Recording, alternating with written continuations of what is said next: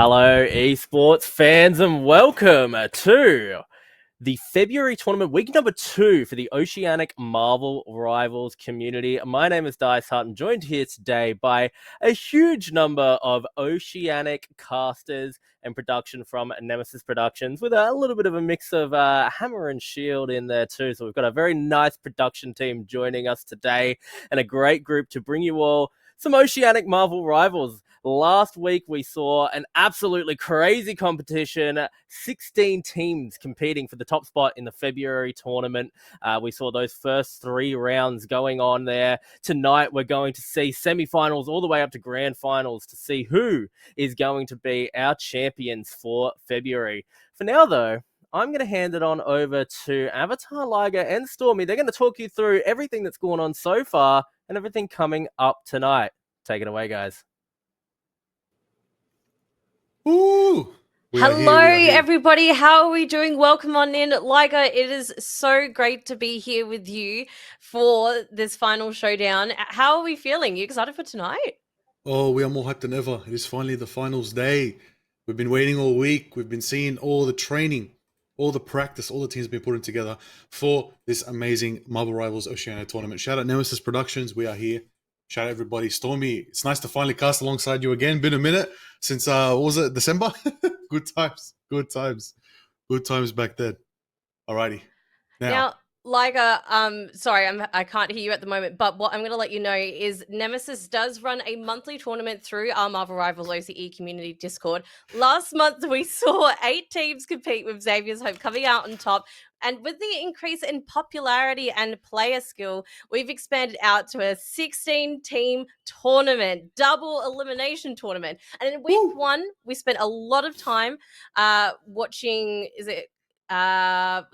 Liger, remind me, which team was it? Was it Gwen or Yes. Gwen? yeah, it's Gwen. It's Gwen. It is Gwen. Okay. That's what we're gonna call him today. Gwen. Yeah, Gwen. But they were finally taken down by We Love Nepotism. So I'm really looking forward to seeing where they come out tonight. Liger, what are you looking forward to? I am looking forward to Gwennet not winning because we don't want to say their name anymore. No, I'm joking. Nah, I'm looking forward to an upset, actually. I want to see someone who we haven't even realized come out of nowhere and take the whole tournament. I think that'll be really cool because we've got 7 teams playing today. There are going to be a couple matches that we don't see, but we're going to see the result of. And then we're going to see as they rank up through the ladder, losers bracket, semifinals, into the grand finals. It's going to be exciting, going to be good. It's going to be a fun one. I can't wait to see. Now, and with the latest patch as well, Liger, Avatar Liger, tell me, is there anything that you're expecting to change up from the last few matches that we've seen so far? Yes. We're definitely going to see some clobbering time. All right? Yeah, you reckon? We're going to see Fantastic Four compositions. We're going to see flyers. I think a lot of people playing Iron Man, Storm, and Human Torch as a triple duelist lineup. I don't know if that's how it is in High Elo, but right now it seems to be the fun times going forward. We might see some counters to that, so we're probably going to see some long-range snipers, maybe a bit of Widow, a bit of Hela, a bit of Hawkeye. But ultimately, the front lines just want to get into the fight quick. So we might not see as many shield tanks, shield vanguards as we expect, but honestly, at the end of the day, I'm just hoping we get a bit of a boxing brawl, maybe a thing in the middle of the ring, bit of a 1v1 for point. That'd be fun, come on, for a show for the people at home. It'll be really cool to see. I think what's really interesting as well is trying to find that mix in terms of actual team composition, but also those team ups as well, which I know is something that's been noted in a tournament before, and especially with some new team ups and more of the Fantastic Four coming in, and especially my favorite one, the one with Storm and Human Torch. Yeah. I think it's one to look for, but really, really excited what they're going to be bringing in for tonight. Definitely. It's going to be exciting, these first matchups. I do believe the first one is going to be a semifinals match between IGN versus We Love Nepotism. So it's going to be a best of 3. Keen to see what's going to happen there. We're actually going to be lucky enough. We're going to get to talk about the map pick as well as the bans. We're going to get to witness some bans. We're going to see some protect, see what both teams really want to make sure they do get to play. So it's going to be cool to get into that. But honestly, underdog story, sign me up. Sign me up for some upsets, some underdog stories. I love Sign me up for the comeback. But absolutely, we'll see. And speaking of bans as well, any that you're expecting? I mean, we talked about some huge team ups coming up as well. I mean, Yep. I wouldn't be surprised seeing a Storm or Thing get banned, a new, new additions to the Marvel Rivals roster. But Yeah. anything that you're predicting so far?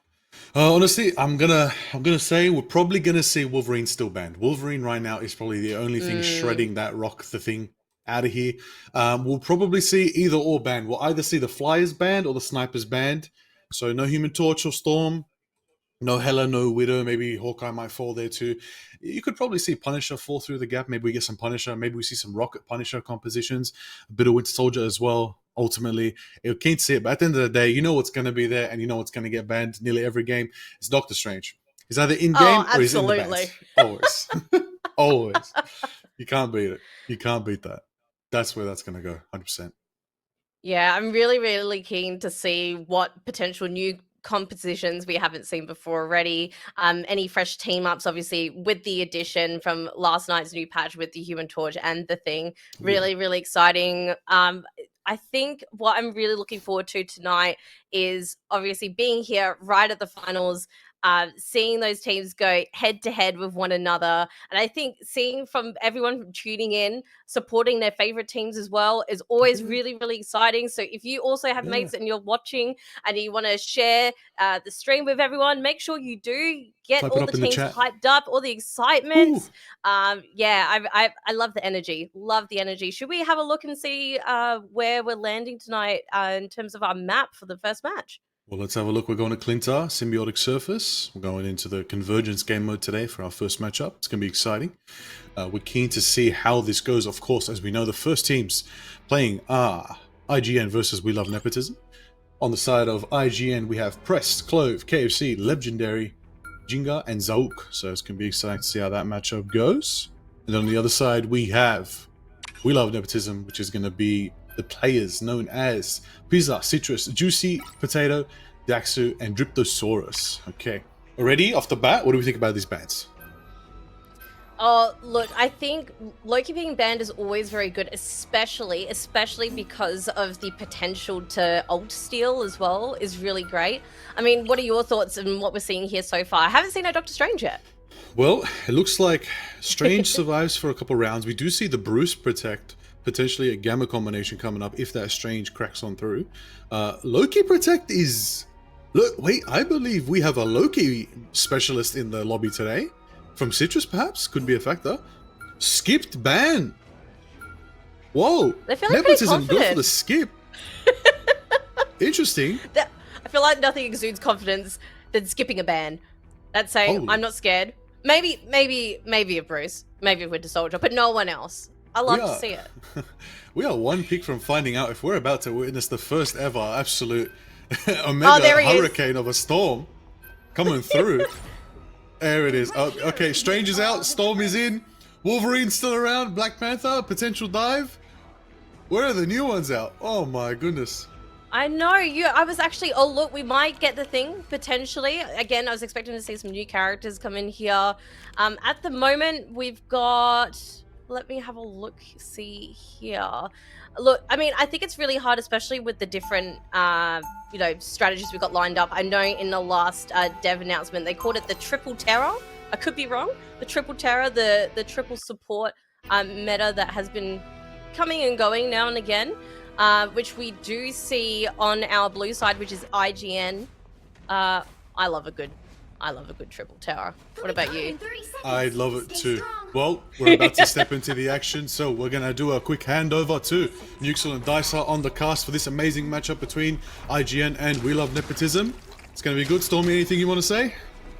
Look, good luck to both teams. I'm excited for the rest of the night. I can't wait to hear our amazing casters coming up. And yeah, GG's team, good luck. Thank you. Thank you so much, Stormy and Avatar Liger. We're about to get it straight away. My name is Nuxel here, and I'm joined here with Dicehard on the cast. Thank you very much. Yes, Nuxel, here we go. Very exciting game that we've got here. Both of these teams, 5-0, not dropping a single map. How crazy is that? And looking at these matchups, we're seeing the Thing, Nuxel. How crazy is that? First and foremost here, making a statement is the Thing. Jumping out and about, you know, he's got his new E ability, able to use damage mitigation and get lots of distance across to his team and around. Quite wanting to break out here. We're chipping away onto the point, but Niroji is getting that first pick onto the name mod. Jinga is down. Presso wanting to make sure his backline is safe from this Psylocke, but not before the Black Widow picks up yet another onto Legendary. 2 more come across. Defense is not looking great. IGN have to fall back and give up this point already. Clean. Just a comfortable fight there for this team. For IGN. They were able to just... sorry, not for IGN, for We Love Nepotism. They were able to just push through, find consistent kills. Daxu in the backline consistently doing damage on that Psylocke, and even Kayaki on that Mantis was able to be so consistent. I'm really curious to see how this the thing is going to play out here, Nuxel, because so far having a bit of a rough time trying to fight up against Lil Bro on that hold.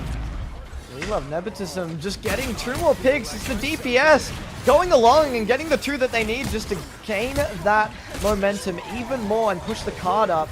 Spidey is falling. That's 2 for Daxu. And yet another. Make that 3, 4. That's a quadra for Daxu already as they get to push the card up even further. Absolute destruction from Daxu there, Nuxel. He's so comfortable on the Psylocke. We've seen him playing it time and time again, and he brought it once more. We know how strong these dive characters are. Daxu! Again on the Storm, falling. Luna ult is up, wanting to keep the team alive. Fate of both worlds dancing around. Magneto ult won't get anything. The Black Widow, whoa!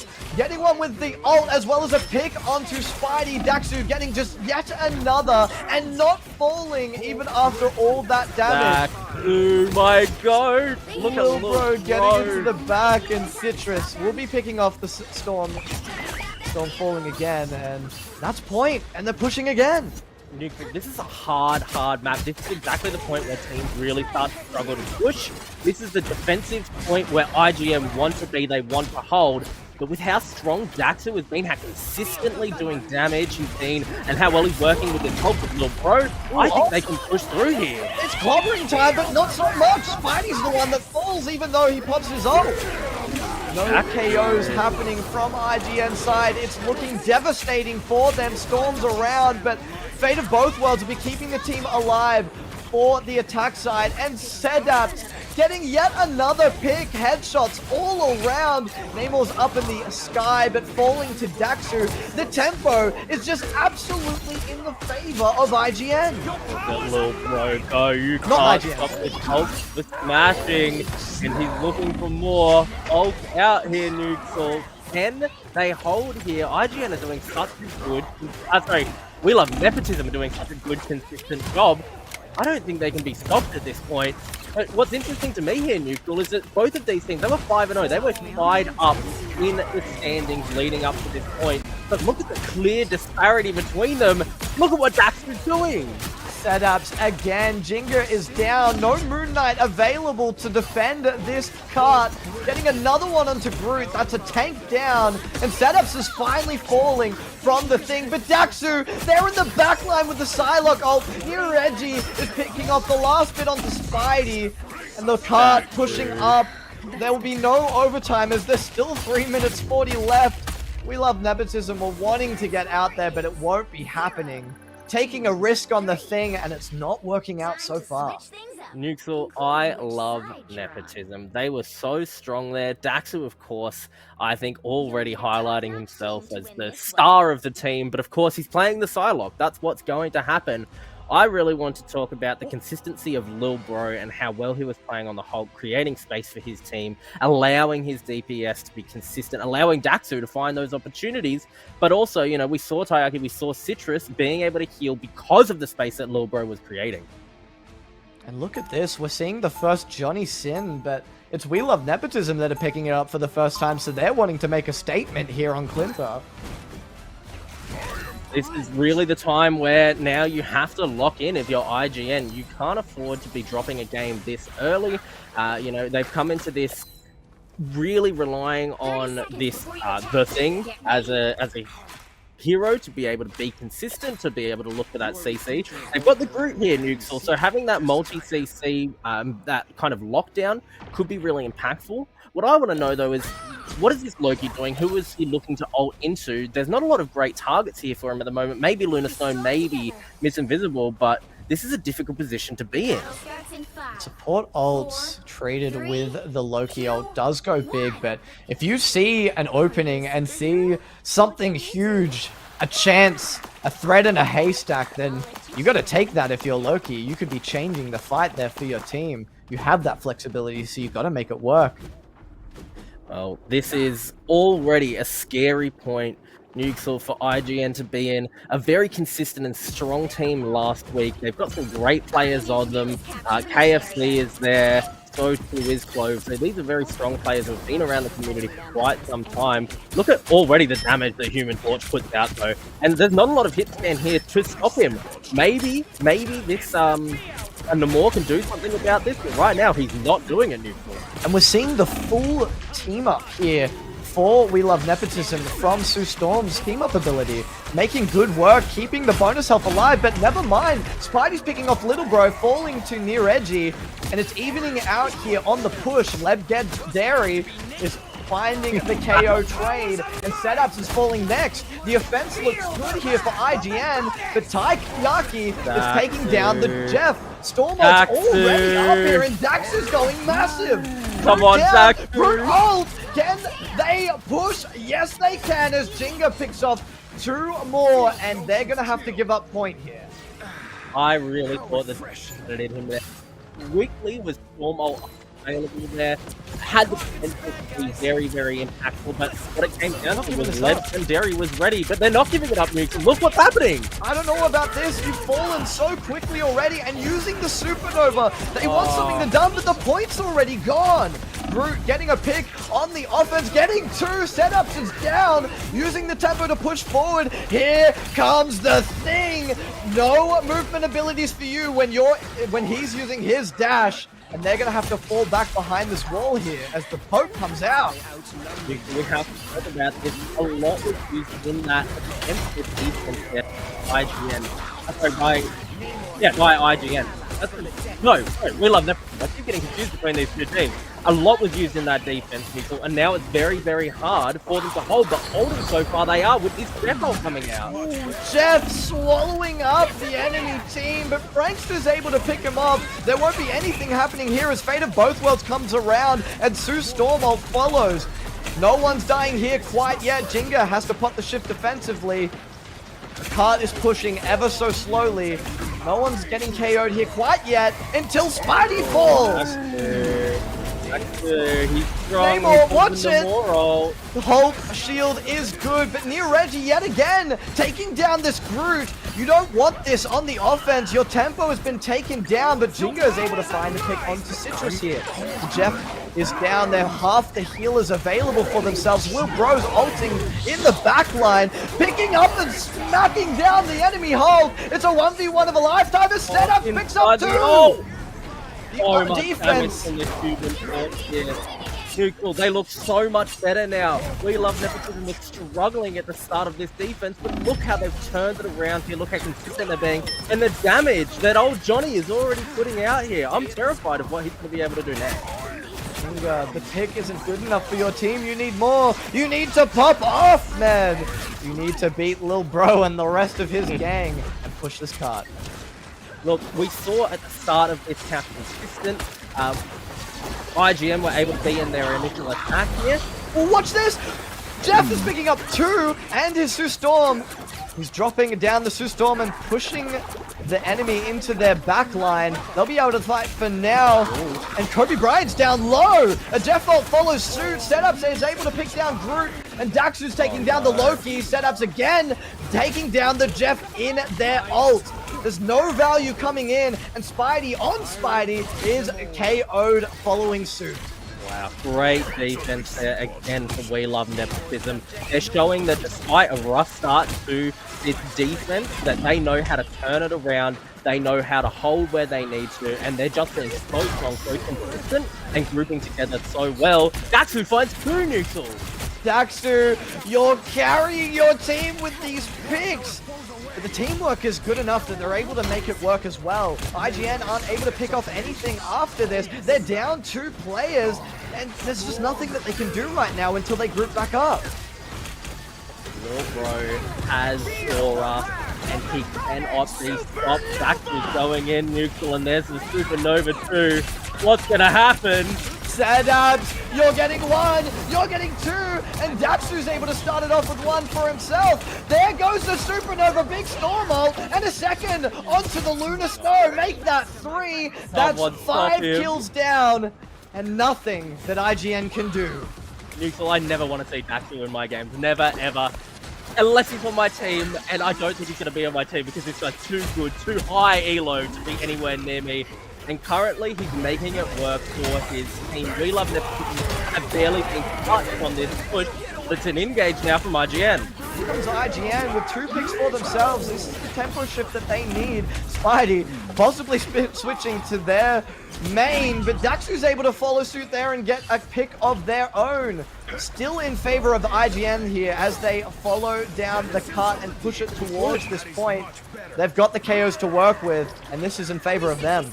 This is last moment. I was saying it before when we were watching the opposing side, the attack coming through from We Love Nepotism. This is a really, really difficult map. Everyone talks about how hard it is. That final point is really hard to do. These earlier points are much easier. Jeffrey ult though, is it good? Finds 3 neutral. Good immune from the Namor, but 3 enemies out of the fight. These Jeff ults have been making a lot of value for themselves, but they'll be diving back in from the flank. Presso D able to get Citrus down, and Daxter getting 1. Setups is also picking off the Frankster, getting the revenge that their team so desperately needed. Daxter as well, yet again, following that last KO there. With 16 seconds left on the clock here for this attack to be pushed through. IGN are so far away. They haven't switched to a doctor range, so they can't teleport here. But Legendary, he's now on this Venom, might be able to start swinging in at this point. It is pushing through in their favor. C9ing! Neutral! There's no one on the defense! It is now 0 seconds left on the clock for Spidey. Is getting a pick. Lil Bro's getting the trade onto the thing though. We're seeing Daxter straight onto point with the ult, but actually not getting any value for his team. Spidey's making a menace of himself, and Taiyaki's falling to him. Low on the health bar, but Jingle finally picking off Daxter. Lil Bro's trying to keep it alive for his team, but they're able to take the point down and keep it alive for their team. Neutral. Despite the fact that IGN lost so many members of their team there, they managed to push a checkpoint, and they're going to keep themselves in this game. Maybe a DC there from the thing, kind of standing still. Might be just looking to respawn and regroup with his team there, but We Love Nepotism and IGN, these teams are very closely matched. The fights open back and forth, and it looks like another one might be on the verge of breaking out as we're only 6 seconds away, Neutral, from this game ending. Roll swaps are able to make it work through into Namor ult, but it's Setups that's getting the KO. Near Reggie taking down the Thing and Lil Bro as well. We Love Nepotism is just not, they're not letting IGN get any space on this card. As soon as they push through and they're all alive, they're back on this point and they're getting the KOs, and they're going to continue to do so in their spawn. You're not getting back to this cart. 30 seconds left on the cart. Exile's down. Setups getting Spidey. Lil Bro getting the Thing. And there's just nothing that IGN can do right now. There's 20 seconds to get this overtime and push it all the way. But even if they do, they've got a lot to push and defense when you've got 3 minutes on the enemy timer. It's not over yet though. IGN have 3 ultimates available, building up to this Namor ult too. But Daxter, he's not having any of it. Finds one. Can he find some more? The stagger is all they need, and as long as he doesn't fall, Near Reggie follows Sloot onto Frankster here. And picking up, dropping his team to be the only ones that he's ulting. But Setup, headshots all around, and an ultimate ability as well. Lil Bro tossing up the enemy team, just not letting them have any feet on the ground, as Daxter just bop, bop, bop, bop in the air. And it'll be We Love Nepotism picking off map 1 here of the best of 3. Wow, that was excellent gameplay there from We Love Nepotism. I think Nuxel, crucially, we saw how, of course, consistent, strong, impactful Daxter was able to be, but he wasn't the only strong person there. He had so much around him, making it possible for, no matter what character who was playing, the capability of that much damage. And what did he end up with there? That's what I really want to know. Yeah, a nice 30k, easily top of the damage charts there, Nuxel. The highlight moments there, like we saw lots from Daxu, but I really don't want to downplay. I mean, look how close the damage is there for setups, and he actually got more final hits. So it was a highlight show for both of them, but as well as that, the tanks popped off. Neo Reggie, I saw constantly getting picks and massive ults as well. Lil Bro just disrupting every single time in the backline. It was so difficult for Presso D to get the healing that he needed, and Frankster actually with quite a lot of healing considering the hero. And but he was constantly falling to setups. When setups was playing that Johnny Storm, he had everyone in his mouth in his ult, but he'd just fall every single time to the setups target. Nuxel, what I want to talk about is Daxu on the Storm and setups on the Human Torch. The amount of damage that they were dealing. There was one point where inside of a Lunar Snow ultimate, there was too much DPS. IGN were not able to heal it through it. We Love Nepotism completely rolled through them with their DPS in that moment, and that is a lot to talk about because that support ultimate should be game-saving for you. It wasn't enough to get them through. But that's not just because the characters are strong, they do a lot of damage. It comes down to timing, Nukes. When you're able to work with your team to that extent and put yourself into a position around your Hulk, around your Groot, to be able to find all of that damage at once to go through those support ultimates, chef's kiss, perfection. Love to see it. Well, for all the viewers out there in the OCE and the international audience, whether you're a Marvel Rivals player or not, I hope you got to see some names, get used to them, because we might have potentially 1 or 2 more games just of this round with these teams. So let's actually pass it off to our desk here. I'd love to see what they say about this game, what they say their opinions are, and maybe some highlights from themselves. Let's chuck it over to Stormy and Liger here on our desk.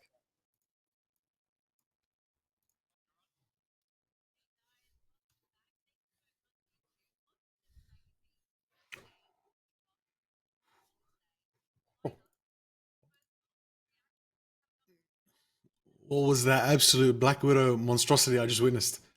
The snipes were crazy. What was that?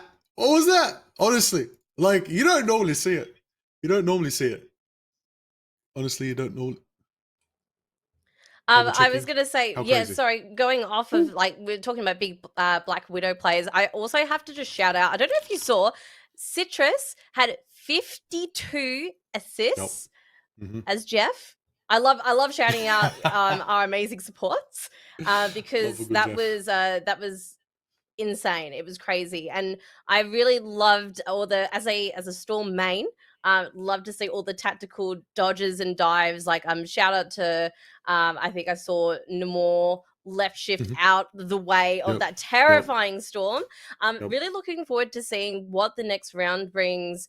And we're talking about different compositions and different team ups and stuff that we're expecting to see. What did you think of the game, and was it what you expected?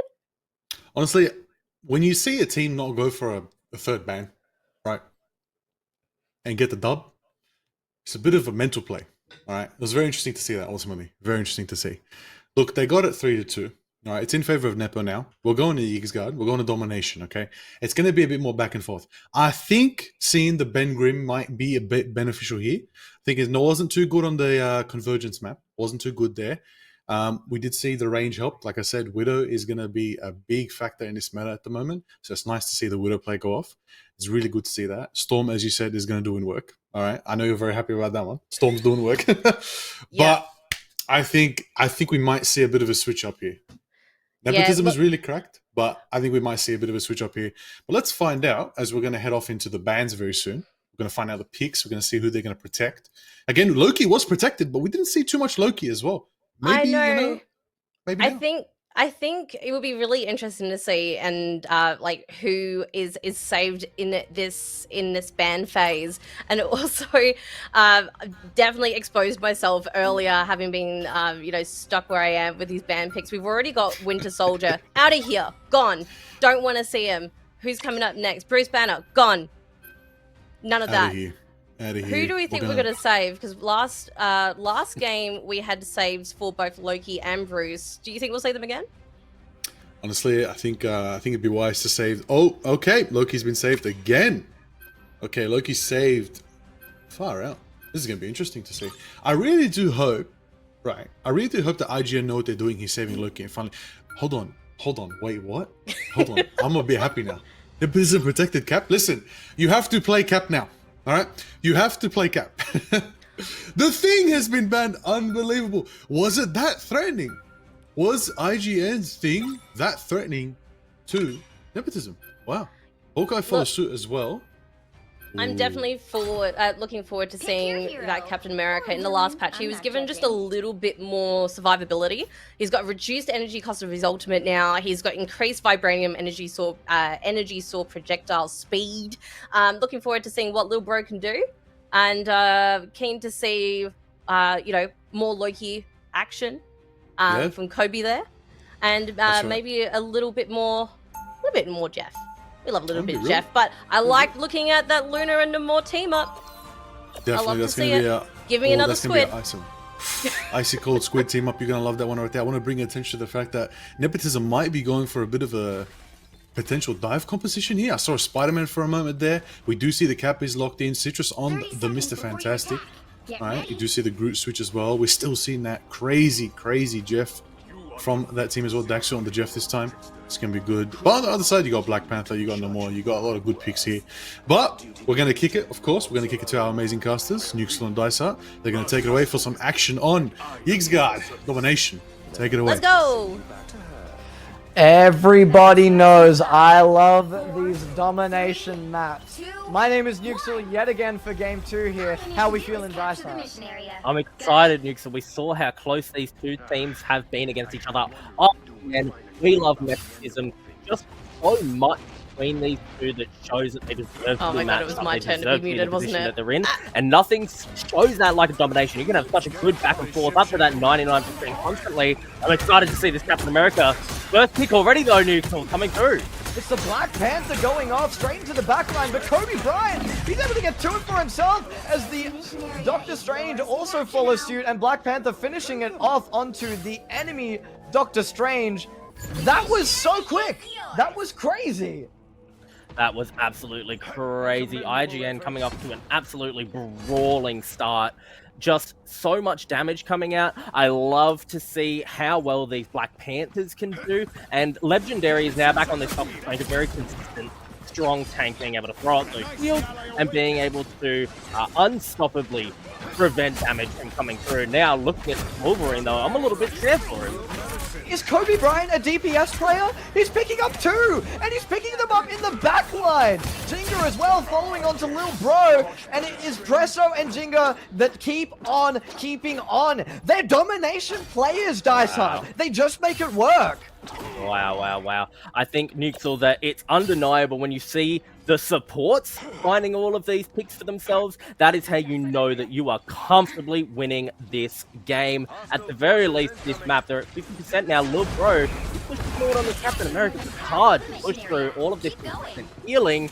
When that healer is getting sick, he's dead. Oh, ult is up for the Black Panther, but getting bursted down. Good freeze from the Lunar Snow will be taken down by Daxu there. And a member down is IGN. On the point, they'll be playing Wolverine and the Captain America, but it is a Psylocke ult that opens it up as well. Nothing happening as Fate of Both Worlds are able to keep their team alive. IGN wanting to hold out as Black Panther comes back. Neymar ult in the back line. Nothing happening quite yet for themselves. Jinga able to get the first pick finally, 2 and 2 more from the Black Panther. I said this before and I'll say it again. They're domination players, Dysart. I'm opening a portal. Nuxel, at the end of the day, a lot happened there. Jinga, I think, finds himself a triple, a quadra maybe in that moment. Big multi.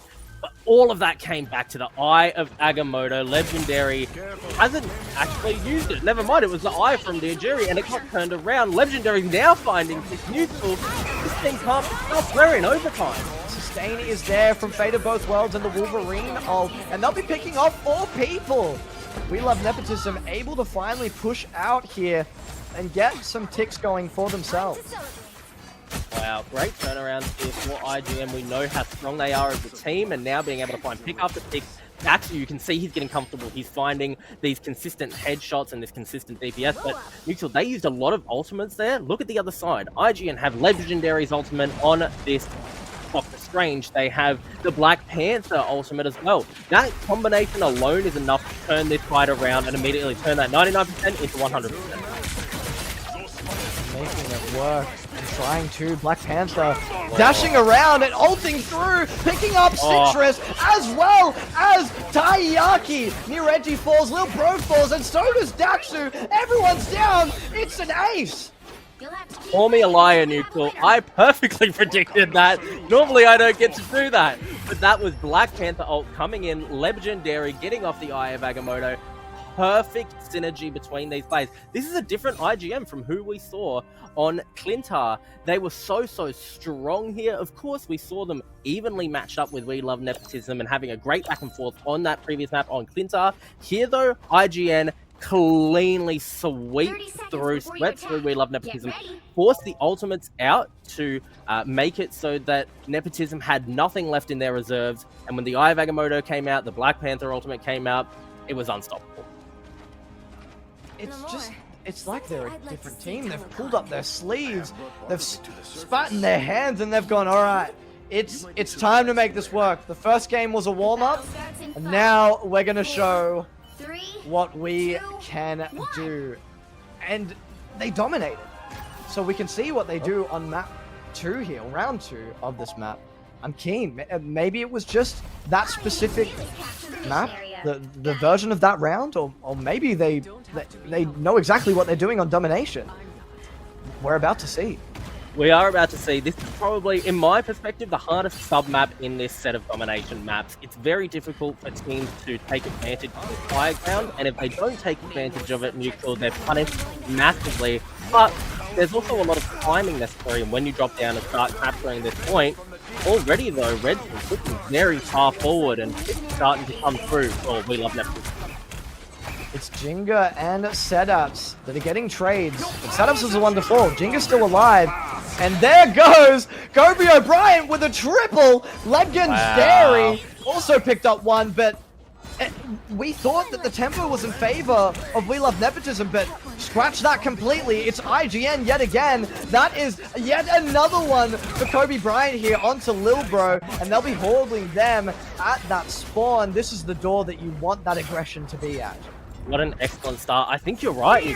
They are domination dominators. They look so strong here too. IGN Storm Ultimate coming out. He found one. Neutral going well. Good catch there onto Kobe Bryant. Was not quite good enough. Down, trying to get into the Lunar Snow ult. Fate of Both Worlds was able to keep the rest of the team alive, but Setups is just chipping away this Magneto, but finally falling.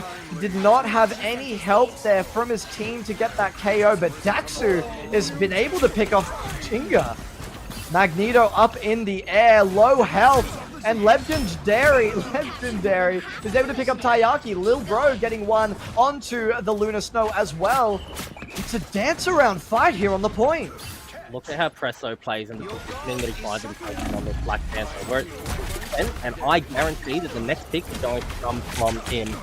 Keep an eye. Oh no, he did go down there though, actually. And I think Setups is in a great position here on this Wolverine to start finding some more picks. You got to be scared because Kobe Bryant's about to get his ult back up. And if you're ulting, never mind. Agamotto able to get two in the back line there, and the team is not able, is able to follow suit as Setups gets two for themselves. Wow. That's 4 down and another onto Spidey. They're able to get this point. Still at 85% though for the enemy team. Nuxel, the Eye of Agamotto has been opened, and look at the impact that Nepotism were able to have with that ultimate there. This time, crucially though, they didn't use too many ultimates around that. We can see that Setups is building up that Wolverine ultimate quickly. Daxu not too far off from the Moore ultimate. That's really important. Last time they used the Eye of Agamotto, it was the last ditch effort to touch. Now, they can consistently build up the pressure on this point. Looking for a pick on this Loki as well, but he's altered into Captain America. Assembling here in the backline as Sue Stormhold pops out, denying any value from the Captain America and also the Namor ult. Daxu getting one of the Frankster, and Setups is getting two with his ult. Going big there in the back. No, almost jumped off the map, but Citrus is also getting the Loki. Two more to fall, and we're holding out here on We Love Nepotism. This is more than they were able to get last map. One member of IGM were left standing there. Setups went massive on the Wolverine. We saw what he was able to do with that ultimate. But once again, Nuxel, there are still ults available. Daxu has his. The teleport puts the rest of the team of IGN onto the point. I don't think it was expected there from We Love Nepotism. Near Reggie finds the Black Panther here hiding, and it'll be him that's getting that KO onto that Black Panther, even though the fate of both worlds is up and around. Full rage here from Setup, wanting to get something done. Lil Bro picking off the Magneto here, and we've still got the fate of both worlds dancing around. Not quite anymore. There'll be damage to happen. Setup pulling forward the Doctor Strange, still an ultimate ability to work with, and they're holding down 85% there for themselves as IGN have to fall back and hopefully get this overtime contest. IGN really needs to focus on their timing right now. Legendary has his ultimate. Jinga has... Oh, sorry, Legendary nearly has his ultimate. Jinga does have his ultimate. So this is the timing right now to be able to land a couple of combined ultimates. They did touch. Overtime has started here. 15% remaining there. And in the great position that Nepotism are in, back to Fan 1, and Setup is looking for more here. The solo ult onto Kobe Bryant. It is absolutely needed. He almost soloed the Namor. Even with two supports in the backline. There'll be two falling from IGN. Make that three. And the rest of the team there at the end there. And they'll be taking map 2 and making it 1-1. I love this, Nuxel. We love a best of 3, best of 3. If IGN can turn this around, we get to have the greatest back and forth we've had so far in this tournament. We know, Nuxel, that IGN looked great on domination. They started that first map cleanly taking down We Love Nepotism. This time, they had a much, much harder time. They started really well. We Love Nepotism turned it around with great ultimate timing. I think Citrus just used their ultimate, though. No? That's a bit weird. What is going on with that ultimate? It does look okay, it's up. It's up. It's up. It's up. All right, those are good ultimates to have up here. This is, I think, Nuxel, if we really look at it and break it down, this first fight's going to come down to where the Eye of Agamotto's land. And we've got him up for both sides here. With 3 ults for IGN and making a 4th soon with the Loki. And 2, but making 4 soon with Lil Bro and Dax's ult coming up. So it's going to be very even on this very open map as well. Yeah, this is definitely the time that we want to see these two teams fighting for their lives realistically, taking risks and making decisions that take advantage of or confuse their opposition. This Loki ult might be able to do exactly that. Oh, the good pull! Eye of Agamotto there in the backline of Sue Stormhold and Namor, but Near Edgy is able to finally pick up their Frankster. I say finally, but it was very, very quick. Fate of both worlds here on the point. 2 more there. IGN going huge. They want this point. They want this map. Jinga picking up another here. And they'll be getting the first ticks of this point. I think he does turn around to kill there, or turn around to pick there, and I think that's really crucial to talk about because that was a really losing position for We Love Nepotism. IGN did a great job starting out, but they're also really good at starting on these domination points, Nuxel. They know how to claim early, how to use their ultimates early. Now what I want to see is how do they hold? Oh, not well enough to hit the Eye of Agamotto going big. And Namor ult following suit, but it's just not quite enough there. Near Reggie's able to pick off Spidey here, and the offense is starting to look good for We Love Nepotism. Looking for headshots on this Black Panther setup, dancing around using the sprints as much as they possibly can, helping out their backline, but Legendary is able to get Citrus. Sue Storm is down, and so is Daxu. It's massive here for the Doctor Strange, but Frankster is actually going even bigger. Presso able to follow that last KO there, but point out Frankster there, even though he fell, he got 2 KOs for himself. I think Frank actually did the vast majority of the damage there. That was crazy for the Lunar Snow. Wow, look at these shots coming out from Daxu though. Ultimate's coming out quite quickly here as well. That was an ultimate from that Loki, so this is a very good fight breaking out. Neutral. Fighting's in deep. Lil Bro's able to get one onto Kobe Bryant. That's the Loki ult down, and Taiyaki is picking off the other. Wolverine's down, even though one was a Loki. We're starting to even out, but Doctor Strange is down. Near Reggie's getting aggressive. He knows he has the Eye of Agamotto to work with, and they're able to tick down this fight with not much happening here on the point. The fight is absolutely in the spawn doors right now. Yeah, wow. Lil Bro is doing everything he can on this Captain America to try to achieve outcomes, but it's just not the Hulk. He's strong, he feels stronger than he did in the past, but it just doesn't have quite the versatility that the Hulk has in being able to provide himself with that bubble. The shield isn't quite as strong, and the jump is not as consistent. So Lil Bro was really working infinitely harder to find anything here. But he's found it so far. I'd be scared of what Spidey's about to do with the consistency that he can find out there. Oh, good pull, Lil Bro. Can they get bursted down to the KO? Full rage meter, but fully healed up. Neil Reggie's able to get the first one, actually, as a Namor roll comes out, but Prezzo's big in the back line. It's evening out here for the KOs. Who's going to win out? Lil Bro pushing in the back here, wanting to get this Kobe Bryant Loki here. The Dax is picking up 2, and We Love Nepotism 3 is looking big here on the point. We're looking at a very similar situation to that second map there. Winning that second fight, We Love Nepotism are wanting to push this out all the way. Wow, wow, wow. This is what happened last map, or last sub-map, Nick, the last round, where, oh, this is a Loki ult. I don't wanna jinx it, but we've seen these Loki ults go absolutely massive so far, Neutral. There's a lot of ults up ready for IGN. They want to get this point, but a good cancel on the Doctor Strange Eye of Agamotto there. That's Taiyaki going huge for his team as Setup picks down the Punisher. No eyes for you. There'll be no stuns for our team.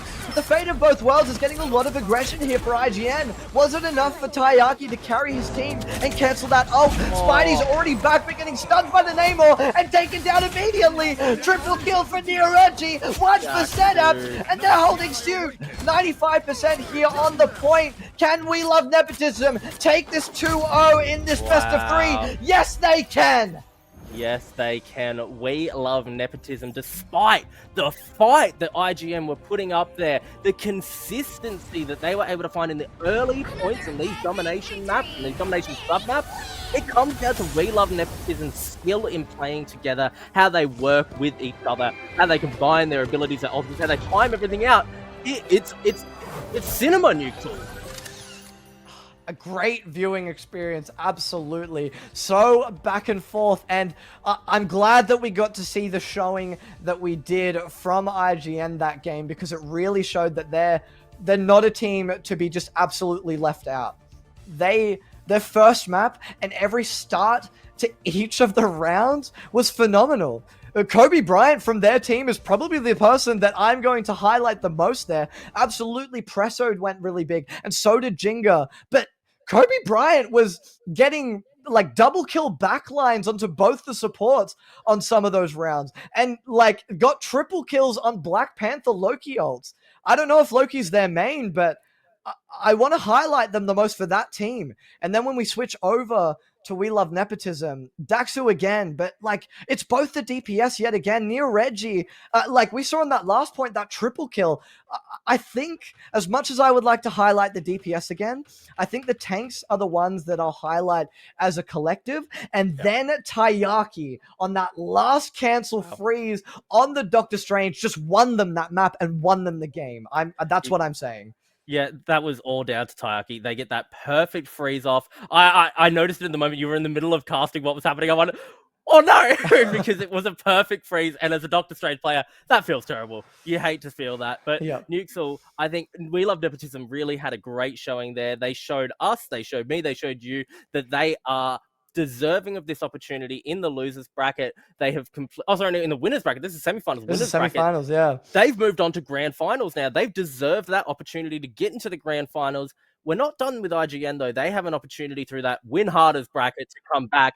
And after the showing that they were able to put through there, I think they've got an opportunity to come back into the grand finals. But Neutral, I believe that we're going to send it on over to Avatar, Liger, and Stormy to break down the rest of that game for us and talk us through maybe a few other things that are going on with the rest of the night. Hello, welcome back, Liger. How are we feeling after that? Because you and I were both chatting while we were watching and just finding the funniest things we've double taken. We go, did we just see that? Did we just see that happen? I think you were talking about the Punisher hook into the Namor ult. Absolute grappling hook directly into the whale, the big whale, the horn of Proteus. Absolutely destruction. Daxu, that's crazy. Actually went for it and cooked him. I gotta say, 2-1 is pretty good. 2-1, you gotta respect him. You gotta give respect to IGN, putting up a fight, not letting them take it clean, not letting them take the 2-0. But that is, of course, that is our best of 3, which does mean nepotism does carry on.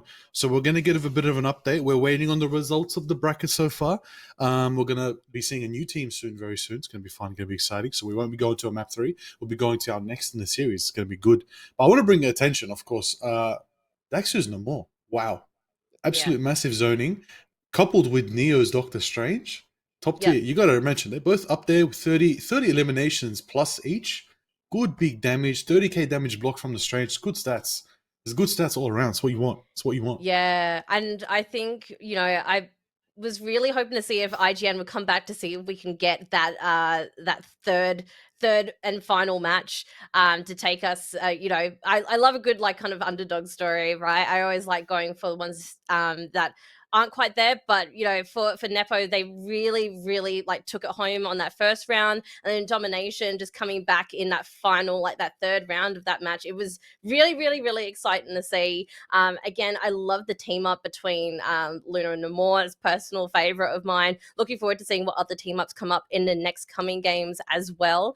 But yeah, and again, we had another save for Loki. So obviously Loki is a really big part of some teams' compositions, especially I think I said to you at one point during the map, I said, am I freaking out, or is there 2 Captain Americas? And that was the most terrifying thing I've ever seen. There's 2 caps. There's 2 caps. Again, both going crazy with their symbol. I was going to say, again, with the latest patch, it just has a little bit more survivability now. So yeah, I'm really keen to see what other bans and saves that we see coming up, and yeah, looking forward to the next one. And of course, if anyone is in Melbourne at the end of March, don't forget the Gamer Expo is coming up, and we will be here with the Creator Showdown. That's right. Marvel Rivals TGX event. Shout out TGX putting us on. It's gonna be a good one. Marvel Rivals themselves, NetEase supporting us, supporting all of Nemesis Productions, putting on an amazing event. March 23rd, Sunday, 9:30 a.m. all day long. You're either going to come watch, you're going to come play, you're going to come do whatever you want, all right? Come support all the homies playing. Sign-ups are open now. You can check out the official The Game Expo website. You can check out Nemesis Productions socials for sign-ups as well. Get in there, get your teams, get some creators, get some players, get to business, all right? I want to see you playing. More importantly, I want to see some Moon Knight. Nah, I'm calm. I'm getting a bit too excited. There's no Moon Knights in this rank. I was going to say as well, speaking of Nemesis Productions, I just want to give a quick shout out to the production team working behind the scenes to bring you this stream here on Twitch. They are doing incredible work behind the scenes, and I've said this before, when we've casted together and hosted before, the work that goes on, it's incredible. The synergy and the work they do together is amazing. So if you guys are in Melbourne at the end of March, come check out the Creator Showdown. Check it out. It's gonna be a banger. Now, we're still here. It's gonna be good to know. Bracket is available now. Maybe have a little glimpse at the bracket. What we do know is that the amazing results are in. We have witnessed it, of course. We love Nepotism going 2-1 against IGN. They're going to be facing the winner of the next matchup. Actually, that's actually going to be result very soon, as we do also know from in the lower bracket. If we can have a little glimpse at the lower bracket, Canned Q's went 2-0 against Smartfella. Okay, exciting to see. That result does mean that Canned Q's do go back forward into the next round, and slowly fighting their way out of the lower bracket. You got to respect it. But the next matchup is going to be the losers coming out of the round 4 matchup between Gunit. Said it wrong. Sorry, Gwinnett and Farion. So that's going to be a good one. It's going to be exciting. We shall see. A lot of the production are surprised with the results. I will tell you right now. Production were very surprised to see that. But hey, what did I say from the very beginning? We want the upsets. We want the comebacks. We want the underdog story. All right? All the predictions, throw them out the window. Come on, chat. Throw them out the window. At the end of the day, it's how you play on the day. There's a new patch, new meta. All your strategies thrown out the window. All week long, gone. Absolutely. That update hit. That update is fresh. 24 hours, fresh update. All right. We are in for. It always catches me off guard time.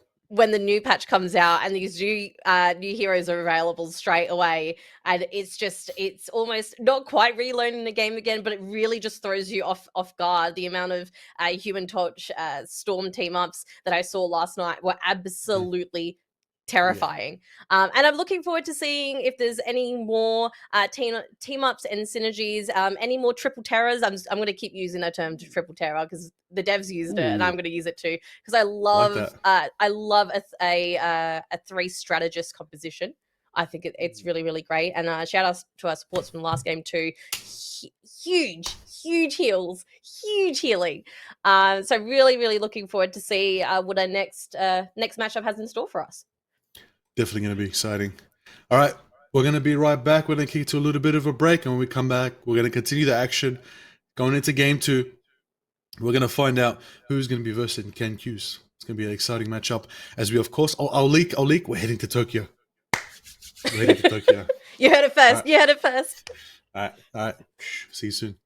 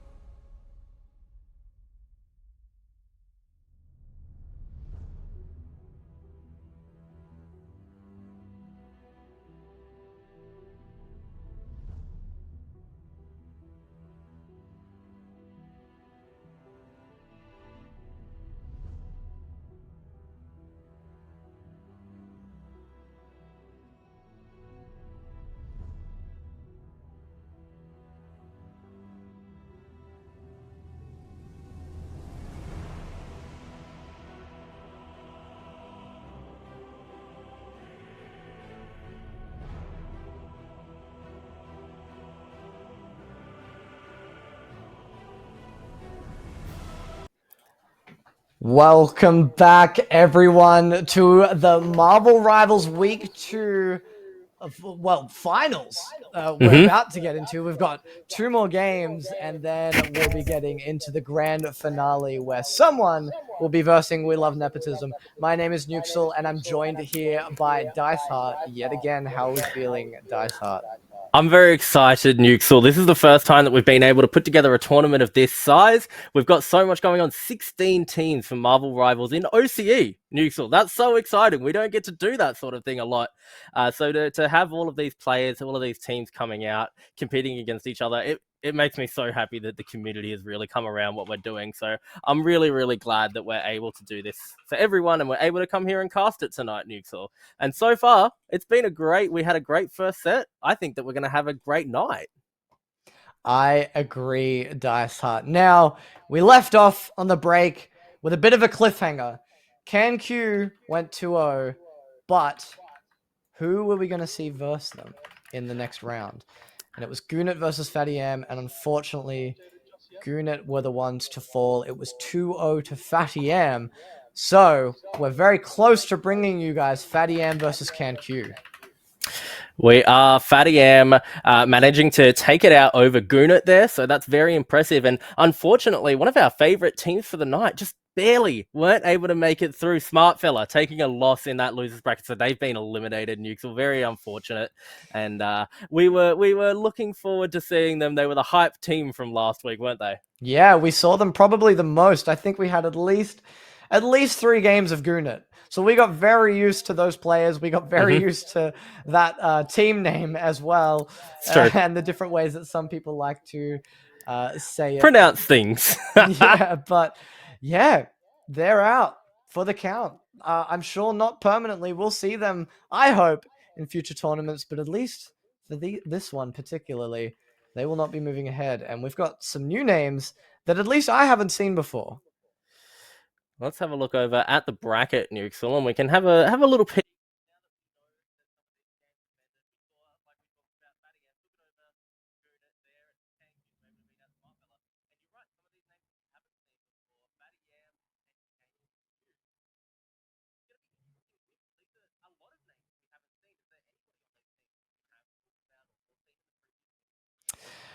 My memory doesn't serve me the best always, but I believe I can confidently say that I don't think we've talked about any of these players, these names. The only one that maybe I could, and I couldn't say if it was an old ranked game or I'm certainly not Eternity, but an old ranked game or something. But Matty AF sounds familiar. Maybe I've seen him in the chat. I'm not 100%. But we'll see. We'll see what these teams give us. They're going to show us what they're worth and make a name for themselves. And obviously, whoever continues on are going to be the ones that we get used to the most. So Empire of the Eternal Night will be the map that we're looking at here in Midtown, I believe, is what I can see here in front of me. Which is not what I have here on my sheet, but it is what I see in front of me. So Empire of the Eternal Night. It could change. It could change. I believe Empire is the default Nuxel that comes up when you select a match. Potentially, it still says quick match there as well. So I think that is likely to change on our side. This stream can't see that, but you and I can. Whoops. But what we can see, Nuxel, at least on our side or somewhere else, we're being told that it's Tokyo Shin Shibuya Convoy. Either way, both of those are convoy maps, and we know how quickly you can determine the strength and skill of a team on a convoy map, especially these tanks, how well they play around that convoy. And to be honest with you, it's a really simple thing, but a lot of players still don't pay attention to it. How many people you sit on the convoy and push it makes all of the difference in the world, and a lot of players don't do that. Or we saw a C9 in that previous game as well, Nuxel. You know, the more players that you have on that card, the faster that it will move, even be ever so slightly. But it only takes one of the enemy team to stop you in your tracks. So this is where absolutely skills gets put to an absolute test. And if you're the offense team, whether it's on the first round or the second, tempo is the name of the game. If you can consistently keep that tempo, keep the KOs going, keep the ults on stagger, keep the enemy team's lives on stagger, you're putting the enemy in such a rough position. How are they going to set up chokeholds if you're constantly like finding them when they're coming out of spawn? And there's different ways to play this as well. So I'm interested to see what kind of priority that we get, as well as with these new heroes like Johnny Storm, like the Thing. We saw it at the start of our last game. Will we see it with these new players and these new teams? Nuxel, while we're waiting to get into this game, I will mention a few things here. Stormy and Liger talked about a couple of the points while they were on the desk earlier, sending it to our break before. I'm going to quickly mention as well that the ! donate will bring up the link to support everything that we're doing here tonight and what we've been doing for the last few months with the Marvel Rivals OCE community. Text-to-speech is enabled, at least while we're on the caster screen. So if you donate and type a message in there, we're going to hear it and we're going to talk about it. And I know that a few people in chat, I did read it earlier, talking about wanting their name shouted out. That's a great way to be able to achieve that. It's also a great way to support the prize pools, Nuxel, that we're putting together for these tournaments. Steam gift cards for all the players on the winning team. Yeah, $10 Steam gift card to every single participant that is on the winning team. So pretty hot. Get yourself something nice, whether that's a bit of in-game currency, get a nice new skin for yourself, or maybe there's something on sale that you want to pick up. Who knows? That's the flexibility of that, which is at least quite nice there. So, I know we haven't seen much from these players quite yet, and they're going to show us what they can do. But if you were going to roll a dice, maybe, because, I mean, we can make educated decisions. Roll a what, Nuxel? If I was going to roll what? Nice. I didn't think Funny about joke. That. You got me there. Okay, if you're going to flip a coin, okay. Do you think that they try out? Or, I mean, I don't know if these guys have had much time to scrim. I mean, it is a Saturday for OCE, so maybe you've been doing it during the day. But how confident are these teams playing the Thing, playing Johnny Storm, trying out these new team-up abilities? I mean, there was a lot of fire on the stream when we saw Storm and Johnny Storm on the same team there. And that was exciting for me. I love the heat. It enhances the fight. It makes it really exciting. So I'm really excited to see whether that is the case. But I'm not 100%. And something that I'm noticing that's worth mentioning that I'm looking at here in front of me before I chuck it back to you is we're seeing that I believe it is. Let me just quickly double check that I am right. The blue side, they're mainly a console team. So that's going to be interesting. To see. Yeah, that is interesting. Nuxel, we can find out how interesting that is as we get into some picks, some bans, and some saves coming out in just a moment between K and Q and Fatty M. I'm excited to see which team can take it here. The winning team is going to be the one that goes through to the losers finals, Nuxel, and that is going to determine who goes to the grand final. So we're really pushing it out tonight to get to these points. And it looks like it is going to be Midtown Convoy. So scratch what we were saying. It's still a convoy map, so the points that we make are relevant. But the map itself, not particularly. So apologies there. Maybe a bit of a planning a mistake, but that is okay. We're still running the rolls and seeing what they're banning. We've got Groot and Doctor Strange as the bans that they don't want the other teams to play. And then a Magic and a Winter Soldier protect. Yeah, you know, this Magic and the Winter Soldier, both of them very strong dive heroes to be able to get into the backline and have great impact. We see constantly, when I'm going through and clipping stuff to put on the social medias and everything, always the hype clips are, it could be Daxu, it could be a million different players, but they're getting onto this Winter Soldier and they're getting pentas, they're getting multis and everything. Seeing the Psylocke band, not surprising. Same with the Lunar Snow. But I think how these players, how these teams deal with these dive characters, especially this Winter Soldier, maybe even this Magic, very important. Not surprising to see a Namor being picked up here. Yeah, Namor, very, very popular in the high-level players. But no, we do see. I mean, obviously, you can't get too keen until we're in game, we're locked in, and people are dancing around because you never know. But, I mean, a Spider-Man on a fence? I am keen to see what that can do.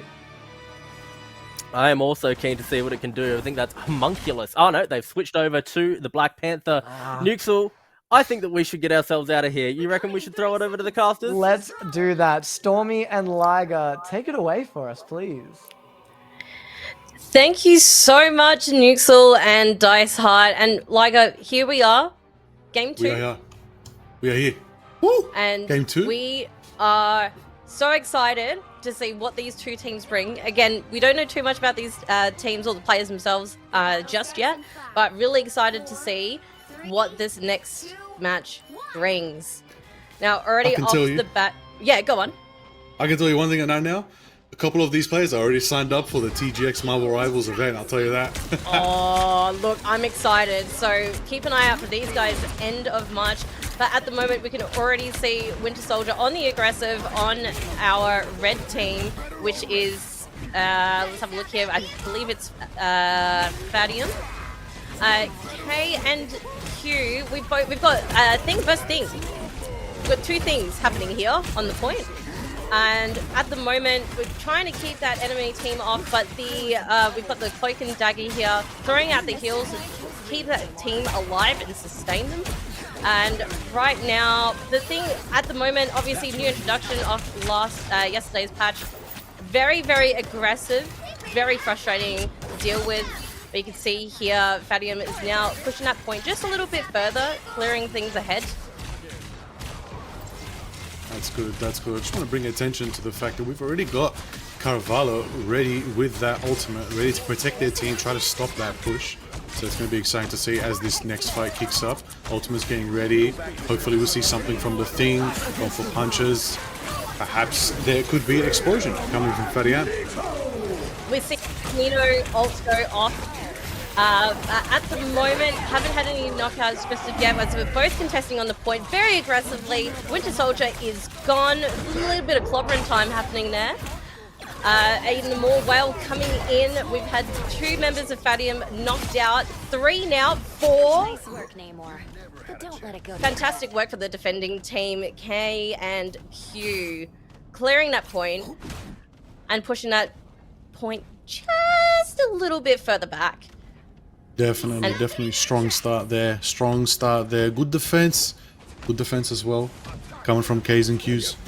Going for it. Good strong setup as well. Namor's trying to set up for the next fight. We'll see what happens there. We do see eyes on the prize with 4 ultimates ready from the K's and Q's. Here we see, of course, you got to bring attention to the fact that Fadiam's ready for it. Got their ults. Oh, a big whale goes out as the next fight kicks into gear. We do have a Bucky ult taking off now. Will he see any picks here? We've also got a Magneto ult from Fadium ready to go. Bucky has been taken down, however, very, very unfortunate. 2 limbs to Fadium. Just to push that point a little bit further. We've got a Dark Child going off right now and feeling like we're going to take out maybe one enemy teammate here. But right now, it's all about clearing that point and defending, which K and Q is doing a fantastic job of. Fantastic, as we can see. Again, clean defense right there. Coming from the blue side. I got to give props, of course, to that insane double support lineup coming from Carvalho and Carvalho. Why are so many of them called Carvalho? What's going on here? This synergy's in the team name too. You gotta That bring makes attention to things that. just a little bit confusing, but for our defending team, we do have Magneto, Invisible Woman, and Cloak and Dagger ult, so enough to try and keep Fadium off the point right now. Magneto ult is going off, trying to clear the way, but at this stage doesn't do much for Fadium right now. Loki has now shapeshifted, hoping to do another push. Namor on KNQ has got his whale ready to go. But right now, it is neck and neck. They have got this cut stuck between these two cars. Namor ult not doing anything to clear the opposing team right now, but the thing has taken out someone with a mighty punch.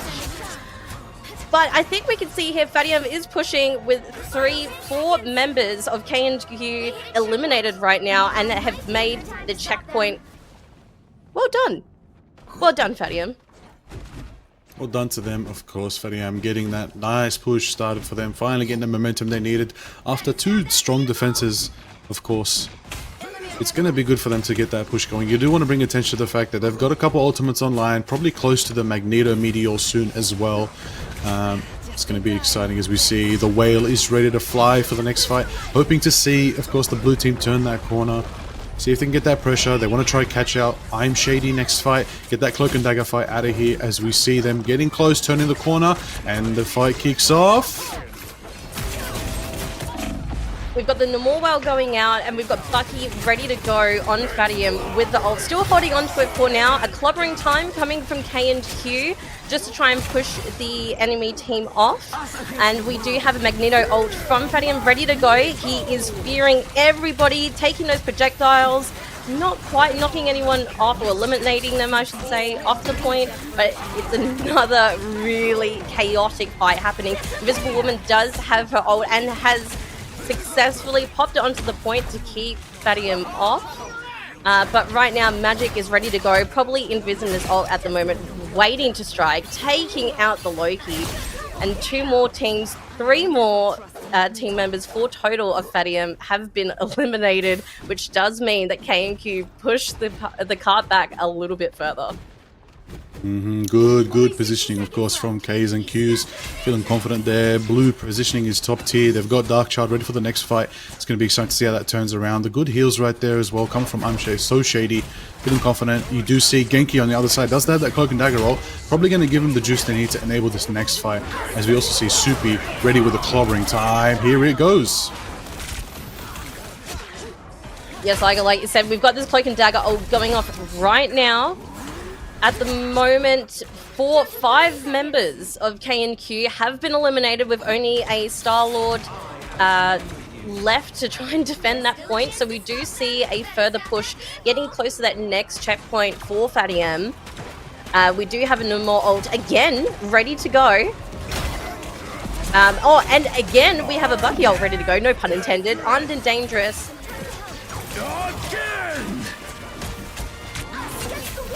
Again and again, that Kraken goes off, setting up for that fight. Overtime has been achieved. It's going to look tight for both sides right now. Overtime's kicking off. Will there be enough for them right now? As we see, of course, Soupy very close to that clobbering time. On point right there, pushing back K's and Q's as they try to regroup for that fight. It's looking saucy right now. The build-up is there. We've got 3 ults for K&Q ready to go to try and keep Fadium off that point. Is that going to be enough? Or will they hit the next checkpoint? Star-Lord also has his ult, and Legendary has picked off, trying to hopefully take off a few picks off the attacking team. Darkchild has also been activated, but it does look like Fadium has pushed the cart enough to meet that checkpoint and push along further right to the end of the map. That was crazy. That was a crazy overtime fight right there. You love to see it down to the wire. Got to give big respect to all the players there putting that on. Almost had it in the bag. They almost had it in the bag. You got to give it to Fadiam. They almost had it in the bag, but of course, K's and Q's keeping that push going, feeling confident, doing what they can, trying to shut them down. But we'll see how it goes as we turn the corner into the 3rd section of Big Town. It's gonna be good. Magneto potentially close to that Meteor. 85% from Wosh. Going to be exciting to see the next fight. We do see strong lineup coming from here as the Cloak and Dagger sends the shadows forward. starting up into this next fight. What do you think is going to happen here, Stormy? Well, we've got a Bucky and a Magneto all ready to go, so if Cloak and Dagger can take out these next few people and weaken a few of the opposing team, we might see another again, but I don't know. I don't think we will. They are pushing it very confidently towards the end. They have less than 30 seconds to go. There are a couple of ults almost ready up for K&Q, for the Thing, Invisible Woman, and Magneto, so we could see a great, strong defense here, depending on how this very chaotic contest to the point goes. We've got some Loki ults. Here's the Bucky ult coming in, just knocks out the magic, goes again. Can he go for a second one? We're looking, there is a clobbering time happening from K&Q, trying to contest that point without it pushing any further. Loki also has his ult up, and we've got the Invisible Woman who is now trying to defend that point, trying to push everyone back, keep the healing alive, and defend as much as we can. Star-Lord's come in, Namor with his whale. This is neck and neck. We are in overtime right now, and we are pushing this point back just a little bit further, which looks like Fanium hasn't completed the end of the map, but that was a fantastic push with 2 points. Absolutely a fantastic push, 149.07 meters. Good push for them, but now it's going to be a bit of flip of the script as we see. I really want to bring attention here, Stormy. I think that protect on the magic was actually pretty reliable right there. Very reliable. Absolutely. I think the synergy or the collection of those final ults for K&Q, especially with that Invisible Woman, just to keep that team alive during that final attempt to push to the end, incredible. Absolutely incredible. Absolutely incredible. So really looking forward to seeing now. It might even be incredible. You say it might even be fantastic. What did you say? Say that again. Yeah. Say that again. Oh, I love that meme so much. No, oh, look, my bad. I will take the fall. I should have said fantastic. There's no other way to describe it. Is it incredible? Is it fantastic? The puns are never ending, are they? Never ending, but I can tell you it definitely is going to be clobbering time versus the Hulk smashing as we finally see our first Hulk versus the Thing matchup in this amazing Nemesis Productions tournament, February tournament.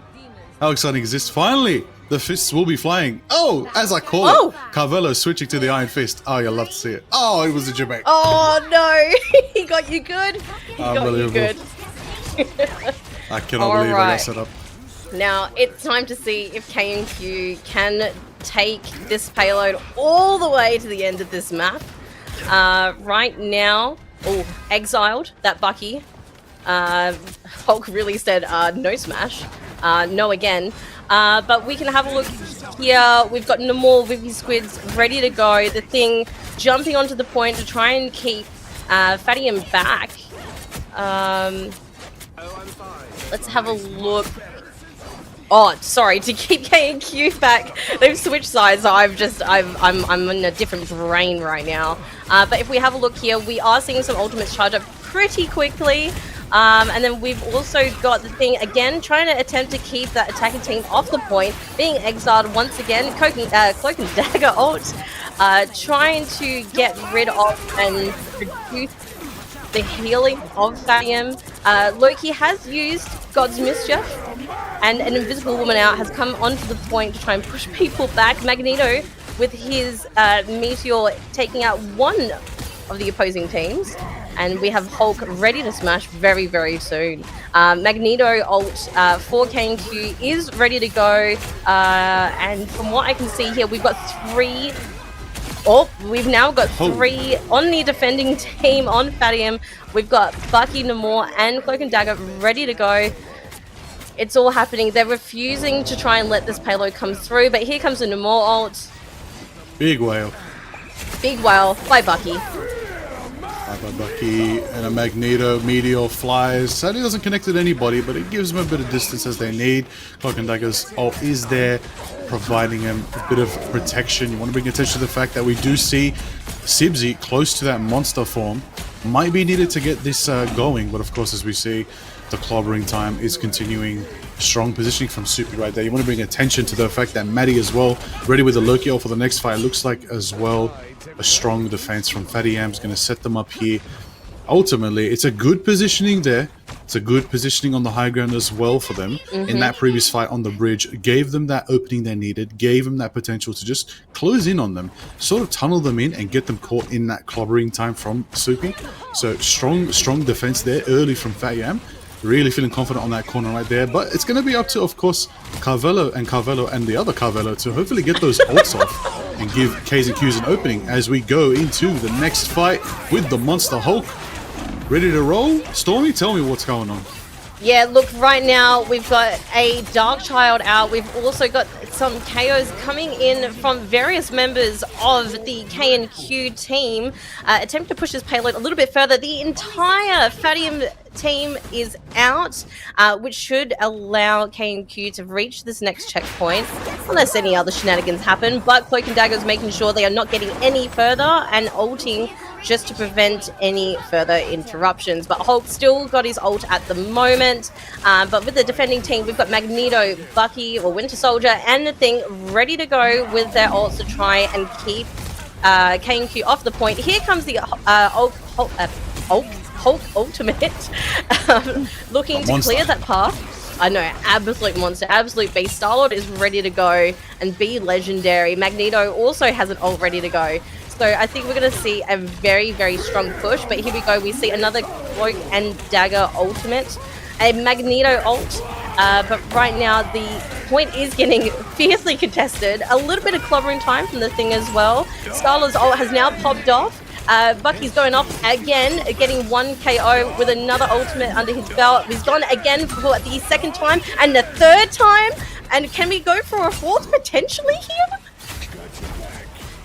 Potentially, it could go for a fourth. I gotta give the props right now to Soupy. Soupy's taking all my attention right now. I just love watching a Thing do their job. Actually going in, pummeling, clobbering, making the space they need to set up the entire Fat Yam team forward. Looks like we're going for a bit of a Cloak and Dagger tech from the skies, setting up the shadows, trying to get out of that Magneto range, and it does pay off right there as the fight kicks off with the Hulk again. Look, right now we've got an Invisible Woman ulting onto the point to try and contest it even further. We've got a Namor Whale coming in, not quite taking anyone out, but just providing a little bit of wiggle room for both teams to enter back onto the point again. Darkchild not too far behind for K&Q, as well as another Magneto ult. We are seeing the Hulk and the Thing battle out against each other. Hulk going into Puny Banner. Darkchild, we've got Carvello on the Magic, kind of ready and raring to go, ready for the ult come up, but she has been taken out. 4 members of K&Q have been eliminated, which does mean that this payload does get pushed back a little bit further. We do have 3 ultimates for Fatty, and we've got Cloak and Dagger, Winter Soldier, and the Thing ready to go and ready for this next push. Right now, there's almost a minute left. Can K&Q push this point a little bit further? Now, Stormy, we got to get hype here. We got a minute left on the clock. All the ultimates are gearing up from both sides, both K's and Q's and Fat Yam, as we see everybody go for the entrance as the Thing on Soupy kicks it off with the first blood of the fight. Right now, we're seeing Invisible Woman contest that point. We've also got a Thing a little bit of low health. He is trying to run away just a tad, just to get out of there, just to redeem himself. Loki has used an ult here. We've got a Cloak and Dagger ultimate on point as well. Both teams trying to contest very, very fiercely. The Hulk is trying to hurt this Thing with all his might. Magneto from Fatium has gone off as well, trying to contest, and we have a Magneto ult from the attacking team ready to go, ready to take all those projectiles into his mist and and push and clear that point. But it looks like we have 2 members of K&Q down, 3 members of K&Q down. Oh, that poor Magneto still had his ultimate ready to go. It has gone into overtime, but it looks like this is where K&Q finish off this round with 1 checkpoint obtained. Ooh. Oh, what a mammoth effort. You got to give it to Fat Yam. Big defense there. Strong one. Unlucky run for K's and Q's, but it's not over yet, of course. It's not over yet, as we, of course, see what we can see going into the next one. Strong start there. MVP, Maddie AF on the Loki. Oh, what a beautiful skin, Stormy. This skin. Oh, tell me. The cutscenes that also come along with those skins as well. Chef's kiss. Ooh. Chef's kiss. Absolutely divine. looking at the leaderboard here right now, we can see 56,909 healing from Loki, from Matty AF on Fadium. Obviously, well deserved MVP. But also big shout outs to the Bucky on our defending team for K&Q with, I believe it was 3 of his ultimates popping off in a row to try and clear out this attacking team. Oh, there was so much contesting, especially, I think he called it earlier, Liger, with the Thing and the Hulk, or 2 things together battling it out. I think we're going to see a lot of that tonight, especially with those new additions to the Marvel Rivals roster. So what an incredible match. Oh, I'm out of breath. Oh, you have to be for that one. You got to bring attention to the fact that the Cavella combo, I loved it. But it was nothing without Shady and Dolores and Sibsy doing a part as well. Honestly, at the end of the day, could have gone either way. I think it was they were getting their footing. It felt like a bit of a warm-up. I feel like when they were on attack for the Ks and Qs, I feel like they were just getting their footing. So we might see a bit of a switch up in the next map. Very excited to see, as we, of course, are going to switch the modes. It's going to be good. Convoy. It's very one-sided sometimes. Convoy, you feel like you want to start attack, you feel like you want to start defense. It could go either way. But you got to give the props. You got to give the props to Matty. Loki, crazy. I believe we didn't even see a Loki protect, so now we might see a Loki ban. We're going to see that, of course. It's going to be very exciting. That's what I'm predicting too. Wouldn't be surprised if I saw a Bucky ban there potentially as well, because he was wonderfully aggressive. So that would not surprise me at all. But chat or anyone who's watching, let us know what you think, and make sure you cheer for your favorite teams as well. And we love getting hyped and excited alongside with you guys. And oh my god, I'm so ready for this next round. I'm ready. Like, I'm holding on to my chair. I can't wait to see how these 2 teams battle it out. And it's gonna be good. I'd love to see K&Q make a comeback, because I think they did some fantastic plays. We won it back and but obviously just kind of fell a little bit short in that last bit there too. Well, eyes on the prize. Everybody knows what time it is. You got your warm-up match out of the way. It's time to lock in. Are you going to be Fat Yam and get your 2-0? Or are you going to be Ks and Qs and go for the reverse sweep? All right, at the end of the day, it's up to you. It's your decision right there. 6 players got to decide what they want, and the other 6 got to sit there and deny them. So it's a battle of wits, a battle of willpower. But we're going to kick it off to a bit of an exciting analysis from Nuxel and Dice as we get into the first bans and picks for this round 2. Sorry, the map 2. Here we go. Thank you so much, Stormy and Liger. We're jumping straight into it very, very soon. Picks and bans are about to get on their way. But to did I do okay? I was just like another convoy map, so we're seeing a bit of consistency. I haven't even done like a play-by-play one before. I think you're right. I did just color cast a little bit with you last time. You were able to push it that little bit further. Yeah, and I think I just confused the two. So when we were doing it just then, I was like, yeah, Nuxel, look, you're right about these convoy maps, the impact that Fatty M were able to have there, but it was still a very, very close game. Looking at the stats, the kills, the deaths, all of that, or the picks that were coming out, and even the assists, it was very, very close between both of these teams. I wouldn't be surprised to see it remaining close. What I'm also not surprised by, though, is this Magneto being banned away. Nuxel, huge for both teams there. Magneto and Doctor Strange, they're your bulk shield tanks out of the way. What are we going to see? Are we going to see more Thing? Are we going to see some Groot? Or something even a little bit different? But the magic is protected yet again here. And I wonder if we'll be looking at a Matty AF. Wow. Oh, okay, I was going to say a Loki protect, but no. It's the Groot, so I don't want to say I predicted that, but I did say the Groot and the Thing. You did say the Groot. Wow, and the Psylocke banned away here as well. We saw Daxu earlier doing really well on the Psylocke. Not on one of these teams, but really goes to show how strong, and that Winter Soldier as well. Yeah, they didn't how strong these picks can be. And we did see, that Winter Soldier managing to pick up triple at the end of the game there. Coffin Merchant doing really well. So these dive characters, these dive heroes, very strong. But Nuxel, you called it, the power of this Groot. I love being able to see how well they're going to consistently chain some CC together with the Groot, with the Thing, and then follow it up with damage, preserving that magic to be able to find DPS off the back of all of that CC. Very, very strong and a lot of potential here. And I want to highlight the combination of what the Thing and Groot can do.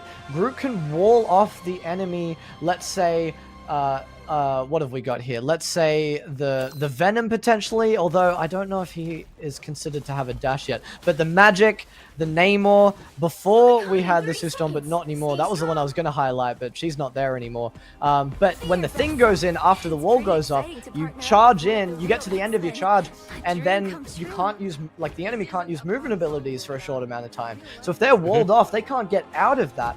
So that's when you can get that burst. And that combo can go really well. But I'm gonna leave it at that. Let's give it over to our casters here, Stormy and Liger. Take it away for us. Hello, welcome back. We can see here, I'm excited there's been a bit of a change up in some of our team composition here. We've got the Thing versus the Thing. Also very excited for that. Like, I think you called that earlier. That's what I want. Well, that's what we want to see. So right now, for those who are tuning in, just recently, Fadium is attacking right now. K&Q on the defense.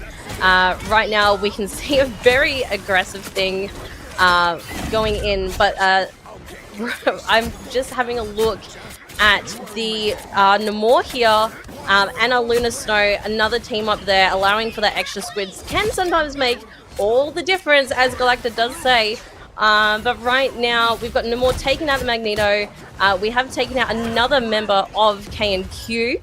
But right now, we've got enough to potentially make it to the next point for Fadium to cap that and, you know, restart hopefully what's going to be a bit of a comeback. Bit of a comeback is definitely what we're going to see right now. Look, good start. Good start. Like to see it from the Coffin Merchant. Love to see it. Good strong start. As we can see, we do know that K's and Q's are having a bit of a rough start, already losing the first third of the map to the Fat Yam. But you know, it can go either way.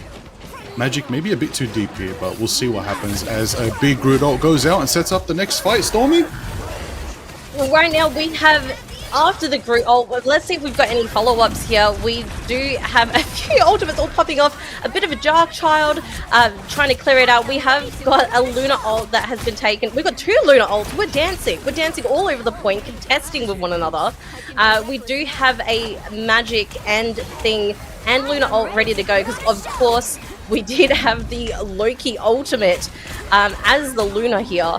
But right now we've lost 3 people on K&Q. So we, you know, what we're looking at here is a little bit more of a aggressive push. So right now, again, Magic and the Thing for Fadium has held onto the ults. We do have 2, 3 ults for K&Q. Let's see if they can contest this next checkpoint. Alright, so we're gonna see what's going on right here, as we can see a clear path forward for the Fat Yam team as they keep pushing close to the second point exit. Here we go. Ideally, it's gonna be a bit of an executioner coming from the Punisher. Dolores trying to set that forward, bring that pace forward, trying to push through. Carvello gets that pick. Another Carvello following suit, taking down the Groot in the backline. Absolute massive clobbering time. Sends them back into the cave. The Monster Hulk follows suit. Takes down the Thing in result. Okay, good defense from K's and Q's. Strong result there. Strong defense there. Again, shutting down the absolute momentum that K's and Q's could possibly have with oh my days. Oh my days. Fat Yam, where you at? Where you at? Where you at, Fat Yam? Where you at? You got to get back on that momentum right there, as we can see it. From right now, we do have a Cloak and Dagger ult ready to go on the defending team for K&Q. We also have a Groot and a Loki ult for Fadium as well, hoping to make that push. Loki has used his ult. He has shifted into, I can't quite see here, but using this as an attempt to push the ult further. Is taking in the opposing team. It's neck and neck in terms of the contesting of this point here. We do still have an ultimate from the defending team if they can come out in time. Loki on the attacking team for Fadium has now used his ult. We have a Namor Whale ready to go. Right now, we've lost 2 members of our defending team of K&Q. Executioner has come out but can he use it to clear the opposing team?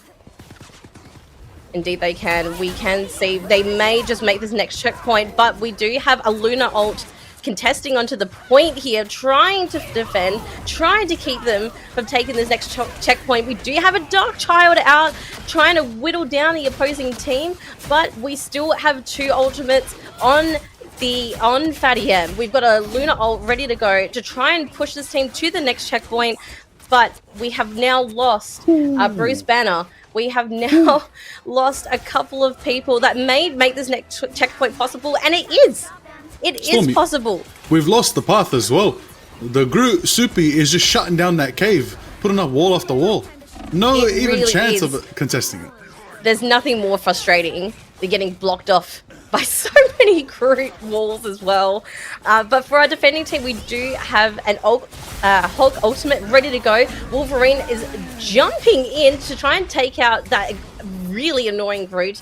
But right now, on the attacking team, Loki is ready to go, ready to steal another ultimate in an attempt to make that push. We do have Magic clearing the way. But Carvello 24, the thing, might come out in time for a little bit of clobbering time. And the Cloak and Dagger ult is also ready to go to try and defend this point. There is just over 2 minutes to go, so there's still a lot of time for anything to really happen here. Definitely a lot of time. As you can see right now, a quick setup is being lined up by the K's and Q's as they try to hold this pressure forward. And it's going to go off as the big Monster Hulk is out and about. Stormy, it's going for Thunderclap after Thunderclap. What's going to happen here?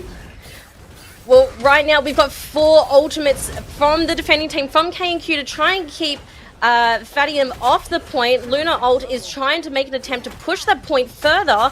We have got Dark Child from Cavello ready to go to try and pick off all those squishies from Fadium, but can they do it? We're not too sure. We've got a few ultimates almost ready to go from Fadium. Are they going to bring them out in time? Cavello taking out 1, 2, 3 people from Fadium. But there's still a minute and a half to go. There is still potential to push this point right into the end. However, we have a Luna ult on K&Q, plus Magic, plus Punisher ult ready to go from K&Q to try and keep that point contested and push the opposing team back.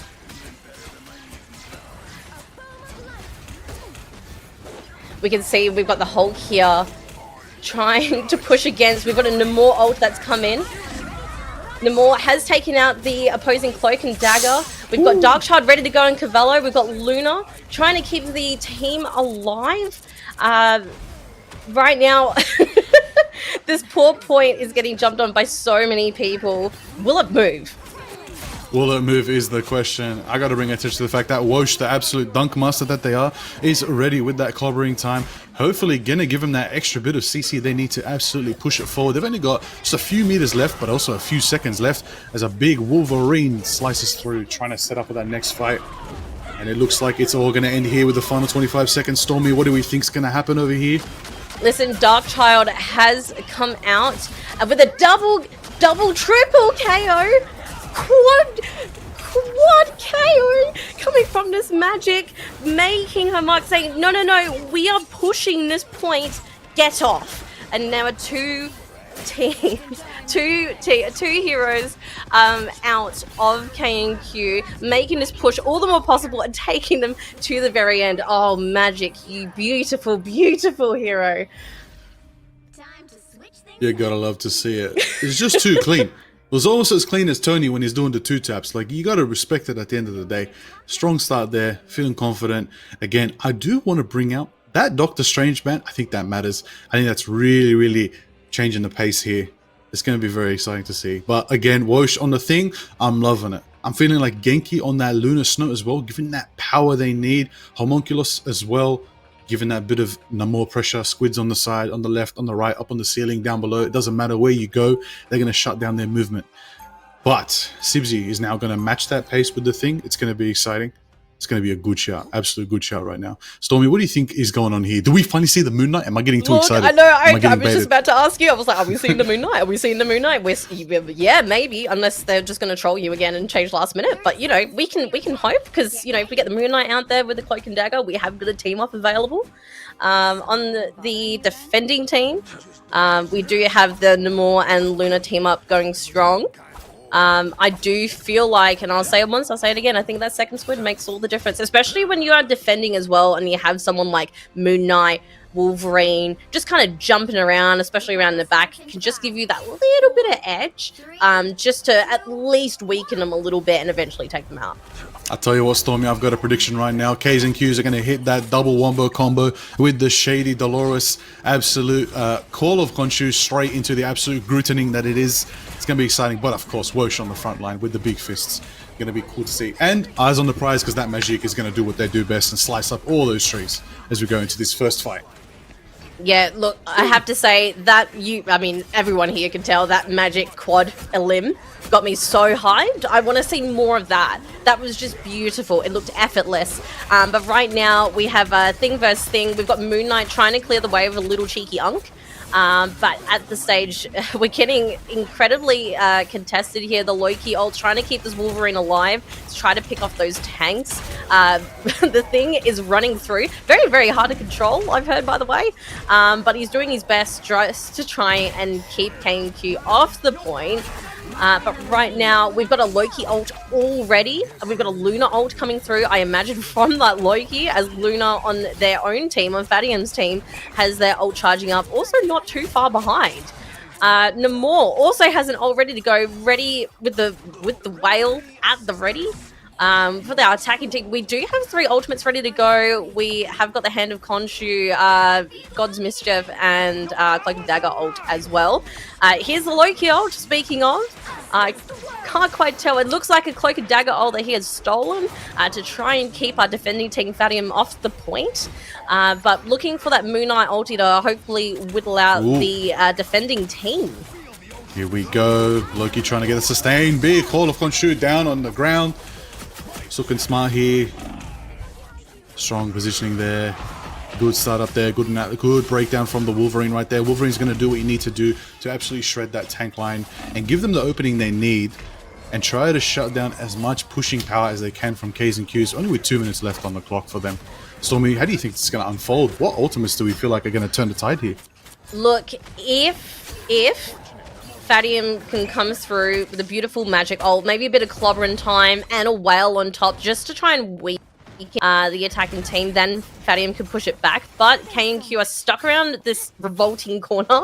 I'm personally calling it. But Cloak and Dagger does have her ult, so she can try and lead the way. Loki's ult not too far behind, as well as Groot. So they do have a great opportunity to push here. Here is the Cloak and Dagger ult. As foretold, but we do have a Groot, Thing, Luna, and Namor ult ready to go to counter it. And here is the Luna ult from the defending team, trying to keep K&Q from pushing any further. There are ults flying everywhere. We've got a Groot ult, we've got the Thing storming in, we have got Magic with 1, 2, 3 KOs. Taking down that defending team with only the Magic left alive, but not quite enough for her to be able to do anything. I think K&Q take this to their next checkpoint with a Thing and another Moon Knight ult ready to go.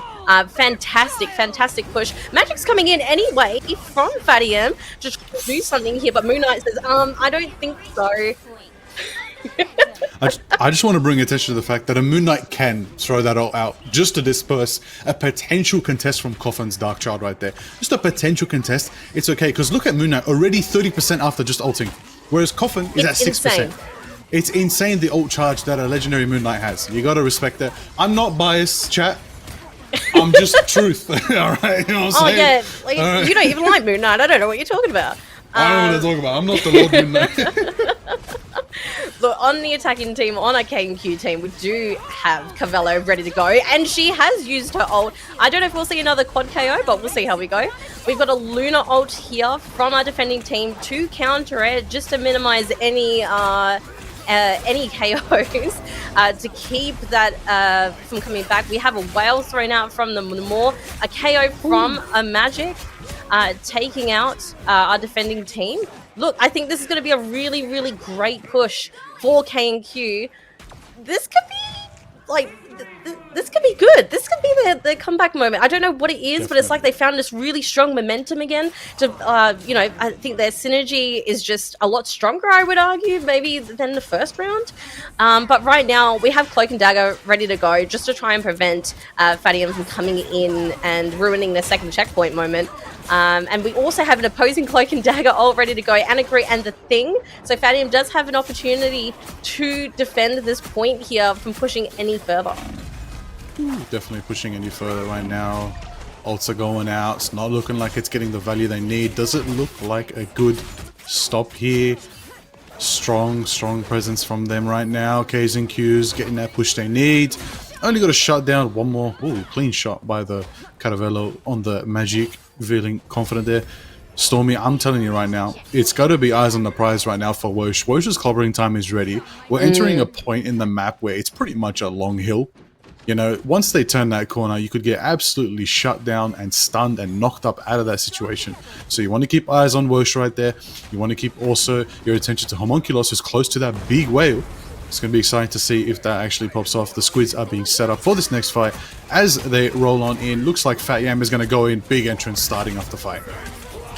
Absolutely. We have this Thing ult from Fadium ready to go. We've got a Groot ultimate taking out 3 members of Fadium. I think they have the potential to push it here. We've got Magic following up here with another Elim. 3 members of Fadium are currently down. This is going to provide a substantial push to the end of the map.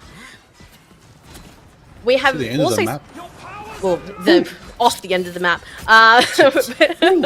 This defending team, though, does have a Namor, Magic, and Thing ultimate ready to go just to prevent any further pushes here. We've got a Cloak and Dagger ult and a Dark Child ready to go, ready to pick up any other teams. Are we going to see a last-minute Dark Child coming in clutch?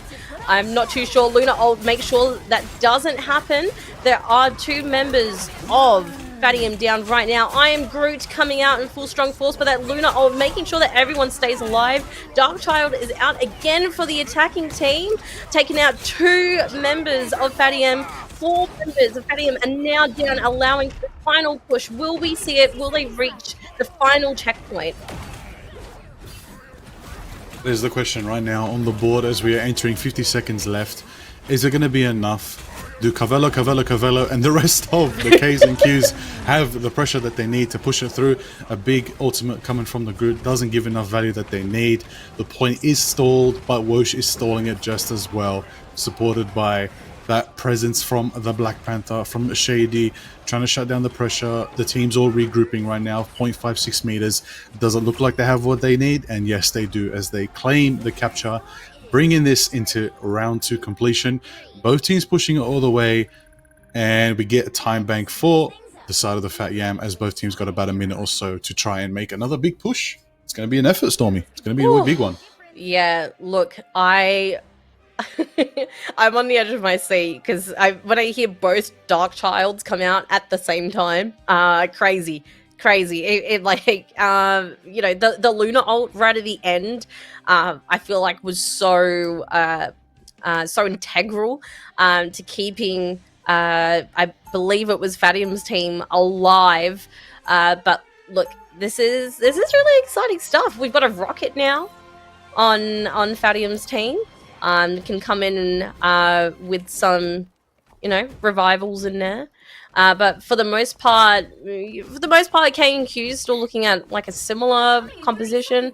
You know, Groot's been a really big part of what makes both teams really shine in those contesting fights.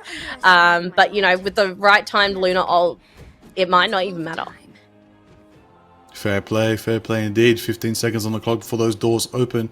What's it gonna be as we see Fat Yam get their chance to do that first push?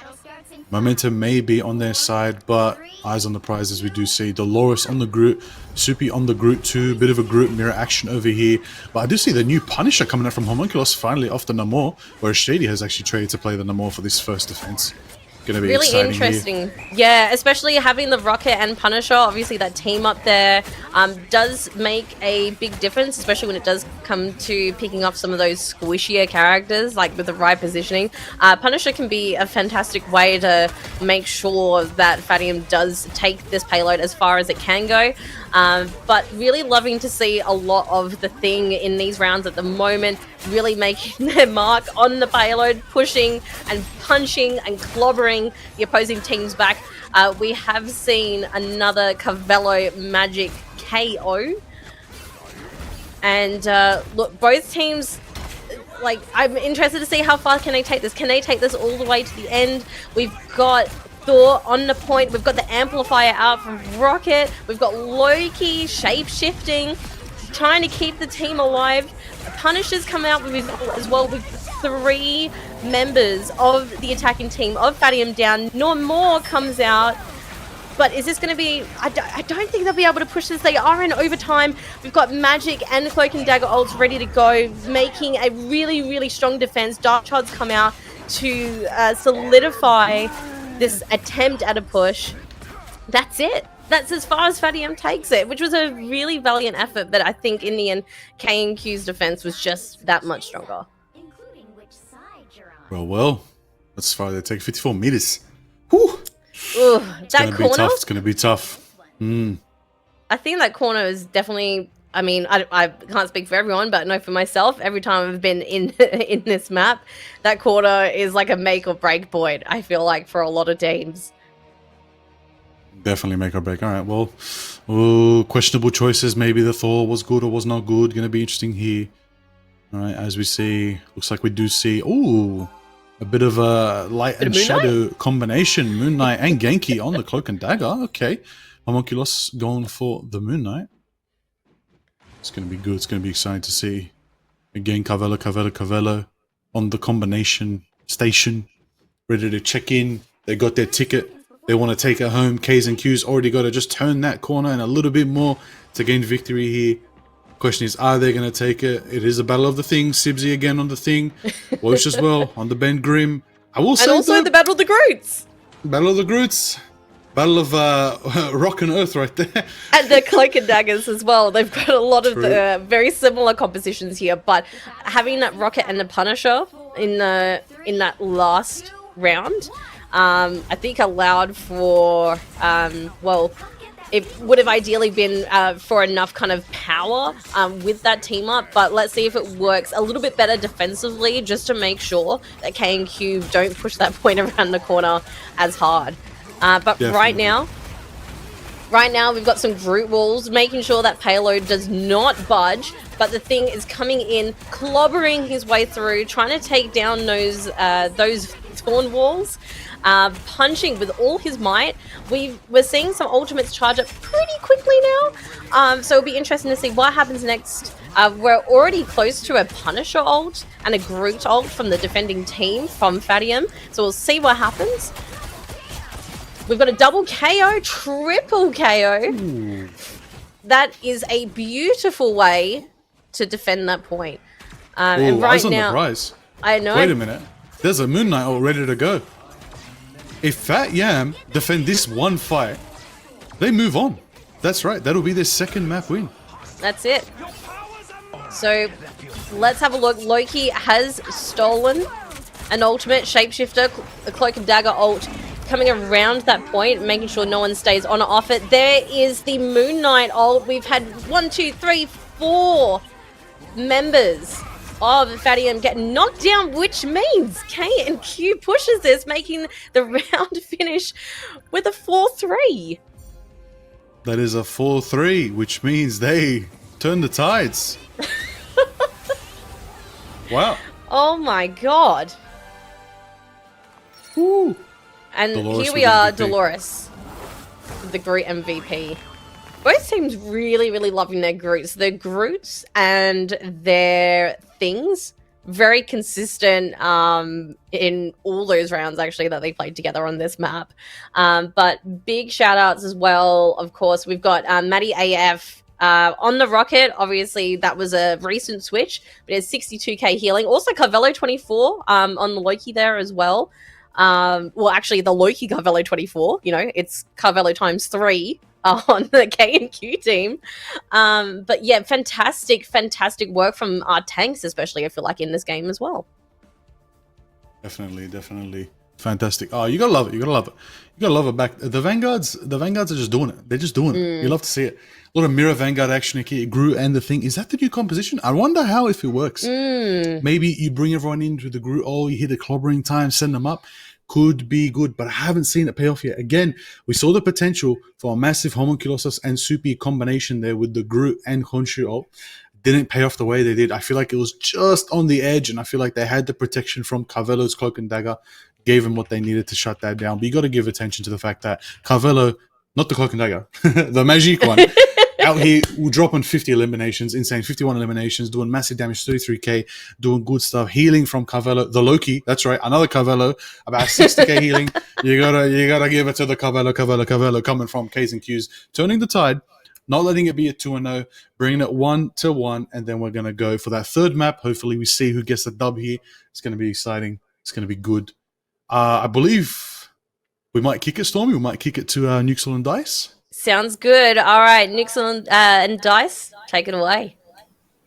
Thank you so much, Stormy and Liger. Wow, some interesting games. The thing looks phenomenal here. Wow. I really want to highlight the thing and the Groot together. It almost makes way for contention of popular tank combos as the Magneto Hulk and the Doctor Strange Magneto. I think we're starting to break way for a very popular new meta. At least that's how I feel with how the games have been playing. How do you feel, Dysart?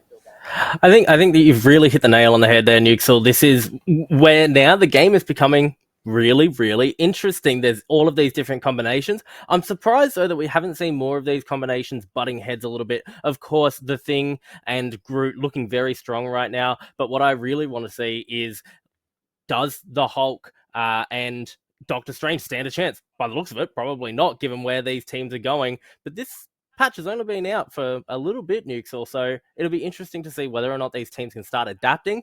We saw there, though, very oppressive was the combination play between the Thing and the Groot. We saw earlier Johnny, very oppressive as well, that Human Torch. I want to see some adaptations to whether or not there's anything that can be brought out. But Nuxel, we're heading into our third and final game of this best of three between K&Q and Fatty Am. We'll be going into picks and bans very shortly here. Do you have any predictions for this third game? Domination map, Burn T'Challa. I would be surprised if they don't ban out the Psylocke again. I have been loving the magic. I love the magic from Carvelo 24. I think they've made it look like a very, very strong pick for themselves and their team and the way that they play. And specifically in that last game, we saw them on both sides, and there was some very good combos. I was very impressed to see. We can see it getting protected there. So I'm keen to see that get picked up again. We can see it it was protected. So, I mean, that was going to be my pick, but they've already done P's and B's and protect so quickly. So what do you think? Look, this is now the time where I want to see some more of these. You could ban the Namor here, honestly, if you want to be playing these strong dive characters. It's a bit risky because you're leaving the Thing, you're leaving Groot up and available, these strong combinations. But, okay, going to ban away this Psylocke, I think that's okay too. I like the hover here, Nuxel, on the Doctor Strange. Now we kind of get to see if he's able to compete here and if he's able to have that impact at this point in the game. Well, look, I predicted it yet again there. The Psylocke ban, they did not want to have any of that. But Magneto Protect. We've got the Thing open. We've got the Groot open. We're perhaps able to see that again. But this is something else. This is domination. This is not convoy like the last. It's true. So we'll see what kind of prioritization they make this different style. I'm kind of interested to see that, especially now that we've got the arena to that. Okay, to both worlds. We'll keep that sustain up. We've got to try out.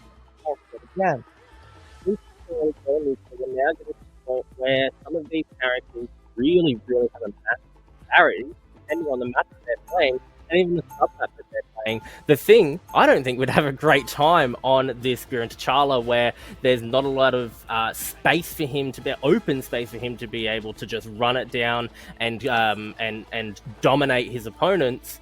But Nuxel, I'm very curious to hear what our casters have to think about this. How about you? Absolutely. Let's chuck it over to Stormy and Liger yet again for this last map, best of 3, Fatty Am versus my brain has absolutely had a mind blank. It's K and Q. Oh my gosh. All right, take it away, guys.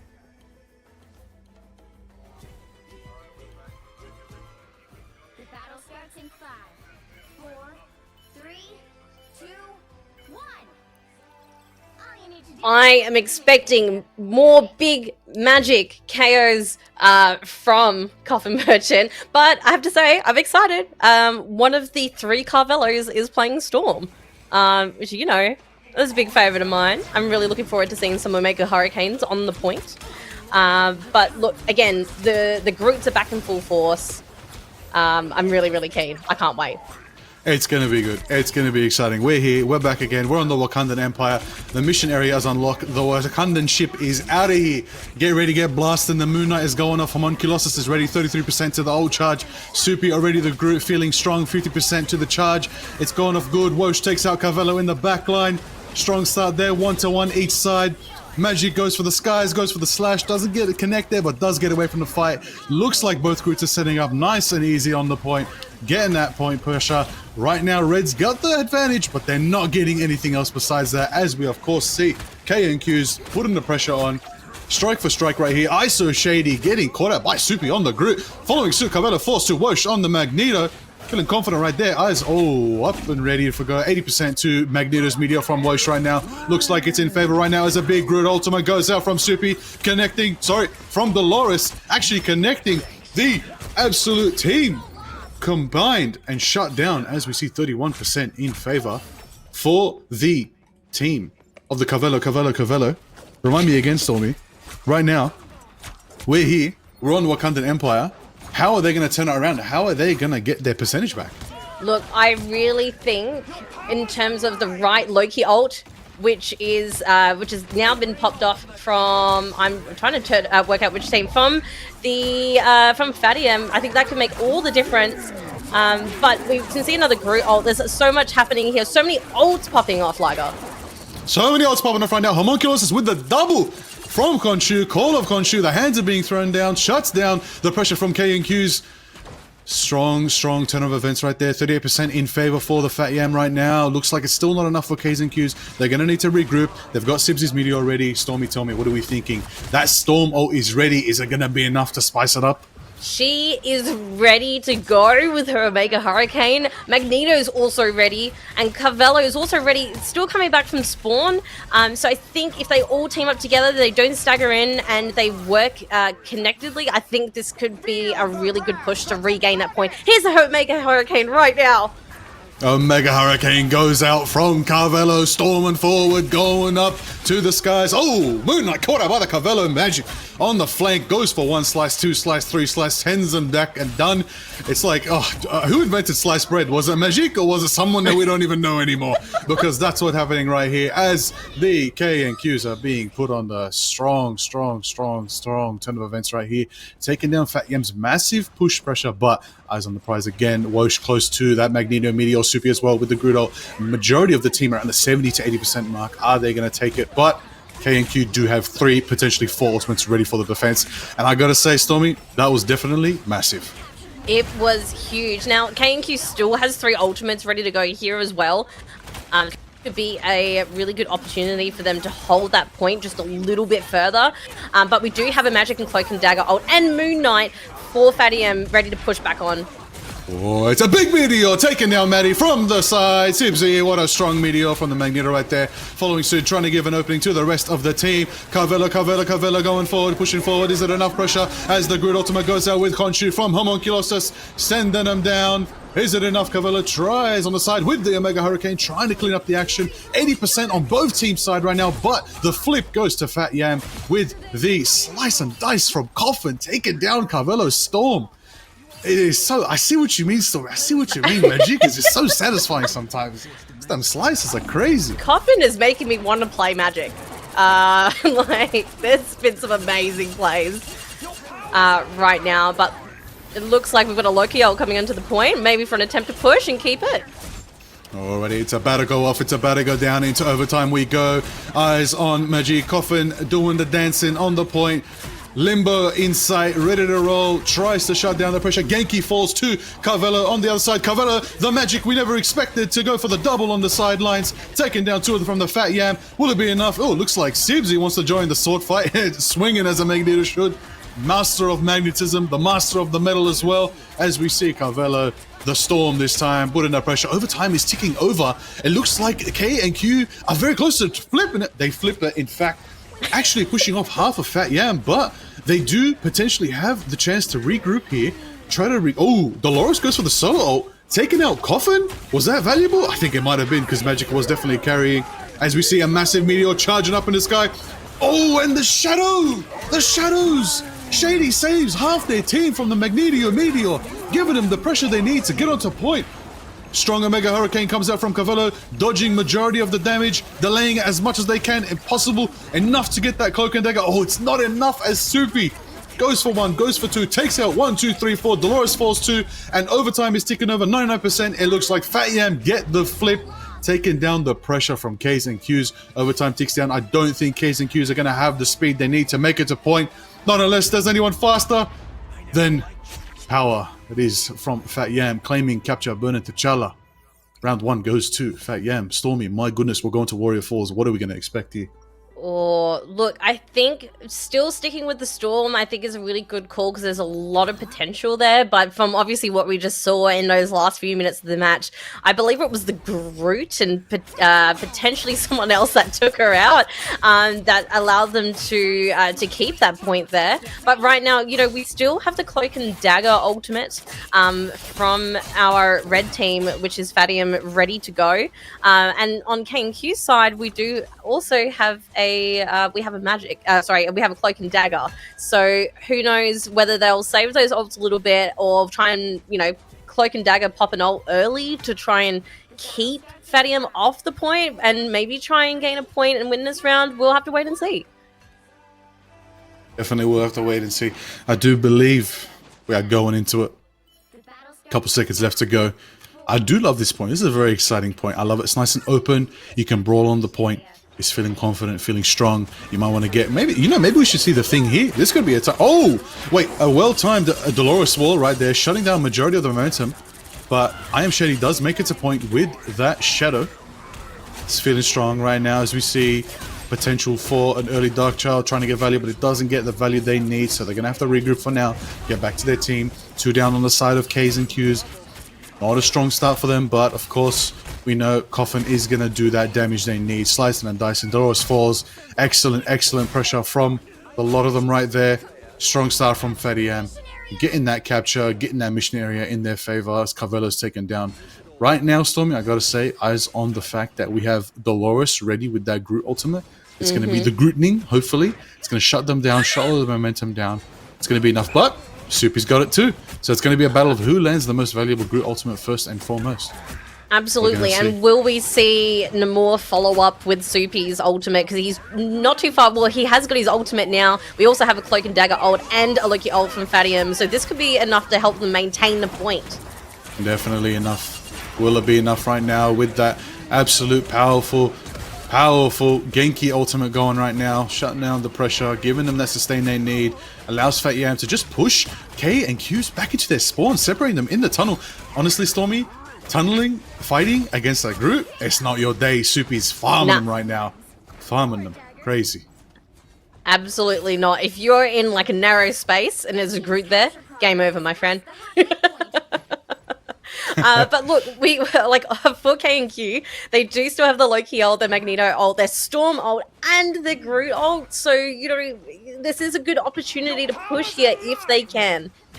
Definitely a great opportunity. I'm very excited to see what happens ultimately, as we do see potential for the Mega Hurricane to go off, but Storm is taken out of the picture from Maddie. Maddie on the Loki, taking out the absolute duelist that is the Storm, shutting down Carvello's pressure. Carvello returns the favor by taking down Loki.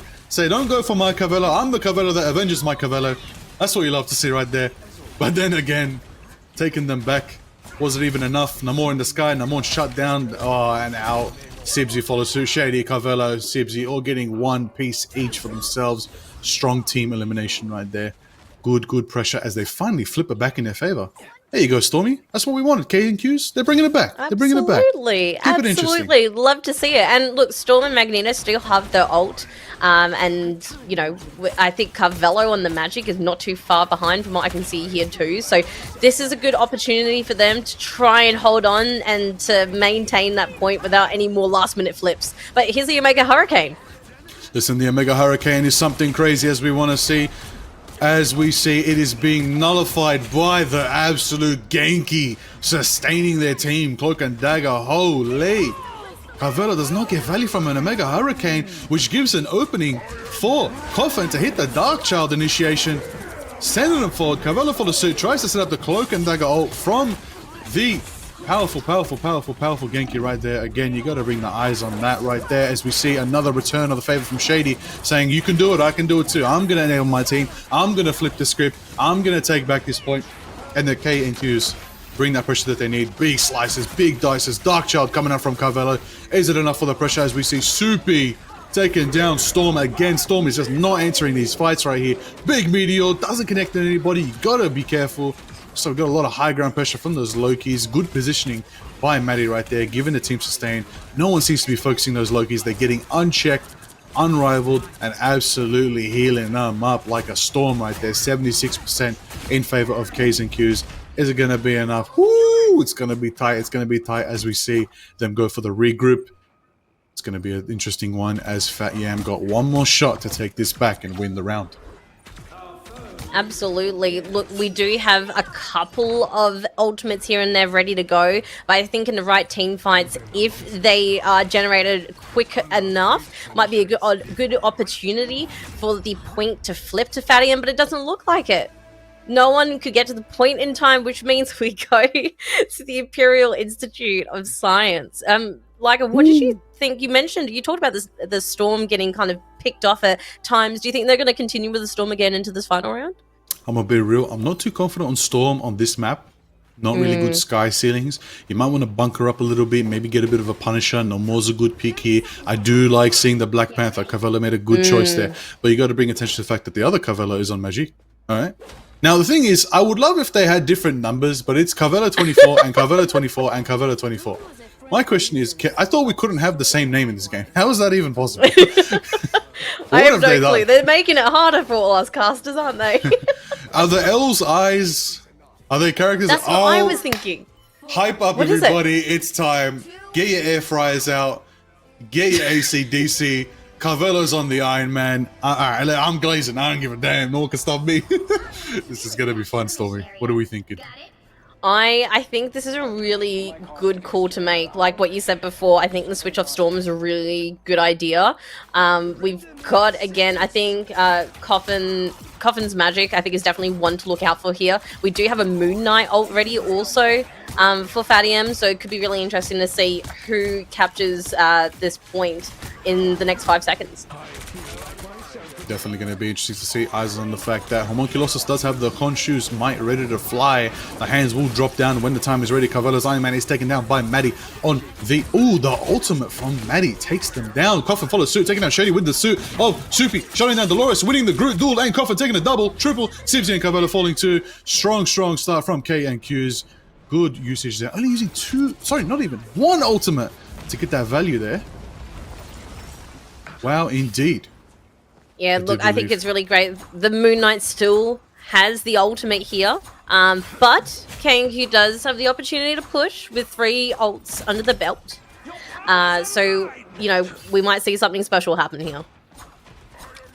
We might indeed. What are we thinking about this ult combination that we could be seeing here, Stormy? What do you think? Look, at this stage, I think if Loki can get something like a second Cloak and Dagger ult or something here, I think this could help them try and take over that point. But this Magneto ult might have other plans. Might have other plans, as it definitely went on vacation. But will it be enough from... nope, never mind. Both Magneto ults went on vacation. Wosh and Sibsy, get off the field.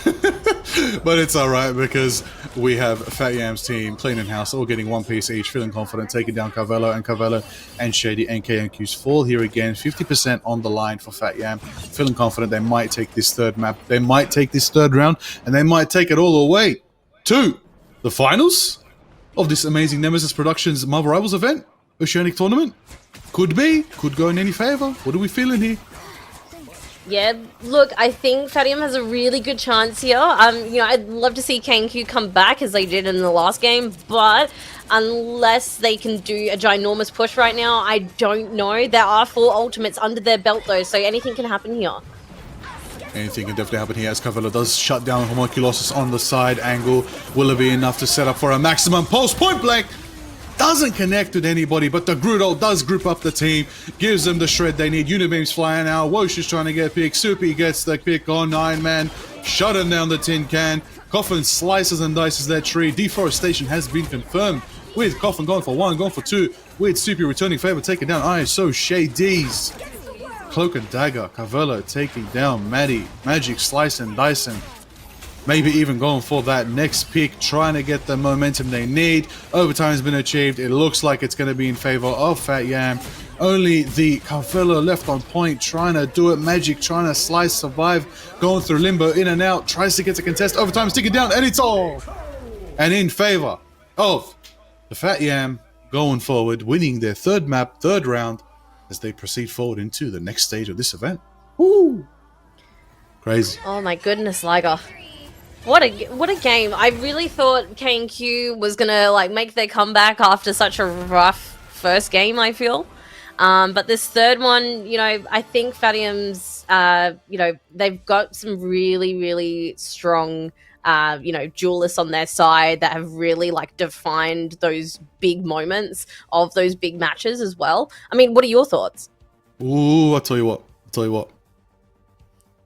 There's going to be a lot of value here, coming from the fact that we did see an absolute masterclass of Vanguard from Soupy's group. You can see the difference between Soupy and Doros here. Doros didn't have the upper hand against Soupy's group. I will also bring love and affection to the fact that triple support might not be the move. It didn't work in favor here because you had Coffin and Homunculosis completely dishing out that damage, both getting 30 plus eliminations each, even close to 40 for Homunculosis. Big damage and absolutely zoning them out. Also, I just want to point out, it's going to be exciting. It's going to be good as we go into the next matchup. We're going to also hopefully get a bracket update soon, see what's going on, see what's cooking. It's going to be good. So let's have a cheeky little look at the bracket, shall we, Stormy? Should we have a look at peek? the bracket? Yeah. How are we feeling about this so far? Well, let's have a look. I'll need a little refresh on my side, but Liger, do you want to take it away first? I'll take it away. We see Fatty Yam has gone for the 2-1 against K&Qs. Big up to that. I just want to double check with production. Does K&Qs go down? Oh, we're in the losers bracket at the moment. We are. So that I do believe that means we do say farewell to K&Qs. We do say massive thanks to K&Qs for playing in this amazing OCE Marvel Rivals Fortnite tournament. That's right. 2 times a month. You gotta love to see it. Nemesis Productions. We're doing out here. By the way, if you want more IRL action, come to TGX, the Game Expo, next month, March 23rd. We'll be hosting a Marvel Rivals tournament there. You can sign up now. You can get in the action. Have a good time. There's a lot of teams signing up. There's a lot of spice, a lot of sauce. Eternal players, I see you. Celestials, I see you. Better one for all. One for all. I said one for all. One above all. wrong anime. Wrong comic. Wrong universe. Whoops, my bad. It's going to be exciting there. But I want to know, double check with production. Our next matchup, right, is going to be very exciting. It's going to be good. We're going to be watching another round. And I believe it's going to be exciting. But to break down the next action that we're going to see, we're going to potentially give it a little bit of a are we doing a break or are we doing a little bit of kickoff to Nuxel and Dice? Double checking with production. The voices in my head. Here we go. All right. Before we head to a break, we're going to kick it off to Nuxel and Dice. It's going to be a good one. Anything you want to say, Stormy, before we kick it off? Or take it away. Kick us off. No. Go for it. Well, look, I was just going to say K&Q's exactly what you reiterated before. Well done. I'm sorry you didn't make it this time, but I'm really looking forward to the next round. Dice and Nuxel, take it away. Looking forward to hearing from you guys. Thank you so much, Stormy, and thank you so much, Liger. Wow. We're almost through completely of our losers bracket, but not before seeing in the finals of the losers bracket who's going to be up against our competitors at the end, Nepo. We love nepotism there, who are Mhm. competing for first place. I am interested to see how IGN compete against Fatty M. I think it's going to be really exciting and really interesting. What are you sort of thinking, Dysart? Nixel, this has been a very, very close tournament overall. Even before we got to the semi-finals, when we were in the quarterfinals, we started seeing some really, really close matchups. And as we get into this point here now, where we're up to in these grand final losers finals, things are closing in even more. Fatty M and K&Q's such a very close matchup between the two of them. And then, IGN, We Love Nepotism, also incredibly close. So I think that these 4 teams, or these 3 to 4 teams that are kind of kicking around here still, this is where we're really seeing the talent coming out. This is where we're going to see our closest matchups. I think anyone could take this away. Anyone could be challenging We Love Nepotism at the end here, Nuke. So we will go to a break, actually. We're going to very shortly head off into a break. It'll be about 5 minutes before we go back into our losers finals. I'm going to quickly remind everyone that !donate will bring up the tips/donations for this stream. It helps a lot for us to be able to fund these tournaments, this Nemesis production. It also will help us with bringing together the LAN that we are doing, as Liger mentioned, at TGX next month in March. But Nuxel, anything you'd like to say before we head off to the break? Well, I think Liger put it very well, and so did Stormy when they talked about it. We saw the Moon Knight, and we saw it win. So I'm keen if we see some more. But yeah, let's chuck it into the break right now. We'll see you all very, very shortly before we get into our next game.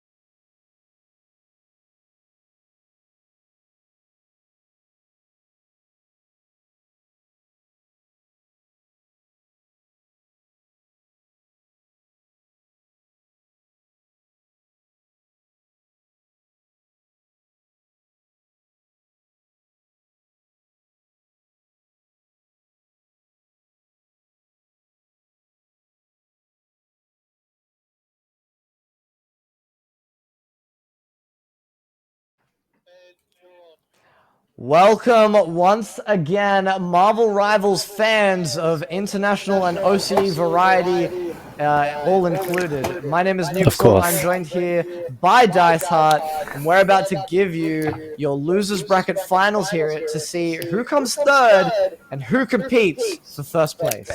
What an exciting tournament we've had so far, Nukesel, seeing these 16 Oceanic teams competing back and forth to earn their position in the first place. We're not quite there yet. We're up to the losers finals here. We did just see an excellent matchup between K&Q and Fatty Am. Well played to Fatty Am for making it through, but very, very close. Before that, Nukesel, we saw the semi-finals between IGN and We Love Nepotism. Now, finally, we get to see IGN come back again. They're going to take on Fatty Am in the losers finals to determine who's going through to the grand finals. It could not be closer than this right now. Now, for everyone that doesn't already know some of these names, if you've been watching along from the start, you're probably familiar with who we're going to be seeing in these games. We've got Legendary, we've got 020 Spidey, Frankenster, Jinga, Presso D, and LeBron Jahamas, which I believe was a bit of a name change there. But we're quite familiar there with that first team, which, oh my god, I'm having a blank name again. I apologize. It is IGN, and then we've got Fatty Am, which we're about to jump into P's and B's with. The game will be loading up here in a second on Central Park Eternal of Empire of the Eternal Night. Convergence yet again will be starting off with this map, which is really, really nice. So I think every team has been really enjoying this map, probably doing a lot of scrims on it, being that it is a bit of a newer map coming in Season 1, and now that we're in 1.5 and stuff like that. No new maps in for there, but yeah, I think the teams have been really enjoying playing this map. It's a really, really exciting map. There's a lot of differences in this for how the games sort of play out and how you kind of interact with the map based on the damage that you're doing and the changes that occur. So having to play around that and potentially picking around that as well, you might not be able to pick those more aerial or maneuverable characters like the Spider-Man being hovered right now. As we see the Doctor Strange and Luna Snow already banned away here, group protected. I wouldn't be surprised to see the Thing, Nukesel, once again going through here. Yeah, but, I mean, we saw it last game. We're seeing it this game. The teams don't want to play against this Luna Snow. I guess they like the variety. Change it up a bit. Play some different strategist characters to spice it up. But we're seeing a lot of prio today of Winter Soldier, which is interesting. Now, talk me through this, Nukesel. The 6 Spider-Man hover, do you think that gives your team the real push through to be able to win? Because IGN, they couldn't take it against We Love Nepotism earlier. Are they looking stronger with the 6 Spider-Man hover here? Oh, absolutely. I think so as well. Now, I just want to quickly highlight something interesting. It's not IGN that are protecting the Winter Soldier. And they're the ones that we saw in that first game. Coffin Merchant went really, really big on the Winter Soldier. And I mean, from what I can see so far, oh no, we are getting it picked up by Jinga. But, I mean, obviously there is a lot of priority there, and maybe they're not so familiar with how comfortable Coffin Merchant is on the Winter Soldier. They banned out the magic instead, which is something that was a bit of an issue towards the start of last game, but something that they ended up picking through and doing quite well on. So I'm interested to see how this ends up panning out for both these teams, but we're about to jump through with this on this Dracula map. We'll chuck you over to Stormy and Liger here on the cast. Please, guys, take it away. Thank you so much, Nukesel and Dice Heart. We are back. Kind of going off what they were saying before. No magic for Coffin Merchant, so you know, a bit devo, but that's okay. I'm keen to see what kind of work Coffin can do on the Winter Soldier. The battle starts in 5, 4, 3, 2, 1. You have to stop them from securing the mission area.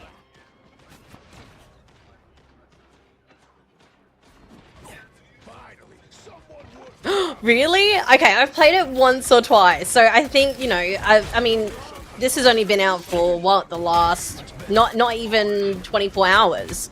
So I think this is going to be really, really fun to watch, you know, and give maybe some of the viewers some inspiration as to how they can approach this. But already we have 2 members of Fadium out for the count.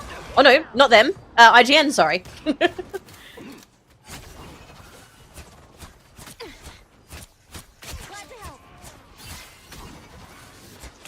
next time.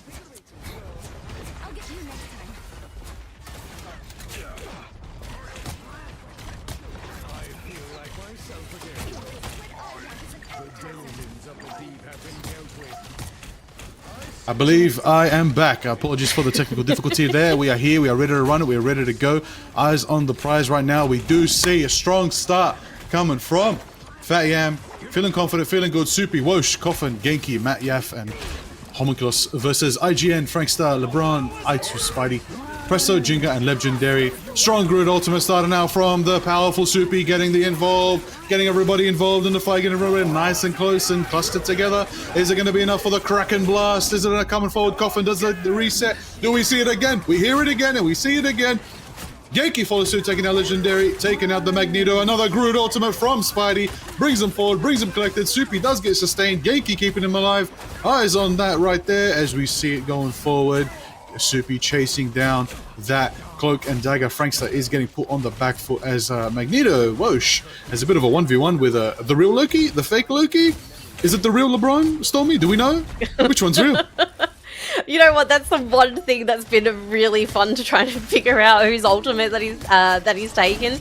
But Woosh still has a Magneto ult trying to defend. But there's 3, 4, 5 members now of IGN down. So you know, I think Fadium's like, nope, this is our point now. Keep off. You know, we're not too far away from a Winter Soldier ult and a Loki one either. Actually, there's 3 of them, almost or just over 70%. Over 70%, as you said. Now, eyes on the fact that we got Magneto's Meteor ready to go. Homunculus ready to go. Taking down Spidey out of the fight. Vanguard pressure done for IGN. Not going to give them the pushing power they need. Might have to just go for a peek here. Homunculus returns the favor, taking down LeBro James. LeBro Johannes. What a name. Love to see it. Love to see the variety. Love to see Armed and Dangerous going out. The Kraken is here. Ready to go. Get Kraken on it right now as we see Woosh sends a Magneto, a long meteor, taking down Frankster in the back. Cloak and Dagger out of the picture. Out of the picture right there. Coffin Merchant goes for a pick. Another Armed and Dangerous Kraken Blast right there. Goes for 1, goes for 2, gets the reset for 3, goes another for 4, again and again. Coffin Merchant goes once, twice, hit for the quad, go again, but he's taken down. Shut down by Presso on the storm. The thunder has been taken out. The Kraken cannot handle the weather. Could not weather the storm, as we know. Love to see it. Stormy, that was crazy. It was blasting again and again, but you know. I love Storm to see said, it. nah. She said absolutely not. It's good to see a Storm on the IGN team, but Armed and Dangerous is coming back out again? No pun intended. Hey, you gotta love to see it, but I love that Jinga's like, hey, listen, you wanna hit that Kraken? I'm gonna go again, and then again, and then again, and I'm gonna get my team this capture. I'm gonna get us moving. I'm gonna get to the payload stage of this map, and let's keep it moving, and let's explore the rest of this beautiful map. As we know, the Eternal Night. That's the season. That's the seasonal theme right here. Marvel Rivals. They've done it up. NetEase. They thought let's go out strong with our first season. We're gonna spice it up. You know. Like, Stormy, we know there's a bit of a teaser for Blade in this map, Yes, perhaps? there is. There is on part of the map. There is Blade. You can spot. Don't know if anyone else in chat has seen him just yet. Also, shout out to chat yelling again. Can we keep up And that again. meme? We've got to keep it up again and again. Eyes on that fact that we do have Jinga 48% to ult with Coffin 50%. It'll be a while before we see again. We're more likely to actually see a bit of Cloak and Dagger, probably Frankster. I think ideally try to get in early now and start stopping that vehicle moving. Galacta said it best. She said it best, Galacta. Get out there and stop that vehicle moving right now. Woosh does have Meteor already. It looks like they're going to wait for them to climb onto this hill. Into the kill box they go. Will it be enough for them? Into the elimination station, ready to go. Legendary taken out. Soupy, LeBro, Jahamas taking out Homunculus as Moon Knight in the backline. A Magneto flies. The Meteor connects with Woosh in the sky. Following suit, you see Presso on the storm. Storming up. A Mega Hurricane goes out. Sets the damage, stops their pressure, but the shockwave is just not enough with a Kraken Blast. Will it be enough for The reset, does Jinga get the reset? Is it enough? It doesn't look like they get the reset. Genki keeps their team nice and healthy. No value there. Coffin also not being able to get Kraken Blast value. Looks like both teams going to hit that reset right now as Fat Yam do successfully defend here, giving themselves a bit of pressure off their backs. What do we think about that one? Yeah, look, I do like the attempted Storm ultimate there, but although we didn't see any limbs from that, I think it is a really good surefire way just to keep IGN off the point just that little bit more. We do have a Moon Knight ult ready to go from Fadium, plus one coming up from Soupy very, very soon, and here it is. It is indeed Homunculosis with the massive call to Khonshu, taking down the absolute Winter Soldier. Out of here, done. Back to the 1940s with ya. Here we go. Loki on the high ground. That's the way Loki's playing sneaky in the building. Can you even get to him? No, there's no stairs. He blew him up. Now, Spidey on the Groot. That's going to confuse me. That's confusing. Hey, listen. Can Groot be bit by a radioactive spider? I'm sure it's in a What If comic somewhere. But what if we see a massive combination from the Soupy on the Groot? Does collect them, but of course, Genki's there to keep their team healthy. Never mind, Genki's been caught out by Presso. Presso gets a double. Bigger Mega Hurricane taking out Homunculosis as well. The Shadow and the Light have been taken out by the Storm. Is it enough for the pressure? Jinga follows suit. Headshot to Maddie, taking down the strategic pressure that they would have needed to survive. Looks like Fat Yam going to have to reject and return back into their spawn. Get ready for the next time. Overtime is ticking over. They might go for that last second contest. Point two, not enough. IGN, they just make it in time. They do got to land some ulti here to try to get that pressure. Big Kraken Blast going from Jinga. Coffin, goes for it again. Gets Jinga. That does shut down the potential of a Kraken Blast from Jinga. Will it be enough? Wosh takes down LeBro. Loki's out of the fight. There goes some sustain. Ultimately, pressure is building here in this fight as we see it. 1 minute left on the clock for IGN to try to get as much as they can into the castle, into the Eternal Night Castle, into Dracula's castle at the end of the day. Did you get your invitation? Because Stormy, it's going to go off right now as Jinga is sending another Kraken Blast. Will he be able to get that reset again? Well, look, there's a bit of a party going on in this invitation in the castle right now. Unfortunately, that Bucky ult just doesn't quite do enough. But on the defending side, we do have Maddie AF, who we do know is all reliable on the heals. Moon Knight has it all ready to go. Here's a Loki ult shape-shifting. Magneto also has something to play here. But is it going to be enough for IGN to move forward? Is it going to be enough? Indeed, as a big meteor goes out, taking down a couple Loki clones, but Jinga's caught up in the blast as well. Magneto's feeling happy right now, getting the value out of that ultimate that they needed. Is it going to be enough though? As Wosh goes for the Storm. Storm following suit. Thank you very much. Presso D going forward with Homunculosis on the... Oh my days. Coffin hiding just above the shadow of the moon right there. Goes for the blast. Takes two, takes one, takes three. Insane. A hook there to send them back. Strong defense from Fat Yam, only letting IGN get about 1.5 way through the map. 67 meters there. No more time left for them as we do see Fat Yam get their chance to get that push going. Yeah, look, I mean, at this point, I think it's going to be really interesting to see Prezzo on that Storm in defense as well, because she's been kind of hit and miss tonight, actually, in terms of how well she's kind of fared up against her opposing team. Though I did see IGN's Bucky really prove to be a bit of a pain for Maddie on the Loki, and I think it'll be interesting to see if any changes are made mid-game as well. But look, I think we've got really exciting, kind of setup for Fadium. Can they push it further than IGN can? I don't know. I mean, is there anything that really stood out to you last round? I think what stood out to me were the absolute Buckies going crazy with the Kraken blast right there, going in again and again. Coffin and Jinga really putting it on them. Oh, I wish I could see the score right now, but I believe the damage is definitely leaning towards those two. Frankster, of course, you got to give eyes on Frankster and Genki. Cloak and Dagger, they're just there. They're sustaining their team even without their ultimates. They're just giving them the shadow they need, the pressure off their back so they can go for it. Like, you gotta give props here. You gotta give. At the end of the day, like, no glaze, no glaze, but you gotta give a bit of props to some of these strategists right now. But I still think Soupy is gonna turn the tide a bit here and maybe perhaps land a big Groot ultimate here to stop that pressure coming from IGN. Here we go. Whoosh gets the pick on Legendary to start off the first blood, and then Coffin follows suit, taking down the Thing. The Thing has arrived on the battlefield. Is it fantastic? Say that again, because it is fantastic in favor of Coffin, going for $1.2. Hell yeah, that's right. That's what you want to see from a Winter Soldier. Taking him down. Maddie follows suit. Homunculus is going for the high ground. They get that cap. They get it going without even a stress. Only one fight and they're already 5 minutes, 45 seconds ready to roll.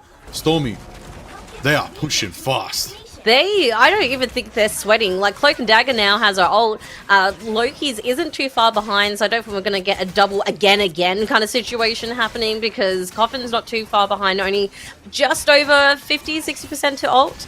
But I think this could lead to a fantastic push here from Cloak and Dagger.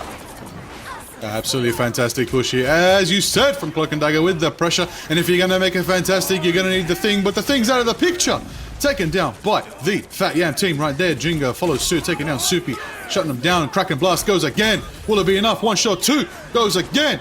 Here we go. Will it hit three at once? It hits two, goes for one, goes for the uppercut, sends it forward, sends them up, sends them back. Is the pressure on? Genki's keeping their team alive as much as they can to survive all that damage coming out from the Bucky. Presso D following suit, taking down Genki. Legendary follows suit. Magneto diff has been initiated. Whoosh is taken down. Looks like the pressure is still in their favor as the buildings rise around them. Dracula just doing a bit of renovations, remodeling. You know, he needs a bit of elevation if he's going to go to the winning station right now, as you can see.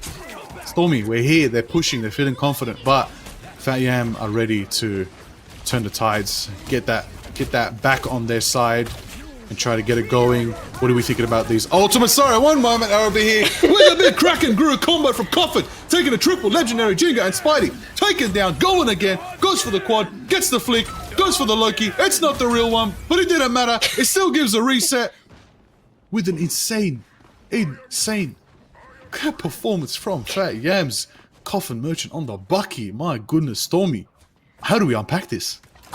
Look, I don't know. We had 3 ults at one stage from Bucky, from Magneto, and Groot ready to go. Magneto still has his, and, you know, speaking of turning the tides, you know, the Namor switch over to Moon Knight, which is now using his ult to try and push a little bit further, which they are, so I do believe they're about to cap this point, you know, unless Cloak and Dagger want to be a little bit cheeky and find her way in there. Woo! Love to see it when they get cheeky, but it's 5 minutes on the clock and only a quarter of the map left for them to push. I am going to take this. It's not looking good for IGN. They're going to need to win this next fight, at least to stop that momentum, because that point is moving up and up and up to the castle. It's going to go straight to the throne room. It's going to go straight for Dracula, and you know what Homunculus wants. He wants that $5 that damn nerd Dracula owes him. So that's what's going to happen right now. But it's on IGN to keep Dracula's bank safe. Woo! Love to see it. I want to say, of course, a big shout out. Big shout out. Nemesis Productions. Also, if you're keen to see Nemesis Productions do their amazing work IRL, TGX Melbourne, end of March. Will I see you there? Maybe. Who would I don't know. Will we see you there? I don't know. Who's flying me out? But what I can say is the ones flying are, of course, Fat Yam to victory, taking it easy, 67 meters in their favor, doing what they're good, feeling confident. Gotta love to see it. Epic victory right there. Dracula, sorry mate, Moon Knight came for that bag, you know what I'm saying? It is what it is. Maddie out here on the Loki getting that MVP. Well deserved. Loki sustaining the team so much. We're going to see the stat screen right now. We already know what it's going to be, Stormy. 100 billion heals coming from the Loki. That's 2 MVPs we've seen from Maddie tonight, and on the Loki primarily as well. Incredible work from both teams. But I have to say, Coffin Merchant again, incredible duelist. You know, I was like wondering what they were going to do after that magic got banned, and showing that, you know, they're not only amazing, marvelous even at magic, but also on the Bucky as well. Unbelievable. Stats on the screen, we can see him right here and there. 40 eliminations each for Coffin and Soupy. I got to give the props. There was the massive Groot Kraken combo right there. Love to see it. They got to it. They got down to business again and again and again, and they did their job. You got to bring that up. You got to bring attention to, of course, Maddie was accelerating. Oh my days. Do you even see this? 52 assists from Maddie, 52 assists from Genki, 100 assists combined. Yeah. Probably 120 altogether with their team. They did their job. They buckled down. They got to it, and they took them down on a map I haven't even seen yet. All I know is after this, after not this match, after the grand finals, I'm going to load up. I'm going to get on that. Maybe I'll join you. Let's go. Let's run duos now. Right now. I don't know. I have a lot to live up to my my strategist plays after watching Maddie just then. So look, true. I mean, Soupy on the Groot as well has been incredibly consistent. 40 KOs in that last game as well. Ooh, yeah. You know, I think Fadium, you know, winning this round as well, like, props to them. I think they've just got amazing synergy. And like you said, 52 assists on Maddie's Loki and 51 on the Cloak and Dagger as well. But we also need to shout out IGN as well. We've got 35,000 healing with Frankster on the Cloak and Dagger. And then we saw some also incredible work on the Winter Soldier as well. Yeah. Now, chat, what does IGN mean? We'll take the winning guess gets their love and affection from Dice Heart. Shout out Nemesis Productions, all right?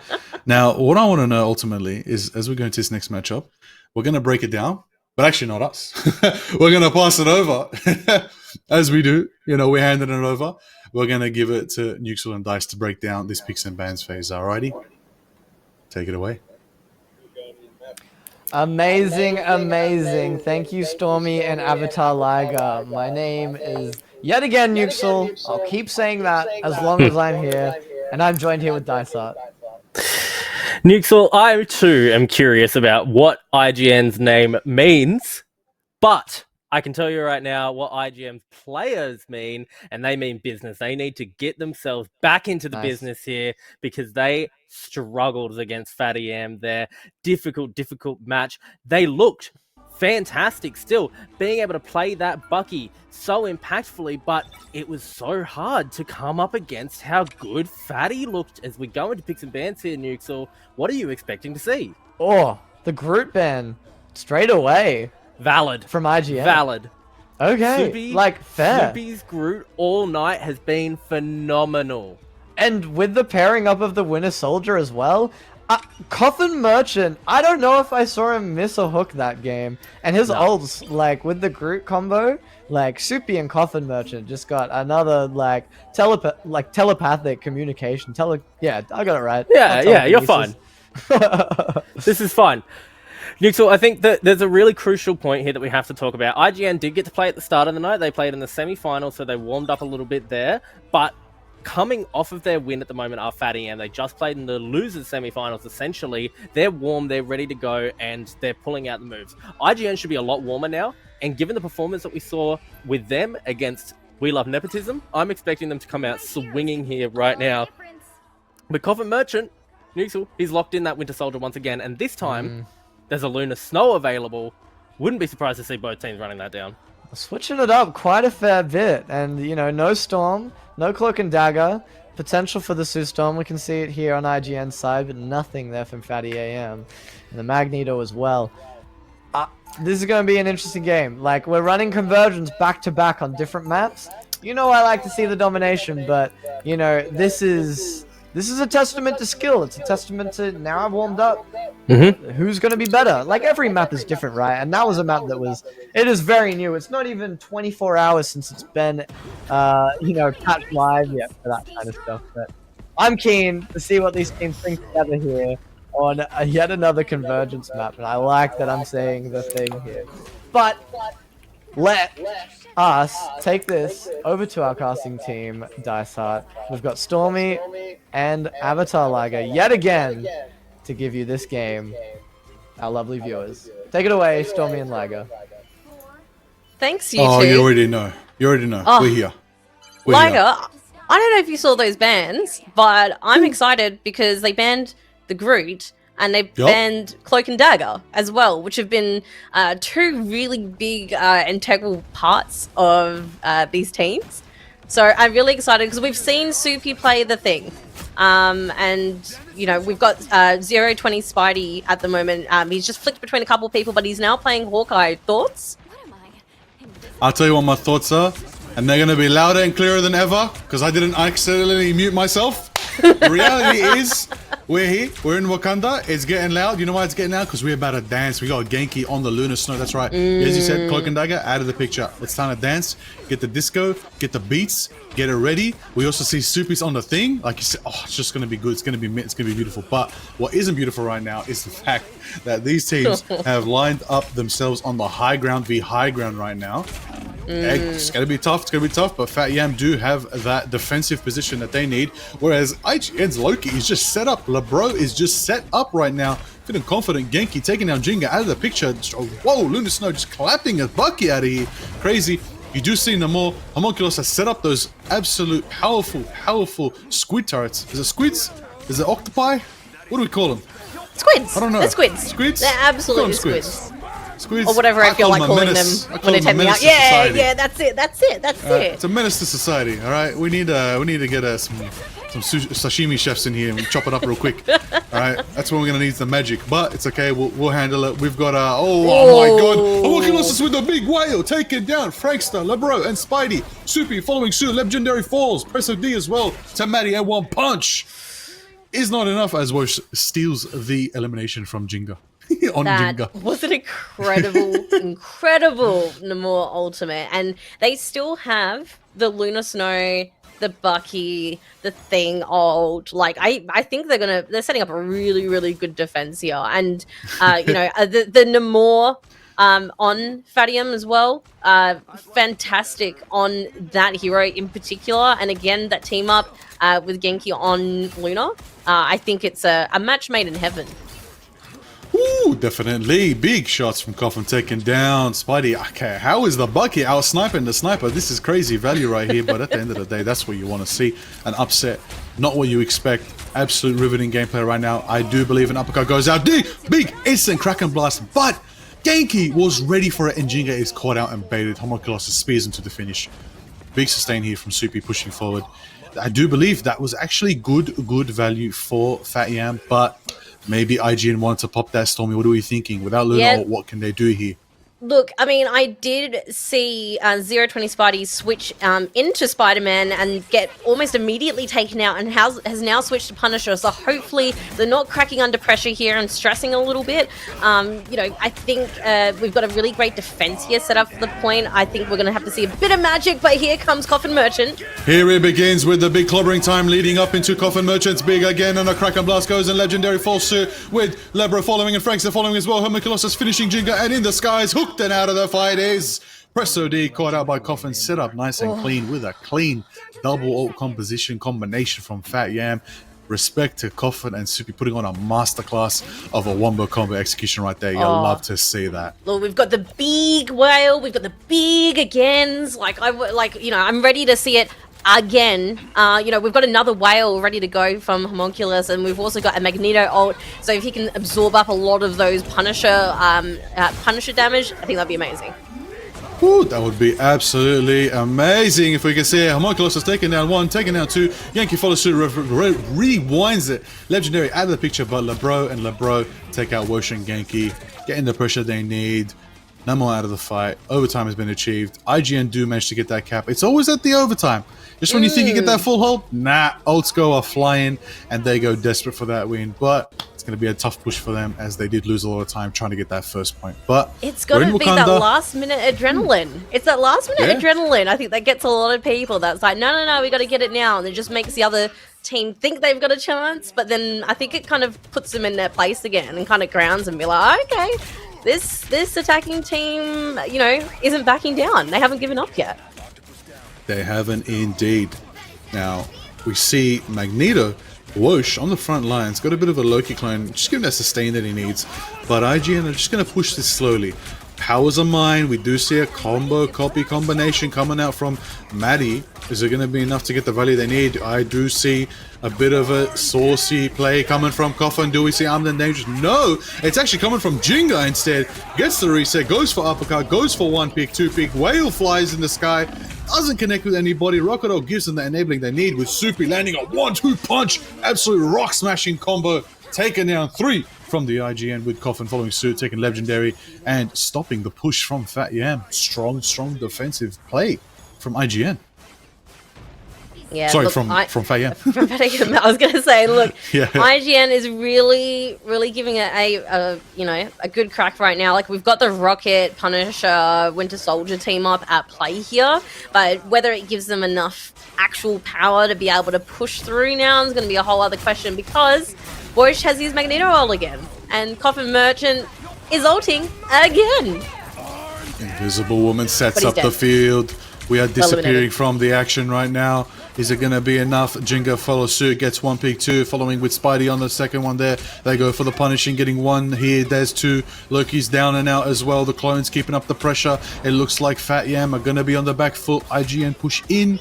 Feeling good, feeling confident here. We wind it back down. Setting up for the next fight. Eyes on the fact that we do have Executioner. Clean uppercut. Doesn't get out. Gets away from the fight. It was almost a pick, but Fat Yam do protect their own. Even though Homunculosus gets a pick on Punisher in the backline. Clean start. Jinga returns the favor. Take it down. Homunculosus out of here. Namor is out of the fight. No whale will save them today. Genki gets Jinga in return. Looks like we do see Wosh trying to shut down that early pressure from LeBro's Loki.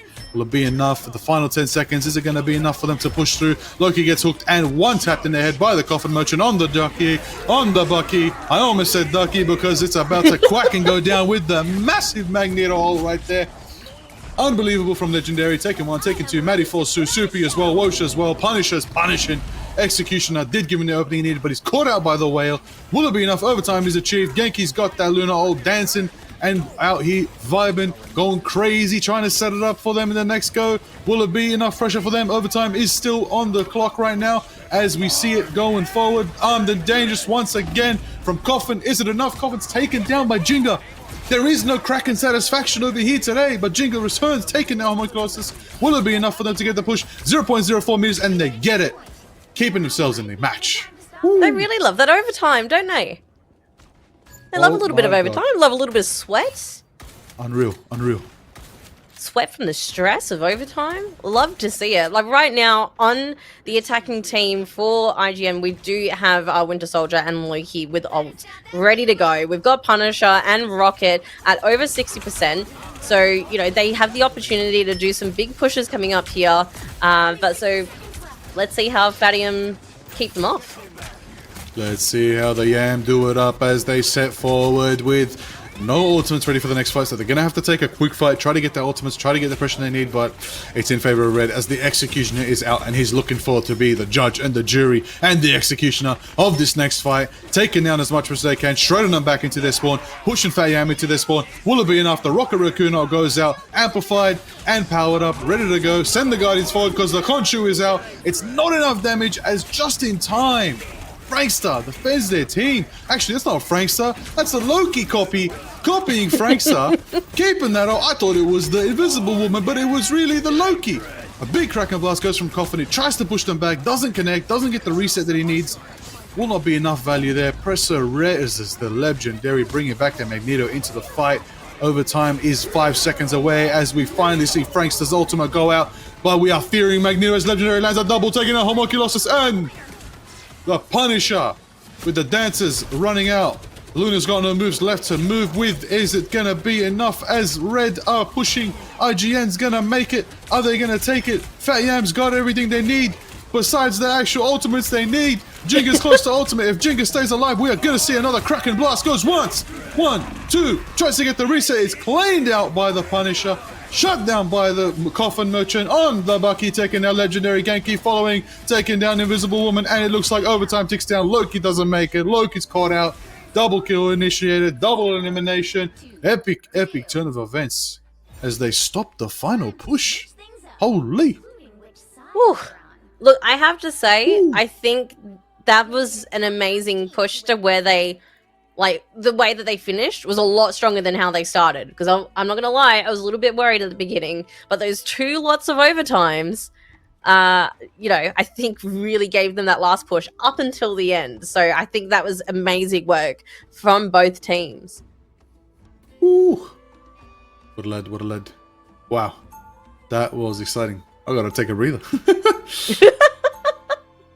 How you feeling? Love to Take see take it. your deep breaths now. Deep breaths. Take my deep breaths. Nah, Yeah. I can't. I gotta stay ready. You want to fire it up. Your heart They're putting rate's on a already show. going. You got to keep it on. That's I need you alright. to wear like one of those BPM monitors, like get one of those smartwatches. I need to know what your heart rate is right now because Listen. you poor thing. I don't think you breathed once in the last 5 minutes while they were trying to push that final point. The only heart I care about is the heart beating in the chest of these absolute amazing 12 players here today playing in the Marvel Rivals OCE monthly tournament by Nemesis Productions. We're here, we're hyping up, we're gearing up, we're training up. These teams are warming up. Everybody wants the gold. Everybody wants the $5,000 prize at TGX Marvel Rivals. But here today, tonight, we're going to find out who walks away with amazing Steam gift cards provided by Dice Heart and Nemesis Productions team. That's right, the winners today get that. So, these teams now know it's their final chance to get into the grand finals tonight. It's going to be crazy. It's going to be exciting. We're here in Wakanda. Many things can happen in Wakanda. Thanos even won here. So maybe it's your time to win too. So let's find out as we go into this. Don't remind me. Still feels too soon. Still feels way too soon. Also, Rocket Ultimate is charging very quickly. Already over 50%. 50% for Fadium. That's crazy. Wow. Wow, And he's indeed, got it. right there. Maddie, back at it again on an amazing strategist role. Amplification matrix thrown down there. Maddie giving them that pushing power they need, the pressuring power they need, farming up all those heals. Look at the ult charge stirring up from Frankster right there, going as high as they need right now with LeBro closer to ult than anybody. Spidey ready to go again, punishing, ready to run it with the Executioner. Drops down low, tries to get the angle, goes for the shred, goes for Magneto. Will it be enough to take him down? Is Wosh getting shredded down? Wosh is taken down by the Spidey. Homunculus catches Punisher in the action, saying, "You're gonna get my Vanguard, well, I'm gonna get you too." Genki follows suit, taking down Frankster. The strategist v strategist continues once again. The matchup is crazy. Every time there's a team fight, Stormy, they run for each other. Luna and the Invisible Woman, Sue Storm, they just go for each other every time. You love to see it. Strategist staying v competitive. strategist. Love to see it. Love to see it. And a nice double KO from a Punisher there. Soupy does have an ult ready to go. But we also have 3 opposing ultimates also raring to go as well. That is the beauty right there, as you see it. Oh, big disappear. Will it be enough? Does Frankster actually go for the full contest? The Judge, Jury, Executioner coming out from Soupy. Will it be enough for the power? Soupy takes down 1, 2, LeBro and Spidey taking down the other Punisher. Luna goes for it. They do expunge 3 ultimates just to get the capture. Will it be enough? It is enough, but was it worth it? We're about to find out soon, as they got 4 minutes 30 going into this next half. Look, 4 minutes 30, it's still a lot of time to play with. We do have IGN's Magneto, Rocket, Invisible Woman, and Bucky ready to go to defend strongly with the ultimates. But so does Wosh, and so does Coffin Merchant too. Looking forward to seeing a few more quadruple KO agains. Hell yeah, that's what we'd love to see. Eyes on the fact that we do have 4 ultimates, potentially 5, ready on the side of IGN. Ready to roll. Do we know any guesses what IGN stands for? Because honestly, we're about to find out. Because they're definitely in-game nemesis when it comes to what's happening right now, as they are definitely ready to try and stop this Fat Yam push. Judge and Jury Executioner gets pushed off the high ground, shut down. Wosh throws the meteor, catching out Frankster. Big Kraken Blast goes out, and he's shut down by Spidey's Punisher, saying, "None of that, brother. I got the big guns here. You're out." Coffin follows, takes 1, takes 2, sends it forward. 3:27 left on the clock. Will they have enough power to pressure? Shotgun goes out, blasts forward, takes a bit of damage, but doesn't get the elimination they require. Gives a bit of that Infinity Revolution reloading thanks to Maddie's Rocket Raccoon. Feeling good, feeling confident. Is it enough pressure right here? We do see Judge Jerry Executioner ready on the side of Soupy. Again, Soupy's been playing Vanguard all night, but has switched to the duelist role. Switched to get that damage in. Switched to change up the pace. Big Magneto Meteor. I don't even see where it is. It went invisible, but it appeared just in time to take down Soupy, as we've been calling and hyping up. Luna's dancing. Genki's ready to go. Get the sustain they need. See the Rocket healing. Most riveting gameplay in all of Marvel Rivals history. A Rocket Raccoon healing. We'd love to see it, everybody. Am I right, or? Yeah, Am well, I right? look, you know what you're asking. Look, with IGN, they are running the triple terror, the triple strategist composition at the moment, but will it be enough to help them defend, to keep Fadium off the point? But here's an Armed and Dangerous from IGN. Then Dangerous Jinga goes for it. IGN getting that double Kraken Blast 3 is on the site, and it's a triple. Got the reset again, but there's no one to get it, so it goes for a little bit of a celebratory Kraken Blast on the payload. Listen, Poor I don't know what the Panther. pavement did to him, but You know. Make it tough, you know? Make it tough. just toughen it up, making it Toughen it stronger. up. Now, speaking of getting stronger, I do see Homunculus is close to that Moon Knight ultimate. We might see Khonshu throw some hands down again on IGN, but again, execution is ready to go. Franks has got that insane disappearing field. It's going to be enough. The force field is crazy. Can nullify so many ultimates in the game. Most Absolutely. importantly, Wosh is there. Ooh, the moon haunts you. Doesn't get anybody, but it does spread them out a bit. Maybe giving Wosh an opening. Judge Executioner comes out again from Spidey. Executioner ready to roll, ready to shred, ready to gun him down. That's one, that's two, goes for three. Jinga follows through, getting the third. Maddie gets the res on Wosh. Wosh back in the fight, but it's not enough as they're going to get cleaned house by Jinga and Punisher. You gotta bring eyes on the fact these duelists, these gunmen, Spidey and Jinga are just going bang for bang right now. Every team fight, getting the value they need, getting enabled by LeBro's support, big healing coming from the Loki. Those insane clones setting up those healing fields is just all the sustain they need to just get in there and shred. Execution Yeah, and is don't getting forget about unchecked. those. Don't forget about that rocket team up and the bonuses that come with it too. Obviously, making a big impact here. And shout out to Frankster as well, getting the ultimates out so quickly. I've been noticing too. But there's a good opportunity here for Fadium to come out and attack and hopefully take that point again. That is exactly what we're about to witness right here as the dancing Luna going crazy goes out, sets up the fight. Legendary goes for the Meteor, taking down Soupy with Jinga, taking down Coffin. There goes the Bucky v Bucky in favor of the IGN. 26 seconds left on the clock. Riveting healing from the Presso D on the Rocket Raccoon. It's looking like they do get the hold. Right now, this could go in favor of IGN as the Punisher turret is set up, zoning them out from the spawn. 10 seconds left. Do they have anyone who can speed through and make it? Do they have the power they need to make it through? Do they have the flanking potential? They're going to jump up through the mid-ground. Overtime will be achieved as Big Bed Grip makes it to the point with 1 second left. Overtime has been achieved. Conscious goes down. Kraken Blast coming from Coffin Merchant. Will it be enough to go for the uppercut and shuts down the Loki pressure? Not enough. A Spidey on the Punisher shuts down the Coffin Merchant. Whoosh goes for the Meteor, cleaning house on the Punisher, returning the favor. 1-1 right now. Is it enough with the Rocket Ultimate ready to fly, ready to amplify? This is exactly what you want from Firepower right now. And the Punisher goes for one, goes for two, taking down Soupy, taking down the Thing, taking the pressure forward. There goes Jingo with the forward. Frontal, big Kraken Blast to finish it, and overtime is down and out, and IGN take Wakanda. 1, 2, 2. Wow, that was fantastic. Woo. Amazing work from both teams, but IGN coming through there. Amazing. That is I'm- the fire. Look, I think they found a little magic trio in Rocket, Punisher, and Bucky. They found it. They've definitely found it. So it looks like we'll be going into a map 3. Yes, we will. 1-1 each. FAM take map 1. IGN take map 2. Very exciting. Very good. Very, very saucy. Got to bring eyes on the fact that I believe MVP Spidey, Punisher did it done.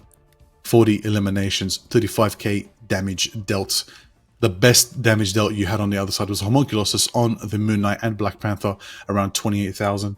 Solid. I'm looking forward to it because I'm hoping we get to domination. So hopefully we're going to get to domination. It's going to be exciting. Maybe potentially a map we haven't seen tonight. Hydra Base. Could be fun. Yeah. Be exciting. Looking forward to it, especially, I think with those more contained kind of points and stuff like that too, with something like Domination. Keen to see what Maddie brings out again with the Loki. I feel like that's been such an integral part to quite a few teams tonight, having the opportunity to steal those ultimates and to be seeing double and getting 6 lots of agains and getting another Luna ult to counter the opposite Luna. I think it's been such a big part of a lot of the matches that we've seen tonight. Would you agree? Definitely a big part. Cloak and Dagger out of the picture. Groot out of the picture. Luna Snow joins the fray. Magneto's there too. We did see a little bit of the thing, but I'm just saying, where's Johnny Storm? Where's the fire mega Yeah. hurricane? Where's the blaze? That's what I want to see. That's what I That would want be to see beautiful. too. But you Ooh. know what? We did see a lot of Johnny Storm in our earlier matches of the day. So it'd be That's true. interesting to see if he does make a little bit of a comeback. But again, going back to those bans where we did have the bans on the who was it the Groot and the Cloak and Dagger. You know, we're talking about Coffin Merchant, obviously really strong with yeah, the magic and you know things like that too, but showing that they could still pull off some really, really crazy triple quad KOs on the Bucky as well.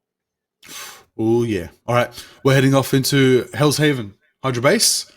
Let's kick it off to our analysts for the matchup, and we'll be right back. Hello everyone, my name is Nuxel and I'm joined here with Dice Heart and we're getting into a domination map. Oh, we're gonna be cooking. You've been waiting so long for this, Nuxel, and I understand why, how much fun it is and how different of a play style it can be. It's going to show, I think, Nuxel, the difference between these two teams because so far they're very, very closely matched. I like that there is this congestion. Map 1, map 2, it's a best of 3, we're into the last one, and this is the difference maker on a new mode that they haven't done yet, domination. There's gonna be some brawls, there's gonna be some points back and forth, at least I hope. Who knows, maybe one team is just gonna get absolutely ran down. The Winter Soldiers have been making some highlight reels. They really have been. I can't wait to get through and get some of those clips later. But, Nuxel, I think that we have to talk about what was inevitable here tonight, which was that if Winter Soldier is going to do well, so too is Rocket Raccoon, picked up and by both teams in that last map and played to a phenomenal level, which also allowed the Punisher to start doing work. That makes it very hard to find some bans here, Nuxel. We can see the Groot being taken away here. But, you know, the Thing is a potential Hell's Heaven. Doesn't have too much space to be able to work with for the Thing, but who knows? He could come out and he could be impactful. Magic going to be banned away, though. I wonder if this is going to be a Lunar Snow ban. You've got your two strategist heroes. No, it's a Rocket. The Rocket team-up ability and just consistent heals, I think, were an absolute menace in the previous map. Just the Z team up on that Winter Soldier as well as the Punisher just belted damage into the other team. But the Lunar Snow is available, but it seems like there are protects on either side for at least a strategist that they prefer on one side, but whether they do the other as well of that protected strategist as well. We'll see Sue Storm really being able to split up that fight with that invisibility and force you into like close quarter counters or just wait it out. Like, you got to make that decision. What am I doing? Do I have enough burst? I can't see what's going on. So can you bait it out early? Like, there's just a lot to think about. But how you feeling, Dice? Nuxel, I think right now we're seeing everything that we've seen tonight all conglomerated into one big game. There's a Winter Soldier, Storm. For a moment we saw Johnny score, but the thing is, tonight is pumped into this game. Both these teams want to get to the grand finals. I'm so excited. Do you know who else I think is probably excited though, Nuxel? I think I know. Why don't you tell me? Our casters, Avatar, Liger, and Stormy, take it away for us. Oh, what an introduction. I am incredibly excited because you know why, Liger? There's two storms. That's right. There's two storms, 2 times the fun, 2 times the glory, 2 times the pain, and 2 times the certified Omega Hurricane. That's what you love to see right there. It's going to be good. It's going to be good. And I'm happy because Soupy's on the thing and I'm ready to roll, ready to rock and roll. Big start from Soupy, going for the big punch, trying to shut down that legendary push, get the space they need. Little sneaky little Black Panther in the corner over there. I see you, Presser. But it's not enough for Soupy. Goes for 1 punch, 2 legendaries out of the picture. Coffin for Soupy goes for Frank Star. You love to see it. Oh, I wish I could have seen those punches, but I felt them and I held them in my heart. Close and dear to me. Soupy goes for the third. Is Soupy just punching people in spawn? What journey did Soupy just go on? Because I want to know. Love to see it. I was going to say as well, going back to those bans earlier, really surprised they didn't ban Winter Soldier, especially with Coffin Merchant being absolutely ridiculous on it, but they did ban the magic, so I think either way, they were trying to eliminate the lesser of, or the best of two evils, I should say. Ooh, yeah, that's it as is. There it is, Hulk and the Thing. The battle of the big boys. Big brawl is what we want to see right here. Exciting punches, exciting fists. Oh, Coffin taking out Legendary's Magneto early, nice and early, goes for the Hulk. Hulk gets turned into Bruce Banner. Will it be enough for him to get out? Nope! Bruce is bopped out of the fight. Homunculus gets the 1-2 on Jinga, and Bruce taking down Spidey as well, feeling confident there. I gotta stop saying Spidey, there's no Spider-Man. Also, cheeky double KO from the Omega Hurricane.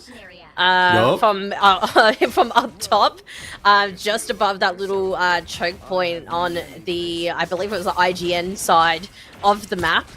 So I see you, Storm. I see you. Love to see it. Right now, Whoosh gets that nice. Oh, clobbering time misses from Soupy as this team right here, this team, IGN, not going to get forward, not going to press forward, not going to get their ideas mixed up right here. Magneto ult charges up. Is it going to land? Takes out Jinga's Bucky. Out of the fight, out of the mind, out of sight, and there goes early pressure from Presso D. Genki still got that Cloak and Dagger ult to give them sustain they need to hold on to this next fight. We do see 90% on the board. It hasn't even been contested by IGN yet. They're feeling confident. You already see it. The Storm is slashing and dashing, putting the blast on them. Will it be enough for anybody to make it to 0.97%? Is there anyone going to make it at 99 to 100? And it's clear. 100 to 0 in favor. Unreal from Fat Yam. They were not playing around that game. Poor IGN didn't even get to touch the point. Did notice on the IGN side that Spidey has switched back to Punisher. We still have the triple strategist meta happening on that side. So I guess let's see if, you know, do we think it's actually working for them, or what would you do in this instance, Liger? In this instance, honestly, like let's spice it up a bit. Let's change some of the matchups. We need some more explosive ultimates. We got to get in. Right now, the Magneto is most of the initiation. We do see the thing. We might see a pummel for pummel action right there. I feel like Hulk was a good pick, but we didn't see any Hulk in the backline, you know? You got to be able to close that gap, because once you get bucked up in, Homunculosis is just going to send that tornado blasting through the cave, and he's just not going to get out of it. There's no way out. There's no disengage. There's no Lunar Snow ult. Like, the best you can get is perhaps a Cloak and Dagger, but mainly we just got Frankster. Alright, Presso is on the cloak though, so maybe we'll ever see a change of pace here. We do go into the subway station early, trying to get up on that ramp. We do see, instead of going for that, we do see Lebro just go straight to point. Get them fists flying, get that turn, goes for a little bit of a hook, and turns it around town, goes for the U-turn, slam, and done. Big hook, uppercut into their team. I love seeing a Bucky that can land that tech right there. Gets the pick on Gotham Merchant. Jinga's feeling confident right now, taking Homunculosis. Both of the duelists out of the picture, out of the fight for Fat Yam. IGN look like they have the favor, they have the potential. OT, 020 taking them down. Lebro, 020 on the Genki. Genki's out of the fight. Cloak and Dagger's shut down. Welsh's Magneto out of the fight, and looks like IGN get their first percentage of this match. Well done. Yeah, look, that was fantastic work from IGN there. Although I wouldn't get too confident too soon. We've still got a Storm and Bucky ult on Fatium's side, and also the Things ult has come up in just a second, so this could be a good opportunity for them to push, as well as the Magneto. Here comes Storm. Here comes Storm indeed, flying, and Omega Hurricane is blazing, taking out 1, 2, 3, 4, 5. And 6 falls. That's a clean team wipe for Fat Yam. Taking point back, just as you said, Stormy, don't get comfortable. Fat Yam had the momentum, had the ultimate economy, and they take down IGN's pressure. Get themselves their 6% on the board. Look, there's still a little bit of time. It's only just been capped, so, you know, IGN still has potential to move this. They've just got to keep their faith up. We've still got this Magneto and Winter Soldier ult ready to go, so they've just got to be prepared for that. Prepared indeed, as we see Genki trying to get the sustain. Crack and blast coming out from Coffin. Gets one reset. Will it be enough? He only hits the Vanguards. Is it enough to get the second reset? Legendary goes down, goes for the backline and goes into the smoke, goes for the chase. Buckshot taken down. 0-20. It's Punisher. Will it be enough to go for the hook? Doesn't go for it. Tries to go for a click reset. Does it land? It does land on Cloak and Dagger, but is it enough to get the reset again? We do see another reset. Oh my god, Coffin is about to go again. Do they have the pressure they need? But no one's home. IGN have backed off to spawn. As greedy as Coffin wants to be, they need to stay back and just accept that they cannot go again. But they'll regroup with their team. They'll maybe go for a cheeky corner hook right here. Let's see if it lands. Doesn't Poor get Presso anybody. getting picked on by both the Storm and the Bucky there up top. it's just really, really unfortunate. Unfortunate right now. We see Lebro go for the big slam, doesn't connect. Wrath of the Goddesses. Storm is going in for the Mega Hurricane on the back line. Magneto's ultimate goes out. Will it be enough to connect with anybody? Who is taking down the Cloak and Dagger ults, keeping both teams alive? The shadows are here, the light is here. Executioner goes out from O2. Spidey taken down. Coffin Merchants, Winter Soldier. Big punch from Lebro taken down. Wash. Tank goes down. Homunculus is taken down by the Jinga Bucky with the Kraken Blast. Goes for a Meteor. Meteor takes down Genki with Soupy. With the Rock Blast, shutting down that pressure. Both teams trying to contest. 92%, 94%. It's clobbering time, but it doesn't connect with anybody. It's a delay though. It doesn't connect. 98% overtime is achieved. Will it be enough? IGN need to get on point, need to get the value they need as we see Bucky for Bucky, Kraken for Kraken, Blast for Blast as Coffin goes again and again. That's one, that's two. Will it go for three? Goes for the Thing. The Thing tries to bulldoze through, tries to hold down the line, tries to use that unbeatable armor, but is taken down again by the Kraken Blast and Coffin Merchant. Bucky phenomenon. Overtime is achieved. I don't think anybody can make it. You'd need a Strange to TP, but Strange is banned. Out of here. Actually, wait, I don't think Strange is banned. I think no one's just playing Strange. They just decided not to. And there it is. Going into your finals is Fat Yam going up against the team of, I believe, We Love Nepotism. What a scene. Now, big, massive respect, of course, to these legends. Legendary, Labroja Hamas, Jinga, Presso D, Frankster, and O20 Spidey. Shout out IGN for an amazing performance in the OCE Marvel Rivals Absolute Monthly Tournament Showdown Extravaganza by the legends that are Nemesis Productions. We love it. We love to see it. Thank you so much for playing. What an insane performance. That's it. You know what time it is, Stormy? We're going to the finals. Clobbering But time? before we get into it, it's clobbering time. True. You aren't wrong. But a bit of respect, of course. Homunculus, big MVP there, taking their team. That's right. Coffin Merchant, Maddie, Genki, Soupy, and Wosh, the whole squad going straight to the finals. Going to take them down. It's going to be a good one. It's going to be a blast. Let's have a look and see. What are we thinking? How do we think that went, Storm? How do we think that went? Oh, look, I love I think Fallium we did see in their previous game before, they're forced to be reckoned with, and I think they really solidified that in this game against IGN.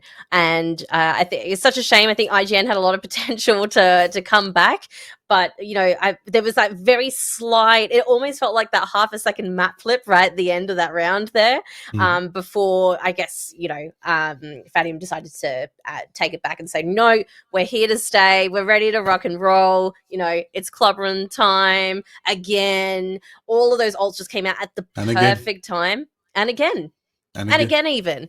So I think, I'm really excited to see how they go up against We Love Nepotism. I think it'll be a really, really interesting match. We've gotten to know these teams a lot better over the course of the night as well. Oh, yeah. But I believe we're going to throw it over to have a look at our brackets. Like, do you want to talk us through it? Ooh, let's have a look at the brackets. As I called out before, an insane performance coming from IGN and Fat Yam at the losers bracket, lower bracket finals in this OCE Marvel Rivals fortnightly tournament. Nemesis Productions putting it on. It's crazy. That's it. Everybody's played their hearts out. It's finally time to go into the grand finals as we have We Love Nepotism versus Fat Yam in a best of 5 matchup. That's going to be exciting. And I tell you right now, I'll double check. We might have a little bit of a check-in. Are we're gonna throw it to Nuxel and Dice, or we're gonna go to a break. We'll double check. We'll find out. It's gonna be a good one. I believe cool. We're gonna do a little kickoff. Okay. All right. Well, fantastic work from both teams. Nuxel and Dice, take it away. Amazing. Thank you, Liga, and thank you, Stormy.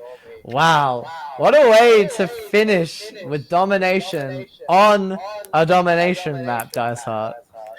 True domination as well, Nuxel. You're absolutely right. Fatty cleaning house there, putting on the performance of their lives. But Nuxel, they're not done yet. They're going into the grand finals. They have to continue to perform here. Now it's down to We Love Nepotism to see whether or not they can compete with Fatty. They're in that top spot. They're number 1 right now. Can Fatty take them down, Nuxel? That's what it's all coming down to. But it's been an exciting night. 16 Oceanic teams battling it out for this first place. I am very excited. There was so many times that game where I just blinked and suddenly everyone's dead, except for Fatty M. IGN, there's no one left standing. I was just like, what? Wait, I look up and I see, oh, those ults were used. Oh, what? it was a very, very coordinated performance. There was a lot of really good sustain by the thing. That hero looks like so much fun to play, and I haven't been on the brunt of it quite yet, but it doesn't seem to be too overpowered or anything from what I can see. It seems to be fairly balanced, but definitely in favor of a lot of the OCE players tonight. Well, I can't wait to see where it goes in the grand finals. Who is going to play the thing? And the thing is, Nuxel, a really good character. All right, before we go into the break, some brief reminders for everybody that you can check out our social medias by hitting that ! socials. Go and support our Twitter and YouTube. That means a lot to us and helps us with the upcoming events that we've got going on. TGX is coming up very, very shortly, and we're all very, very excited for the Marvel Rivals tournament. That will be at the Game Expo in March, 1 month from now. Creators Cup as well. Very, very cool. Also, if you're checking things out tonight, make sure you go and have a look at the donate link, ! donate in chat. Anything that you can provide helps a lot, keeps us funded here for these tournaments, and allows us to continue doing what we're doing, providing prize pools and keeping our casters at least eating a crumb of bread. So thank you very much for the support. And remember as well that you get a little shout out, a little text-to-speech thing. I know a lot of people in chat really want that at the moment. They've been talking about it. But Nuxel, we're going to go over to a break now before we get into the grand finals of our February monthly OCE Marvel Rivals tournament.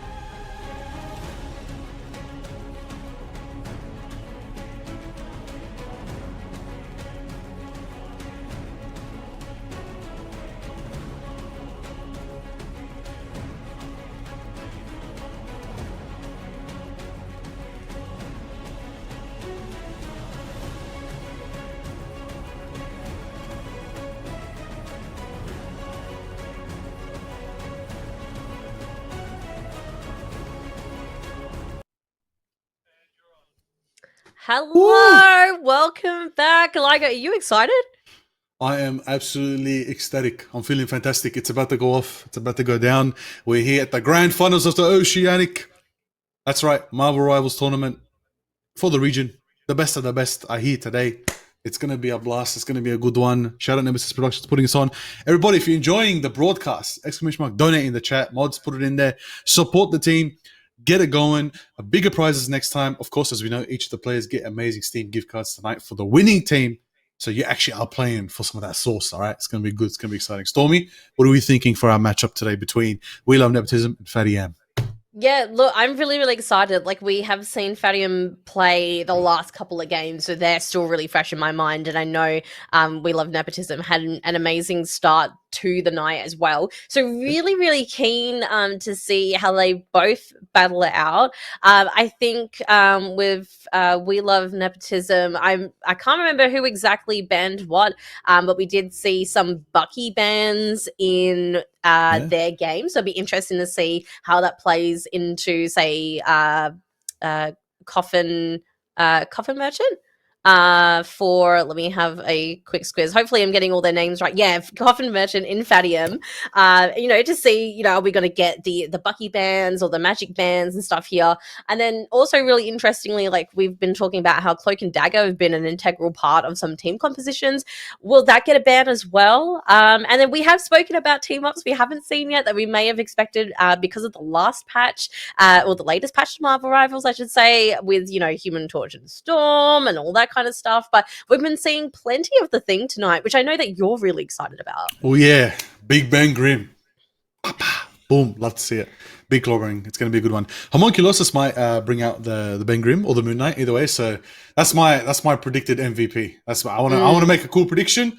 I believe Homunculosis is going to bring it home. But it's anybody's game. 12 amazing players are here. I do see some names on there. We know Daxu and Citrus are back in the fray. It's been a while since we saw them. We saw them at the start of the night. It's going to be exciting to see how the rest of We Love Nepotism go off, because we're going to Spire Islands. We're going to get into these bans and picks. We're going to Tokyo 2099. It's going to be good. Convoy mode, you already know how it is. Get on that payload right at the beginning and send it on home. Are you helping the Spider Weaver? Are you sabotaging the Spider Weaver? We're about to find out what role each team is going to play. It's also going to be a best of 5 match today. That is ballistic. I cannot believe it. Huge. So everyone, get comfortable, get your snacks. And make sure, if you're also not following this Twitch channel yet, what are you doing? Go follow. Go follow. Stay up to date with what Nemesis Productions is doing. And also see Nemesis Productions with their Marvel Rivals Creator Showdown, 23rd of March at the Game Expo. So, see you there. 100%. And of course, if you're enjoying this broadcast, my name is Liger. I got Stormy with me. Make sure you follow us as well on our socials. You already know. Our handles are out here. Big shout out as well to Nukesel and the legend Dice Heart putting it together. And production, we got Nuke Ninja as well, and Abe, and we got Redacted. I'm so very lost. Everybody out here, the whole Nemesis production team is putting it on. We're gonna give a bit of love, a bit of shout out to them as we get into these finals. We know your eyes are on the prize. We're about to find out who's gonna walk away with the grand prize today. But let's talk about these bans and picks. Okay, so off the bat, straight away, we are seeing that Nepotism has banned out the group. Strong start. On the other side, we do see the Strange ban. Ooh, no more Strange, but a Black Widow Protect. Ooh, and a Magneto Protect as well. But the Widow, look, that screams confidence to me, and I love to see it. So I'm interested to see who these next bans are going to be. I'm predicting a Bucky. Ooh. The suspense is killing me right now. 100%. Oh, no ban? No, wait, again? I remember this. Yeah, Another no ban? Is this a strat? This is a bit of a mental warfare has begun right off the bat. That's what I think it is too. Absolutely. Mantis? Somebody got slept in comp earlier today because they're banning Mantis. Fair enough.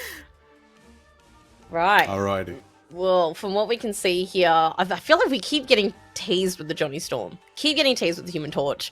As they go to set out these compositions. But it looks like we'll see Homunculus and on the Namor again. Very, very keen to see. And obviously, no surprises, Coffin Merchant is on the Winter Soldier. Thoughts on the opposing team? You know, my thoughts right now, we're going to see Lil Bro on the Hulk, Neo Reggie on the Hawkeye, Daxu on your favorite Storm, and Sedaps on the Widow. We got Soul Protected, Takayaki on the Lunar Snow, and Citrus waiting to decide, probably going to go Loki. We'll find out very soon. But let's get into the action. We're on Tokyo, Grand Finals. Let's kick it off to our casters for this Grand Finals. We're kicking it off to Nuxel and Dice Heart. It's going to be a blast. We'll be back soon. Let's go. Thank you so much, Stormy and Liger. I couldn't be more excited right now. What about you, Dice Heart? I am in my happy place, Nuxel. We get to watch the highest level of oceanic competition that we have available to us right now, as we see Fatty M brawling it out against We Love Nepotism. We've seen the back and forth between these teams. We've seen Nepotism take down IGN. Fatty also managing to barely scrape by and take him down too. Coffin Merchant looking fantastic. Nuxel, I don't know where it's going to go, but the first pick already comes through. Setups already showing their dominance and why they protected this Black Widow. You gotta be careful where you're hiding around, because even if one tick of damage gets to you and she headshots you, down you go. And Nuxel, this is something that a different one of our classes... Oh, another pick there. Hawkeye finding Woach. One of our other classes often talks about this. At the very high levels, peeking even the slightest little bit means a headshot that takes you down immediately. So I'm going to give a shout out to J-Beto, because he's been waiting for this sort of meta to start breaking out, and we're seeing the punishes come down from peeking. But Nuxel, you know, very, very quick push here for We Love Nepotism. Daxu doing a lot of damage already too. Lots of ground covered here already for We Love Nepotism. Good knockups all around. The Thing wants to go in and get dicey, and Homunculus wants to play off of that aggression, but they're getting taken down, and so is the Thing. Coffin Merchant is able to get that trade onto Setups, and the Fate of Both Worlds is there to keep the rest of the team alive. Oh, good wow. pick onto Neo Reggie, just to keep the aggression going. Good takedown double onto Citrus and Dakutsu, and finishing off here almost onto the Magneto, but good heals just to carry that out. Coffin Merchant is my goat, Nuxel. What an excellent pull. Finds two after already picking himself up a double kill. Just clean gameplay coming out from this Winter Soldier. Honestly, this game has barely started. I'm expecting a Buffy ban next game. What do you reckon, Nuxel? Maybe. We're starting to see, though. We can see on We Love Nepotism sides, 6 ultimate abilities up. They used nothing last fight, and they have everything right here and right now. Now, this traditionally can be a bit of an awkward push to get through, but not when you've got a Storm ultimate in the back, and Setups going massive as well with his ultimate ability. The offense is huge here. Magneto not able to get anything, as we see two Fate of Both Worlds going around, healing, and taking down his Genki from Lil Bro. Homunculus able to trade out onto Daxu. That's not someone that you want to lose here on your offense, but the cart is pushing up. Quick responses there by the supports to get out their ultimates. The Fate of Both Worlds on both sides used multiple times as well there, because Citrus made that transformation. Oh, sorry, Matty AF made that. No. Yes, Citrus made that transformation. There's so many Lokis. We're going to see the ultimates coming back and forth again, and this time, Coffin Merchant going in. Fate of Both Worlds, it just has to be used here. Before it was the Loki, and now it's getting used. Oh, sorry, this is the Loki as well. Yeah, you know, you've got 2 Lunar Snows here. If you have a Loki on your team, no one's dying from that, even when you've got a spamming Hawkeye. Very close getting through there, but We Love Nepotism not able to push out that tiny little bit further. Good hold so far, Nuxel, from Fatty M to be able to hold here, but this is where things are going to start getting very, very tight. A bit of damage from Genki, though. I'm impressed. This is history in the making. We know these names now. They're not unfamiliar to us. Good stuns there in the back. Daxu wanting to get some dangerous hits happening. He's ulting up and down. Able to get down Genki here. It'll be Neo Reggie picking off that last hit. Looking at this Loki. Good shift. Citrus has to ult on point to keep anyone left alive here. Coffin Merchant and Matty AF down. Can they push this cart further enough to get this point and continue on into the next bit? It looks like they can with 3 more KOs, and they'll be continuing on OT. Wow. Daxu was just left alone in the back line there. He got that ult off. It didn't seem very impactful, but he completely split Matty AF Matty AF off from that fight and prevented any healing coming off. He was forced to use the clone and the extra healing, the shift healing around himself, surely himself. So he wasn't providing anything to his tank. Spoopy couldn't get any help. Wosh couldn't get any help. Coffee Merchant didn't have any time. So I think Daxu, absolute standout play right there. But Nixel Ultimate coming up here for Fatty Am's side right now. Spoopy has his, and Matty pencils straight away into this Lunar Snow. Another Luna to work with. Wosh getting that first KO onto Neo Reggie. That's a good pick, but Coffin Merchant's down, and that's a lot of their damage, especially consistency. Triple kill from Setups, and closing it out with a Quadra as Daxu takes down the thing with it. Massive for Setups. That was absolutely phenomenal. Setups fights the huge snipe Nuxel. No one was talking about this character. No one cared about this character. Season 0, even getting into Season 1, no one cared. Setups is showing us why this character still exists, why this hero can still be played. Quadra for the Widow. Taking some lessons from Shroud, I believe. Headshots all around, and that ult was ridiculous. Wow, we really are coming back to Season 0 finals where Hawkeye, so impactful, Widow now finding these headshots. Ultimate's coming down from this support neutral. I'm expecting this play back and forth to be slow, but here comes Daxu. The combination of both ults here, but it's Coffin Merchant that are taking this out. Resetting 3, resetting again. What else can Coffin Merchant get? It's Wosh picking off Daxu, and that's 4 down on the offense. We love nepotism. Have to reset. Nuxel, I'm annoyed because these guys are now using our tournament and broadcast to clip farm. Look at them. It's a Quadra, it's a triple, it's a Bucky, it's a Widow. They look fantastic, and I'm upset that I can't do it, but both of these teams, such clean mechanical players. Setup finds another one, Nuxel. Where from? Where is the rest of this tick damage happening? Setups is just finding the picks from every angle, imaginable. That's a Counter-Strike player if I've ever seen one. Good ult from Lil Bro onto Coffin Merchant. Daxi picking off one to keep up that aggression. Neo Reggie's up. And Citrus is the one that's down and taking down Genki. Setups on the left as Lil Bro takes down the thing, and they're able to take this point and push out further. Good push there. We see that Daxu actually made the switch over to the Winter Soldier here, choosing to forego his typical Psylocke play. Of course, we've seen him play this Winter Soldier before, and he's very, very good at it, but it feels like he's being pushed into this position. Setup is still, of course, doing really well, but Fatty Emma doing a great job holding a lot of these points so far and really bringing it to We Love Nepotism right now, Nuke. You've got Loki ult available for Citrus. Tayaki's almost got theirs, and Setups as well. Fate of Both Worlds starts out from the defense here. Fatty AM want this aggression for the defense and push them back. But they don't realize that the ults are available now for offense. Homunculus, though, with 2! And Wosh getting 1 for themselves. Homunculus with a 3rd, but Daxu's getting 2 for themselves. Homunculus, that's 4. And that looks like We Love Nepotism have to fall back, or they won't be getting anything else. The amount of quads that we've seen already in this game, Nuxel, is ridiculous. Daxu was so close to turning that around, but Homunculus absolutely cleaned the more gameplay. We do see, though, the holding so far kind of firmly here on this defense are Fatty. Only 20 seconds left on this push. They might be able to hold this out and prevent any kind of push through. Daxu's already down to half health. The ultimate Spoopy, he's looking Did you see that Coffin Merchant triple? But it was the thing to set that up. Make that quad. Yet again, quintuple kill from Coffin Merchant. Setups tries to get 1, but that's a hexa kill from Coffin Merchant. He finds it, Nuxel, the Hexa for Coffin Merchant. We've been talking about this Winter Soldier all night, and he gets the Hexa!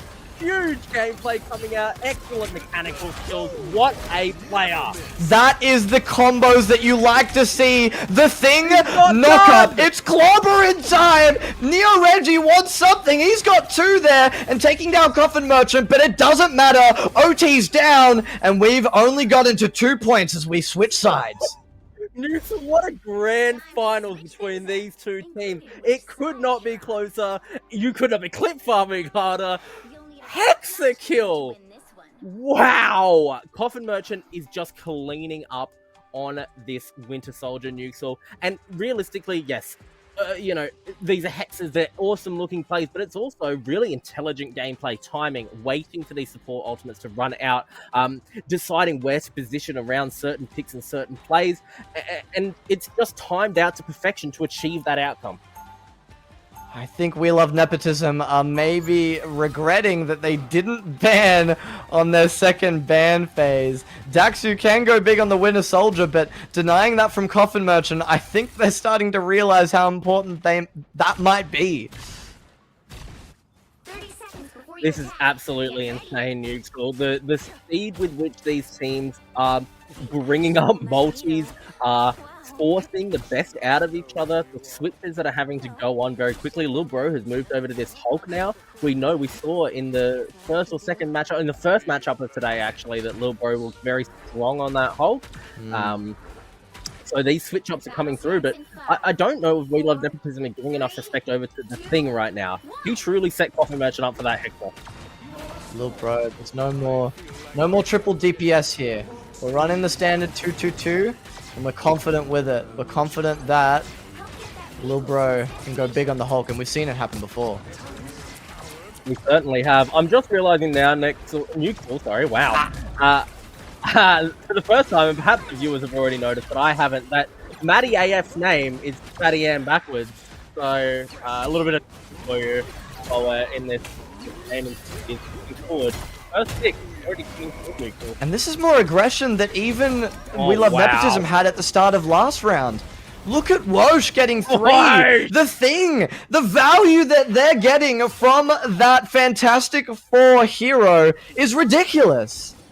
Wosh just completely cleaning up, pushing through, providing space alongside Soupy there. Homunculus is already at 82% ult charge. We know how confident he is on this more, and without any defensive support ultimates available here from Nepotism, oh, never mind, Daxu finds one, he's gonna find more. He's down though. Coffin Merchant able to get that last hit as Namor did a lot of damage there. We see them in the corridor, and Setups is just up above, not contested, picking off heads. Starting to see people in the back line uncontested as Fate of Both Worlds comes out from We Love Nepotism's team, hanging on the point, making sure it doesn't get pushed any further as we see that the defense have to hang around here and the offense are falling back. What happened with that Winter Soldier ult? A little bit off the mark that time for Coffin Merchant, despite his previous extra there. This now is a bit of a stronghold. Of course, this point is hard to get around, but Nepotism are doing a great job really pushing back on Fatty. Ultimate's coming up on both sides very quickly here, Neutral. And this Story is, of the game, as always, is these Winter Soldiers. and this is that traditional tank picks that we see We Love Nepotism holding with the Hulk Magneto. We see a little lot when Doctor Strange is banned especially, and it's really going to show a testament as to which one is going to get played better. Matty AF is using their ult as Setups picks up a headshot on the backline. That's Homunculus down here as a 6v5 happens with Fate of Both Worlds on both sides. Daxu wanting something, and so is Setups, but finding some awkward angles here. Flicks all around, but still Fate of Both Worlds dancing around and healing. Matty AF is able to take down the Lunar Snow out of their ult, but they're still playing defensively. They have to get back. Soupy, though, getting Setups finally, but Lil Bro is taking down both the strategists. Coffin Merchant in the front line, but taken down by Lil Bro again. That's 4 kills Lil for Bro the gets Hulk. the What can you quad. do? Good exile. That's 5. Pentakill for the Hulk. Ah! They just do not stop, Neutral. Lil Bro, Penta, Hexa for Coffin Merchant, Quad for Setups. This game has been an absolute cinematic experience, and these teams don't stop. But finally held back now by We Love Nepotism Fatty. They've got one more push in them, and they have no ultimate to do it in. Loki dancing around. He's got some ults to choose from, but he's getting a takedown onto the Namor there, and you don't want to see that when the Namor is 92% of the way over to the ultimate. He'll be back, but we're 30 seconds away from OT. Ult in the back line, Coffin Merchant's looking for it, but they'll be getting taken down from Setups, but not before taking down Magneto. Looking forward here is Daxu, good pull, and a Magneto shield will happen here as the ult goes up, the ult goes down, and Taiyaki gets fallen, KOs all around, they push forward and want this aggression, but Fate of Both Worlds is denying a lot of damage here that Fatty M are wanting to take. Citrus is down, though, as the thing pulls forward. Setups is getting contested by this Magneto. He's getting looked at and taken down here in a second, but it's Copper Merchant getting that last hit. No value from the enemy Magneto ult will be happening as Matty AF ults and pushes forward as they get this first point finally. Wow, Nuclear, I have to talk about it. It's not over yet. We're seeing these support ultimates still holding the point for the time being. Lil Bro, though, is going to be falling back into that Bruce Banner form. It won't be long before this Lunar Throw goes down to Coffin Merchant, picking Kayaki up there. But Nuclear, I have to talk about how competent every single player on Fatty M is. Ooh. If it's not Coffin Merchant getting picks, it's Wosh or Homunculus. Soupy setting things up. Every single person on this team is individually fantastic, but as a team, when they really group up and get to that point, get on top of the cart, they just make magic happen. They had no ults going into that fight. I imagine we'll be seeing Reggie switch to a different hero there. Yeah, we're going back to the Magneto. A bit of a mistake. Wanting to just use the Spider-Man to get back to point as soon as possible, but switching back with no loss of ultimate charge to the Magneto. Now we are seeing the quick push through here. Ooh. As that ultimate's going to come down from both sides of the board. Homunculus is coming out, Neutral. Homunculus is big, but it wasn't before the Fate of Both Worlds was up and wasn't able to save the thing, but Homunculus still with another, going forward, very much pushed up as Daxu is down, and so is Citrus.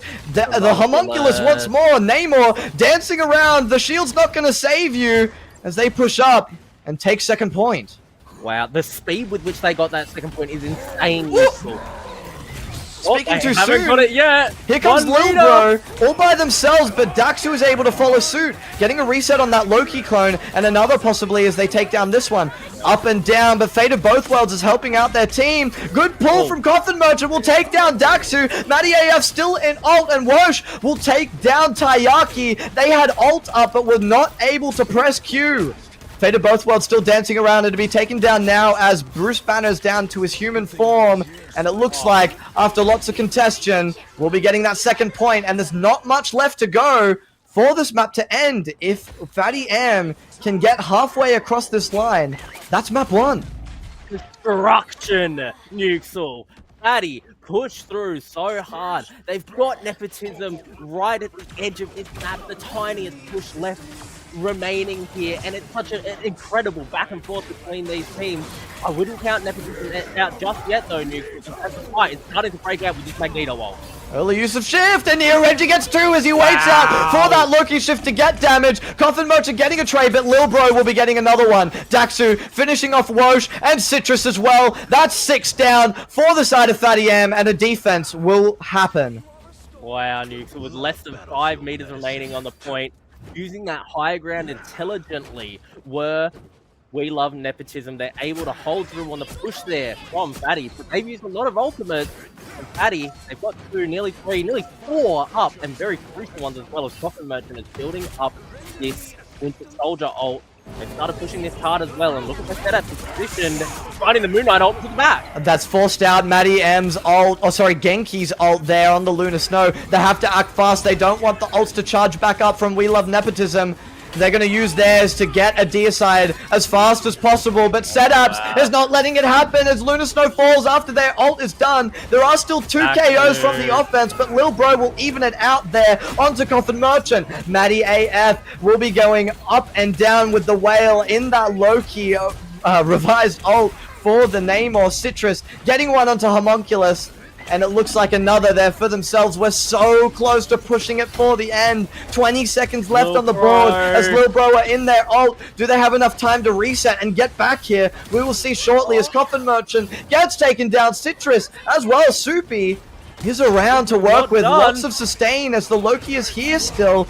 They want to push this forward. They need to take down Lil Bro as he's jumping around. Homunculus, though, taking down Magneto. Near Reggie down for the count. They've got the room to work with now as Wosh takes down Taiyaki. That's massive. Daxu. Homunculus taking down 2. Setups more fallen. There's not much left to go. 2 meters and 38 centimeters. Matty AF. It doesn't matter. That's 3 points. And that is Fatty M taking down first map of this best of 5.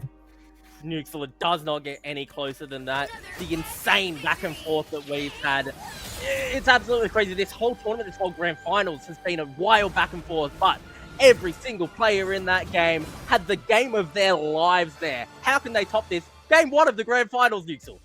Oh, you said it in one of the previous games, but I'll say it yet again. This is cinema. This is fantastic showing, I believe, of OCE's talent. And at least from what I can recognize, when you look back at the Season 0 finals, none of these guys played in it. But these guys are playing out of their minds, and a lot of them are playing in the high levels of ranked and stuff like that. But I am just outstanding. I'm astonished at the way these guys are playing. I love the thing. I love these hexakills, these pentakills. It makes for a sore throat for me, but this is phenomenal. I mean, it's so exciting, Nuxel. We see Soupy doing an amazing job setting up for their team to be able to follow up on Coffin Merchant. Of course, huge shout out for picking up that Hexa, but not even the MVP of the game, according to Marvel Rivals, Homunculus, is able to pick up that credit there. And a quadra for themselves as well. Little Bro finds a penta on the Hulk. Every player in this game is showing their capabilities individually, their capabilities as a team. We saw in those last 3 meters almost desperation from both teams to be able to push the cart over the line, to be able to hold the cart, and realistically, the individual and team skills coming out here. And remember, Nuxel, these teams, they haven't necessarily been around for the longest amount of time. Some of these teams are forming up within the last few weeks. They're not getting a lot of time to scrim. These aren't official teams necessarily. So the skill level that we're seeing here is only going to increase further. But do you know whose opinion I really want to hear about this, Nuxel? I think I do. Why don't you tell me? I think I want to hear from Nuxel and Stormy while they break down the insane... Wait. Stormy Liger's not going to let me... and Liger, I think, is Liger's who not going to let me get that one. Liger and Stormy, take it away. Hey guys, everybody, my name's Nuxel. Welcome back. Of course, I'm back here Nuxel, again. you're looking different, mate. I was good. I got a shave, grew a beard, feeling good. You know. Shout out Nuxel and Dice, absolute legends. And they wanted the opinion. I'm gonna say it. Homunculus with the MVP. Prediction. The caster. Beautiful. They say cast a curse, but it was a cast a blessing, all right? I had a prediction Homunculus was going to cook, and we saw that. We saw insane 47 eliminations from that top-tier gameplay, 30k damage. You love to see it. But it was well fought. It was hard fought. Got to say, for real. Nepotism, they put it on them. They put it on them. But Fat EM do take this first map. They do take the first map. They do indeed. And, you know, I am so impressed. Like, when we were watching the match, there were so many moments where we're like, whoa, wait, did that happen? Like the combined like Hawkeye Black Widow ultimate situation that happened. Oh that God. was beautiful. Ooh. I hope someone clipped that, because like, I mean, actually there were so many clippable moments, and like what the guy said before, and I will steal this quote from them, it was cinema. It was so good. It was amazing. It was fantastic. It was spectacular. It was incredible. I'm trying to think of every description known to Marvel Universe. It was Say that again. Fantastic. Oh no, don't make me repeat it. I can't remember it. Okay, it's been a big day. But I have to say, you know, what are your predictions for this next game? Because you know, I'm interested to see what kind of bands are coming up next as well. Listen. I'm not a fan of the 3-0, so I'm gonna flip the script a bit here. I think it's time for Lil Bro to grow up. I think we saw something there. We saw a little glimpse of some magic there. Chat was going crazy. I think Lil Bro's going to lock in on the Hulk. Maybe even switch it up a bit. We might finally see the monster come out. It could be a change of the pace. Don't sleep on the fact that Sadap's widow was crazy. It's going to be good. It's going to be cooked. Daxu as well. You got to keep eyes on the prize. Citrus, Tayaki, and Yoreji, they're going to cook it up a storm, all right? They may have lost now, but they got that motivation to pull up, get themselves their first map win in this grand finals of the OCE community tournament. That's yes, right. Nemesis I'm excited. Productions, here we go. I believe the next map as well will be the Empire of the Eternal Night Midtown. That's it.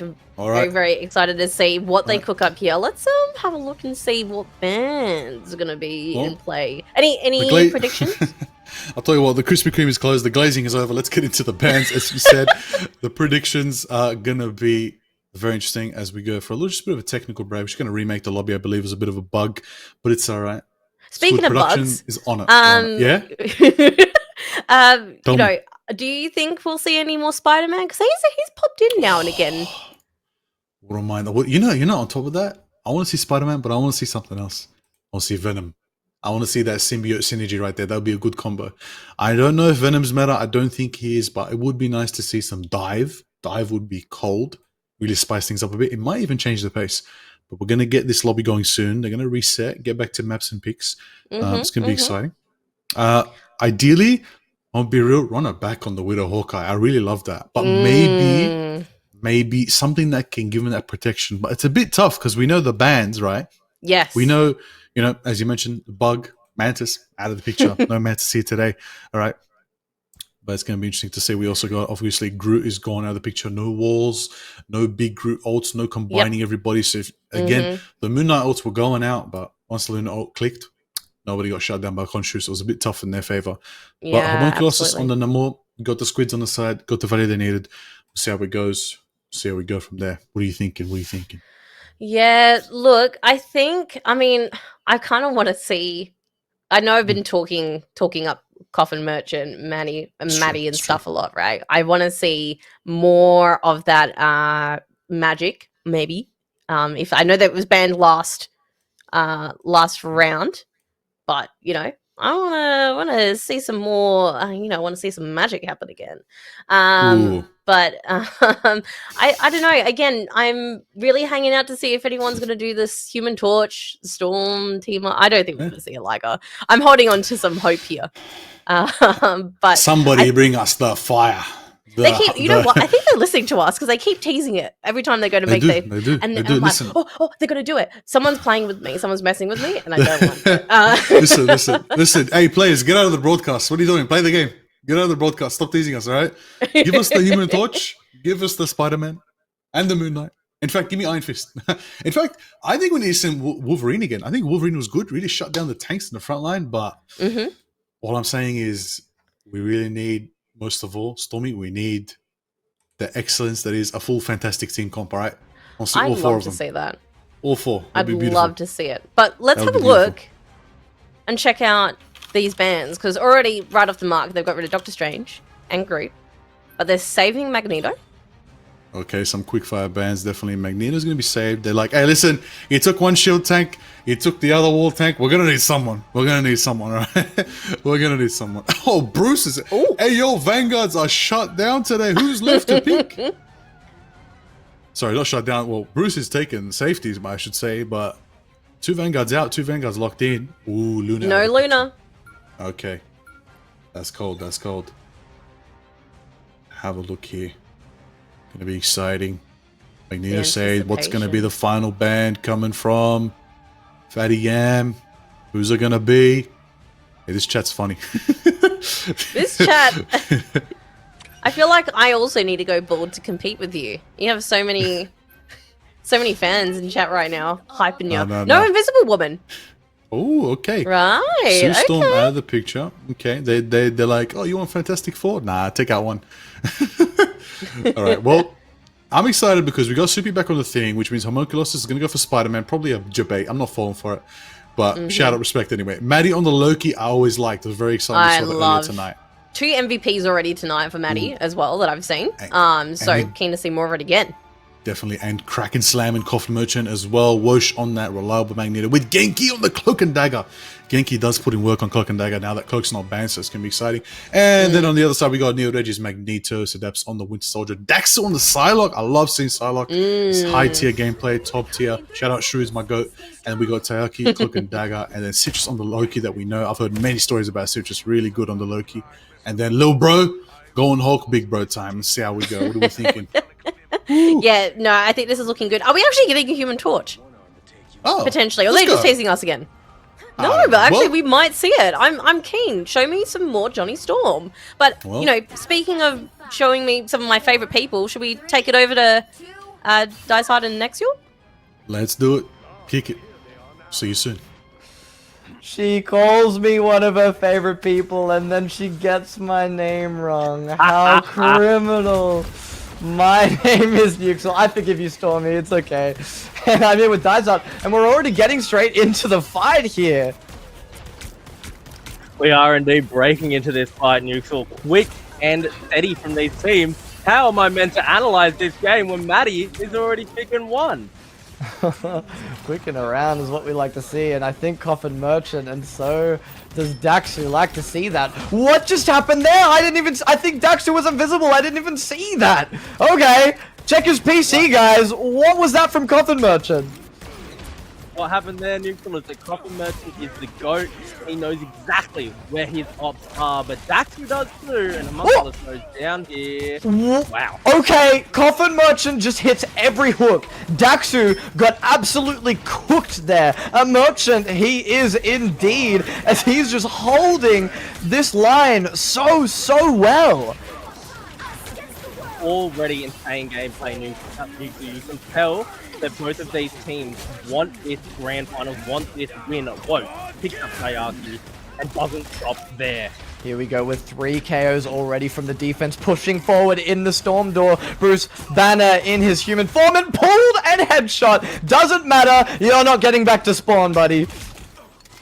Absolutely insane and so close to spawn as well, Neutral. Look how far forward Fatty are able to defend here. This corner is a nice position to be in defense.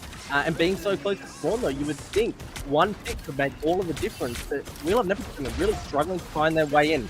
Lil Bro, he's on this roll, 88% on that ultimate charge setup. Not too far away from his either. But Daxu, he's struggling to find picks against Wosh's ultimates constantly on this Magneto. Look at the sustain from the Thing, the clobbering time out in the backline to disturb their strategist. But, like, what can you do against the big rock in your backline? Moon Knight ult from Homunculus. I know Ligar's gonna love that. Citrus down, Lil Bro down, and he'll be taking down Neo Reggie. Homunculus with 2 as they push again into the spawn doors. Soupy making a lot of space for his team. I know exactly who I am purchasing my Coffin from Neutral, and so too to the entirety of We Love Nepotism, because Coffin Merchant is forcing them into the grave early. However, Hawkeye, a bit of a switch up here for Neo Reggie, and he's already found one. A Loki transformation could make all the difference in this next fight, though, Nick. Up and around, and Neo Reggie's picking off heads. Matty AF is taken down. That's another one onto Woj. Setups up and down onto the Cloak and Dagger, and he's going massive with a triple kill. It's the DPS that get these picks. 5 down, and a point pushed up. And one more time. A good measure there from Setups. Setups and Nedry both heard me. Neo Reggie both heard me going, yeah, the defense coming out really good from Fatty, and they went, nah, we're turning this around. We're not having this at all. Clean fight there between them. And again, this is coming back down to the consistent DPS and the ability to out-damage healing. Coffin Merchant going in though, Neutral, is legendary for Daxu. Thank God Coffin Merchant has some good strategists on their team. He maybe got a little bit more than what he bargained for, as Daxu and Neo Reggie are taking down 1 for each. Setups, the triple DPS is too much for Fatty Am to work with, as they are 3 taken down, make that 4 points done, and they push up even more.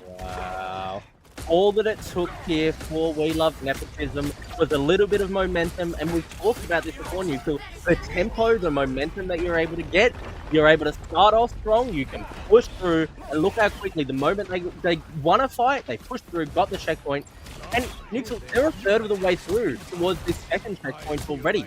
Being able to run this tempo down, they started building up their ultimates again, and it's going to make it very difficult for a defense here on the part of Fatty AM. Setups wanting to be Coffin Merchant, but they'll be getting taken down a lot faster than we saw Coffin Merchant did. They were pulling ults. Neo Reggie taken down as well. Pushing forward is the defense, and there's not much that I Love Nepotism can do anymore. We're about halfway there on the cart, and this is a bit of an awkward spot to leave it. There's a good chokehold here, and Fatty M, pretty happy with this. So this is insane already. Coffin Merchant's in such a good position now to hold this defense. Daxu, 1 HP, does go down. No, does hold, sorry. And Neo Reggie turns it around, finding 2 nukes. Picking heads as Lil Bro is out in the back with his ult. He's the one that are making these plays happen. He's always getting these headshots on the enemy, and they're able to push forward with it. There's another one there onto Wosh. Be it not a headshot, it is a KO, and he wants more. He's hungry. Wow, double pull from Coffin Merchant! He's always hit them, but I don't think he wanted to hit that one that time. He was fighting off far too much more than he could do there. 4 meters 3.5 meters even left here. The touch from Maddie doing a good job turning this around and holding the point so far. But Reggie finds Homunculus, and the ultimates are coming down. Who's putting Neo Reggie on the tanks each game? Every single time he's opening it with the picks, Setup's following up. Wosh getting a good trade, but it just doesn't matter here as Setup's got 3. This is absolutely crazy back and forth. Now Setup is honestly earning their position for an MVP right now alongside the DPS coming out from Daxu. But realistically, Nuxel, we don't talk about it as often as we should. At least I don't. We have to talk about Taiyaki and Citrus doing work here, consistently providing healing for their team. I want to see what Snoopy can do now on this Fantastic 4 with being able to provide their team those extra little bit of damage resistance to how much constant DPS is coming out. Ult is available. Clobbering time is nigh. Checking the clock for that. But some good damage coming out onto the Hulk. Instantly healed back and jumped into the backline. But Homunculus is going quite good. Ult's around and Wosh has got 2. Matty AF onto Citrus as well. This is what they need to hold the backline and the front line all around. They've got the cart and they're pushing forward. That was so fast. What a great defense. And they did use 3 ultimates, but they still got 3 in the pocket. Whereas on the attacking side, Nepotism have absolutely nothing to use here. A minute left on the clock with all of these ults up. It's only a few picks that we need to find to prevent this from turning around in their favor. Hiding around, the Wosh is getting exiled, but it doesn't quite matter yet. Good splash damage is happening, and a Cloak and Dagger ult will sustain this fight out. 4 times she will dash. 4 times, it's maybe not too many here. Good damage coming out from We Love Nepotism, but they'll be taking even more in return. The thing is down. Setups has got the opening KO. He'll be looking for more. Loki is getting looked at. Not a reset is happening. There it is. He's looking around. Can he get another? Again and again. He's only got 2 to work with. Citrus has got 1, and there's a 3rd for Setups. Make that 4. It's a quadra for Setups as he pushes into the backline, and they push this cart forward. Almost a quintuple, but it won't quite happen. Nearly the penta. You're right, Nuke. What a push there. Setup doing so much work. And again, it came off the back of a lot of setup there and positioning and timing. We're into overtime now, but I don't know whether or not... I don't know whether or not Fatty can hold this right now. Look where Daxter is standing, Nuke. Playing good with this backline dives. Getting the ult. This is what I was looking for, and this is what he was hiding for. Neo Reggie's got 1. Daxu, another with his ult. Looking for more pigs. Tayaki's getting Coffin Merchant and headshotting this Cloak and Dagger. He will be doing, not down yet as they involve, just wanting to sustain on this point as much as possible. 1m10, and that's 3 points here for We Love Nepotism as we switch sides. There was a point there right at the end when there was a few minutes away, the cart from clearing there. From being right at the end, where we saw all 6 of We Love Nepotism in that push, and it was terrifying. They looked genuinely like the Avengers in Age of Ultron. I saw it in slow motion, and I saw my life flash before my eyes. I can't imagine what Fatty saw here. And now all the pressure is on them to turn this around and push it to 3 themselves. It's hard to do when Daxu, Setups, Neo Reggie, they're all looking so clean, Nuxel. And this isn't like our last previous game here. They don't have to push to a certain distance. They have to push it the whole way and then play overtime if they want to win this game. So We Love Nepotism in a pretty good spot right now. There was 0 on the clock, but Fatty Am's got a lot of distance to cover. This is definitely the time where you have to lock in. We're at 1-0 already in favor of Fatty Am in this best of 5 matchup. If they drop a game here and allow We Love Nepotism to catch up and force that 1-1 draw position, it becomes a much harder position to be in, and you're giving the momentum over to Nepotism. You can't let that happen, Nuxel. Snoopy, I really want to see what he can do on the thing here. Setting up for his team, another opportunity to set up for Coffin Merchant is what I really, really want to see. And these players really grouping up, playing together, and looking for some of these corners, just like Daku has been doing, and just like Setups has been doing. Montly, the opening pick. Oh, Homunculus is going big, but Setups is hitting as many pulls as Coffin Merchant now, taking a bit of a tone to the books that Coffin Merchant has been reading, it seems. The highlights are for the Winter Soldier on the defense right now, rather. But I want to highlight this Squirrel Girl pick. Where? Where was it? Sorry, Nico, I can't see it. Where did she go? My B. Here, Reggie. Capable on the Hawkeye, finding these headshots. Down goes that Squirrel Girl. And this is good. I want to see this POV for a little bit because look at how consistently these shots are being hit. Ruby, though, does find Jackson, and Homunculus finds Citrus. It's a good position to be in if you're on the attack. Finding the backline and finding your own flank. Each the tank and the DPS are going quite large here as Neo Reggie falls. There's no more headshots coming from them and setups as well. Triple kill from Homunculus, chucking down those squirrel bombs and covering a lot of distance with the jumps. Making good plays for their team. This is exactly what I said right at the start of the round, and they did it within a minute time, so I'm very happy. Thanks for listening, guys. I wanted to see, Homunculus has done it again, I wanted to see this team look for positions in strength, hot, get around corners, and this Squirrel Girl is doing a great job of that. Actually, though, as soon as I said that, Classic Nurse picked off Homunculus. 2 traded kills from the Homunculus ult, the Roche ult, and Genki's ult as well. Daxu's able to find Maddie AF, but Genki's picking up yet another one. That's a double kill following out onto setups, and Daxu's finished off last. They'll be able to push this card even further now. Great first checkpoint there for Fatty. This is a really, really good start for them. Still got over 4.5 minutes left on the clock. And this first corner, it's a really tight push to be able to find, but once you get 1, maybe 2 picks, it's really hard to defend in this area, Neutral. So really, I think we should be looking at Coffin Merchant here to be able to find an early pick, but it's near Reggie, and that's really crucial. Not having Homunculus on that Squirrel. What a pull! Triple pull, but one was a Loki clone as well. Neo Reggie is up and above and looking for stuff, but it's not happening as both Taiyaki, Neo Reggie, and Daxu fall down. One for each of the members of Fatty AM. Coffin Merchant finally getting one of their own, looking for this Black Widow. Can they pick it up? It looks like they're going to drop it as they push forward this card even further. And you thought, it's exactly what I was talking about. 2 picks come out, and the second checkpoint is immediately going to be locked in here for Fatty's push. It's so hard to defend around that corner, around those corridors, and as soon as you get 1, maybe 2, that's all you need to be able to do. And now the momentum heavily in favor of Fatty. Here, Reggie's struggling to find headshots at this point in the game. Maybe when Fatty are coming out of this corner, Coffin Merchant though starts off this fight with 1. The mobility and the wild setups, getting 2 in the back line. They were hiding there, waiting for it. They'll be getting traded by Soupy, and the momentum is still there from the offense, though. They have to play back.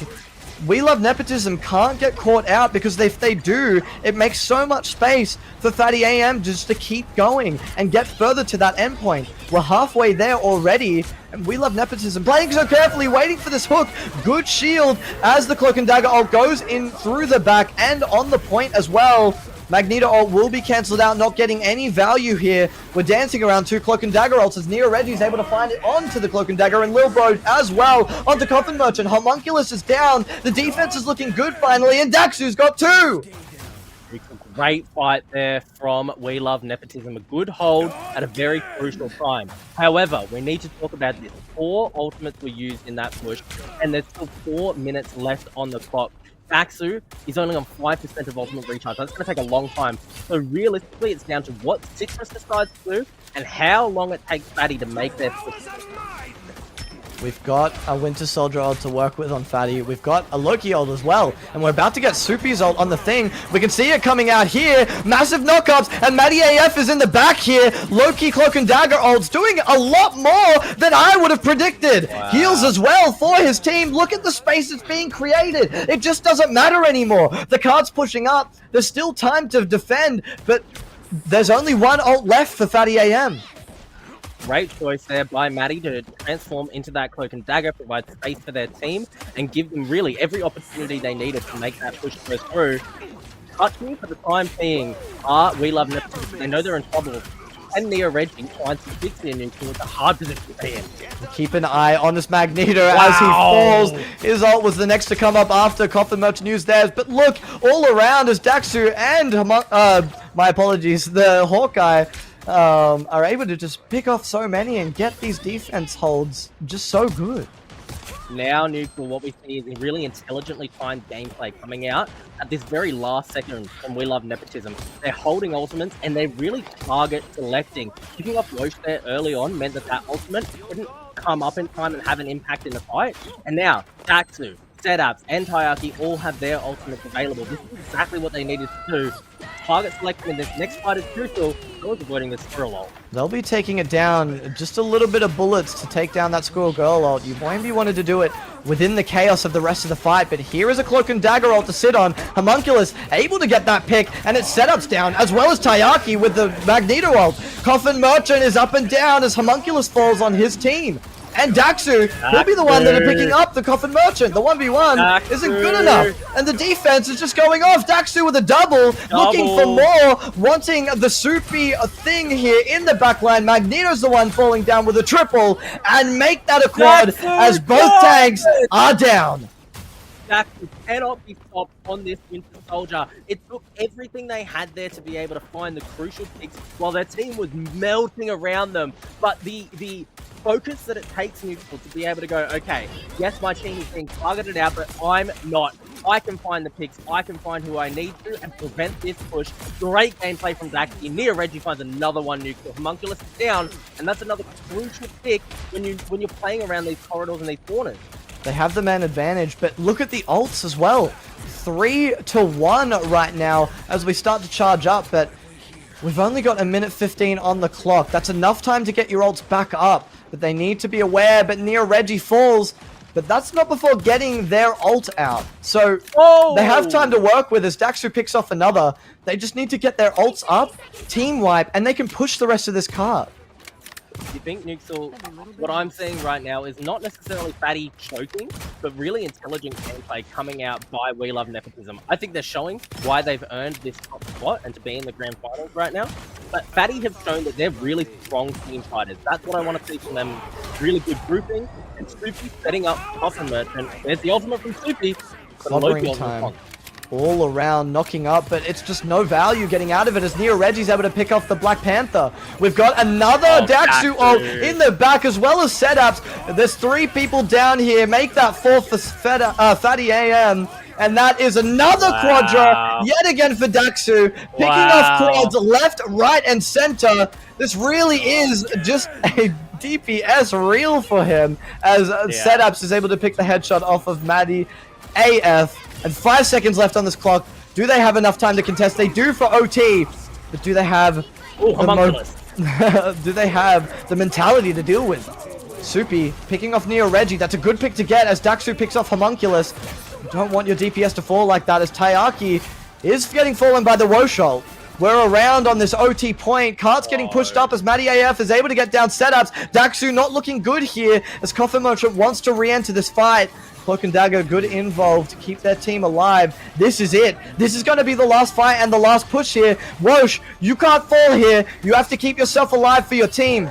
Loki shift out early, but Lil Bro will be ulting as well, keeping the distance away from the back line to their front line so that they can pick them off. Good stun, Daxu and Coffin Merchant down. He'll be getting taken down. It is Daxu getting double kill. Can they push this down? Wosh is taking down Setups. They just need to push this a little bit further. 3 meters left.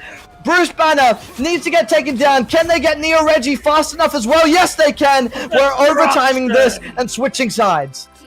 Wow, Nuxel, absolutely insane from these two teams. The constant back and forth. That was that was a 5 full minutes of hold there from We Love Nepotism. Not a lot of teams can be able to do that, Nuxel. When you're right there on the very edge of ending the game, being able to juggle your ultimates intelligently, target select really, really perfectly around the ultimate cooldowns and who is positioning where. It's such a difficult thing to do for 5 full minutes. We Love Nepotism are able to do that, but what it comes down to, a 1v1 between Coffin Merchant and Daxu. They banged into each other, Coffin Merchant wins it, and the game ends. That was ridiculous. I can't believe it was the 1v1 that decided that last fight. And maybe it wouldn't have decided it, but Coffin Merchant was able to trade that into a double kill there and doing even more damage after that as we saw the rest of We Love Nepotism fall. That was phenomenal to watch. That was absolutely wild. I am stunned, Nuxel. I have no words left to fail me at this point. But we're not done yet, because we're tied up right now between these two teams. On the attack right now, Nuxel, we love nepotism. Back to setup, Neo Reggie, these DPS players have been consistently finding. No way does he open the gate and find that. So quick. They will be getting healed up. Homunculus. That's good from Maddie AF. Don't think they remembered that they do have the Rocket Raccoon to work with, especially when you're running the Winter Soldier. And that might be the difference for them as well. The defense, the damage from that team-up ability can go really big, but it doesn't matter as Setups is able to pick off Homunculus. Dying twice in the same fight is not what you want to see. The defense not looking as strong as they did before, and Setups is just able to sit up here freely and pick off players left, right, and center as the cart pushes up. Setup is trying the perfect position, Neutral. What I really need to see right now is quick and intelligent adaptation from Fatty. They need to switch up what they're doing here to be able to prevent Setup from playing like this. They need a dive character, Neutral. Something, well, maybe Homunculus has found it. He's on this Star-Lord now.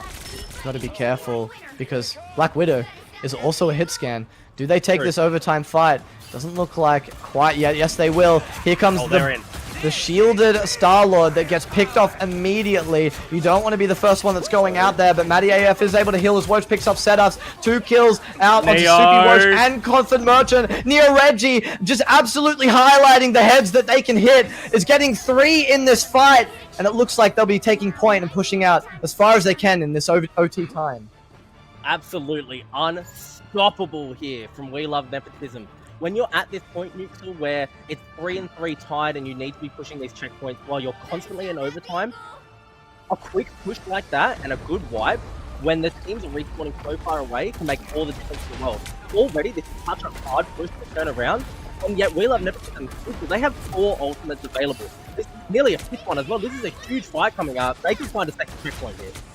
They need to use them smartly. If they spam them all at the same time, it might look bad in the after fight, the one following, but it looks like we're starting out with the Cloak and Dagger ult onto point. Setups will be falling post, and it was a C9! Whoa. They weren't on point anymore, and that's going to be where they finish off as we switch sides.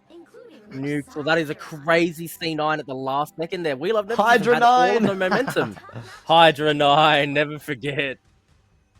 Wow. I'm speechless again. The We Love Nepotism have all of the momentum there, all of the tempo there, and they might have given that entirely over to Fatty, who, realistically, now that they know that mistakes can be made by We Love Nepotism, they can push out hard and fast here and find some picks of their own.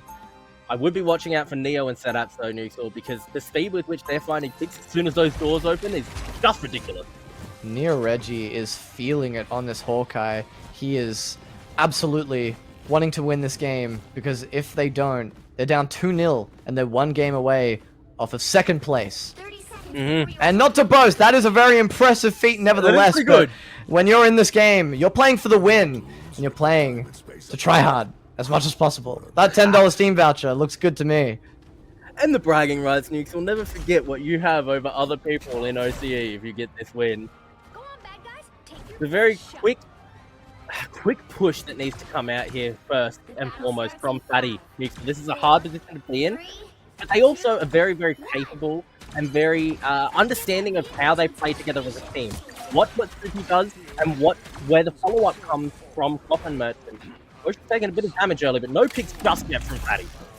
Setups is finally getting looked at from the enemy team. Lots of damage straight onto them as they push out of this gate, but the heals are pretty good as Neo Reggie yet again is picking off heads onto Homunculus. That Squirrel Girl not looking too safe there as their arrows flying onto the squirrels. I really like the intelligent decision making coming out of the gate there to look for that Black Widow, but unfortunately it meant ignoring Neo Reggie on the Hawkeye, and he finds those important headshots. Often Merchant position to try to find some picks, but he needs the full setup finds 2 neutrals. That's not what you want to see. The snipes are too good, and Soupy is falling as well. Coffin Merchant. no. Neo Reggie's just going way too big for his team. Daxu and Citrus are picking off Homunculus and Roche 5, as well. There's 4 seconds left on the 3, clock. It does 2, not look good, 1. and that looks like it'll be game 2, 1-all for We Love Nepotism. We love Nepotism, Nixel. They tie up the set after an excellently played game. Back and forth, and then once again, each individual player looking so good. Neo Reggie, Zedap, Daxu. Yes, Neo Reggie got the MVP here, but I couldn't have told you who was going to get it. 59 KOs is crazy stuff. 33 final hits and 39.5k damage. That is ridiculous. That is phenomenal. And I don't want to downplay the rest of the team, because Lil Bro had some real good plays there. Taiyaki as well. And I saw, at least in most team fights, Citrus is getting a cheeky little kill here and there as well. So some absolutely outstanding plays for Louis Love Nepotism to tie it out here in the grand final of our Marvel Rivals OCE Community League. This is so exciting. Nixel, this is the point now where we have to see some adaptations coming out. It's 1-all in the grand finals here, you're right, for the February tournament. Both of these teams fighting it out back and forth. They're having the game of their lives. We've said it so many times. Now it's time to adapt. Now it's time to make the decisions that really count. I loved the Squirrel Girl adaptation in that game. It came at a big surprise and a big cost there to We Love Nepotism for not particularly expecting it. But now what it comes down to is making the decisions to be able to punish those and bring out some big surprises. Newxel, before we send it back over to the desk, I'm going to remind everyone very briefly, while we're halfway through, or thereabouts in these grand finals, that we have a lot of things that you can type in chat that help us out a lot and allow us to continue putting these things on. If you type !socials, you can go and support our social media like our YouTube and Twitter, where we post all of our VODs and our highlights. You can also hit that !donate, where these prize pools are coming from. Every little bit helps. And you get a little text-to-speech message pop up as well, and a shout-out while we're doing these casts. And finally, the Discord is where you can find the Oceanic Marvel Rivals Discord, where all of this is going on. Make sure you go check those out. Nuxel, are you ready to send it on over to our desk? Yeah, I'm keen to see how the P's and B's end up changing out. So I'd love to hear what you guys think. Stormy and Liger, please take it away. Thank you so much, Dice Heart and Nuxel, my faves. Oh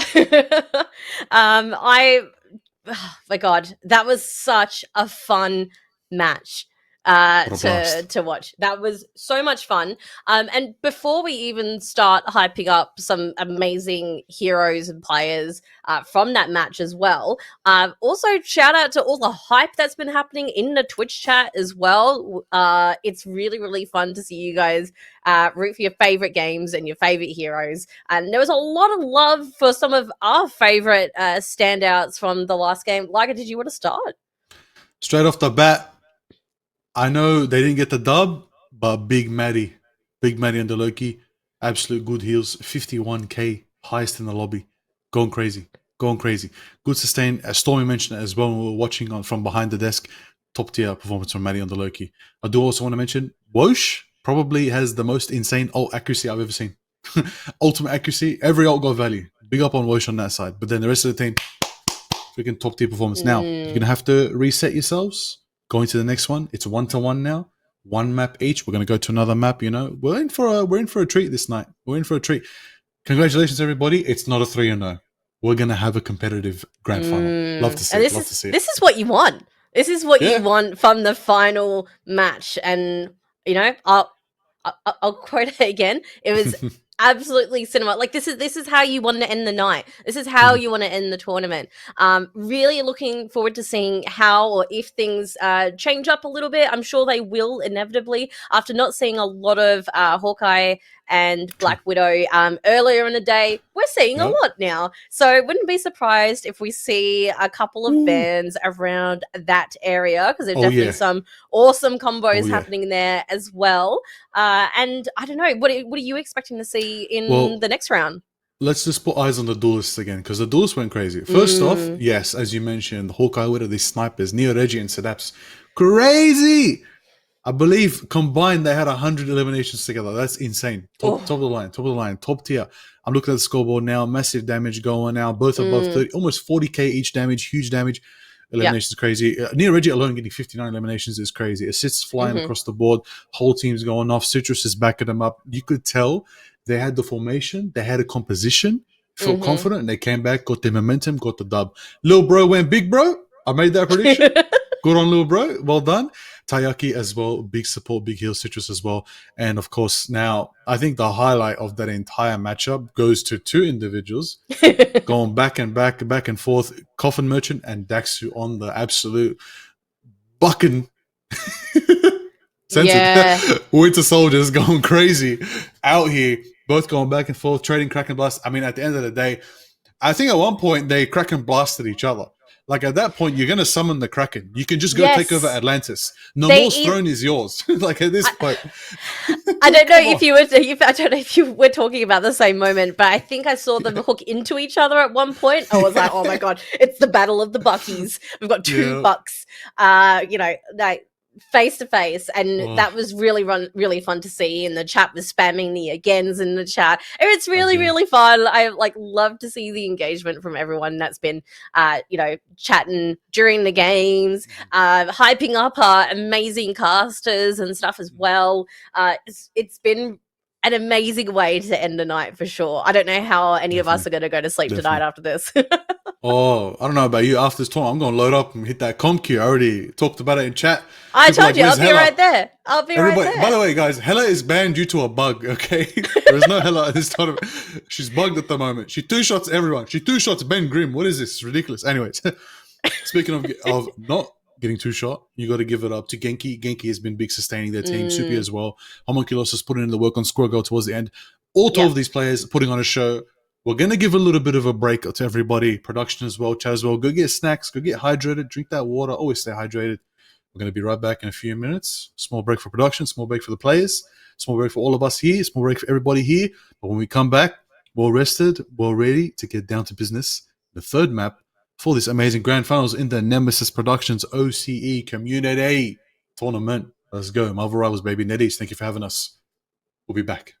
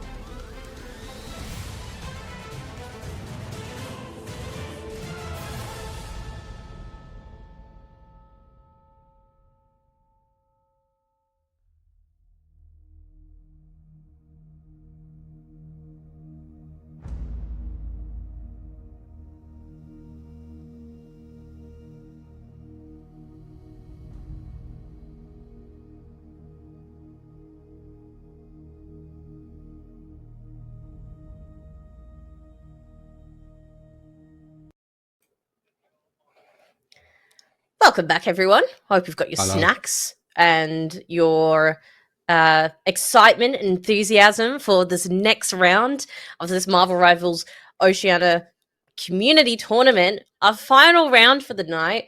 And I just want to give a quick shout out to Nemesis Productions for all the amazing work that they've been doing tonight and in the lead up to the event, to the teams and to the players as well, and to our casters and everyone that's been a part of the event. You guys are doing an amazing job, and it's, you know, seeing everyone here tuning in, the engagement in chat is all a testament to the amazing work that's being put in for the day. So thank you also to all of you who have been joining us. Absolute legends, everybody coming through. Thank you to everybody involved. Now, let's get back to business. We want to get these games going. I hope the teams are ready because we're going to jump straight into it now. We're going to go into another matchup, all right? We're going to still be talking with Nepo versus Fatty Bam. Fatty Yam. But I'm expecting them to hit the big bam and turn things around. But could go either way. Momentum shifts back and forth. Right now, Nepo has the momentum. Okay. It's going to be interesting to see what goes on there. Lil Bro's big bro. It's going to be good, exciting. As I mentioned before, snipers were going crazy. The buckies were going crazy. Everybody's heels are going to the roof. Sky falling crazy. Like, everyone's going crazy. Now, my question is, will the Lunar Snow join them and go crazy? About to find out. We will see. We will see. For now, it'll be that case. Now, Stormy, what I want to know is what we're thinking here going into picks and bans. What do we think we're going to be seeing? That is the question. I touched on this briefly before, but given how incredible the team up and performance of the Hawkeye and the Black Widow was, wouldn't be surprised if I saw one of them banned. You did just talk about Luna. And she did get banned last round, so who knows if that will happen again. But I think we'll have a look at the next map that we are going into today. And this map is one of my personal favorites. Oh, Shin Shibuya Convergence. I'm really, really excited. So let's see if our predictions come to life. Look. Ooh. No one's dancing tonight. The disco is officially gone. Over. That's right. It's out of here. Gone. I see a little bit of a hover over Mr. Johnny Storm from Sidaps. Nah, I have to see if we get that pick. They've played us again, I reckon. They've played us once before and they'll play it again. They're just teasing us. And no Hawkeye, as predicted. The Hawkeye out of the picture. Groot has been protected. It's nice. Okay, you know what? It's been a minute since we've seen Groot, so I'm actually very excited to see that protect. Yeah, on the absolutely. Other side, ooh. Strange is back. It's been a while since we've seen Doctor Strange, but we're going to see it. The Thing banned? Damn, somebody does not want Wosh to get cooking on Ben Grimm. Okay. Fair enough. Hulk out of the way. Nobody wants to see the Brothers box. Excuse me. Unbelievable. Doesn't matter. Wosh is on the Magneto. Genki's still deciding. Coffin on the Bucky, Soupy on the Groot. Groot's been saved for a certain reason. Soupy wants to cook, get ready, get in the kitchen. Homunculus is out here on the Spider-Man. That's probably not staying.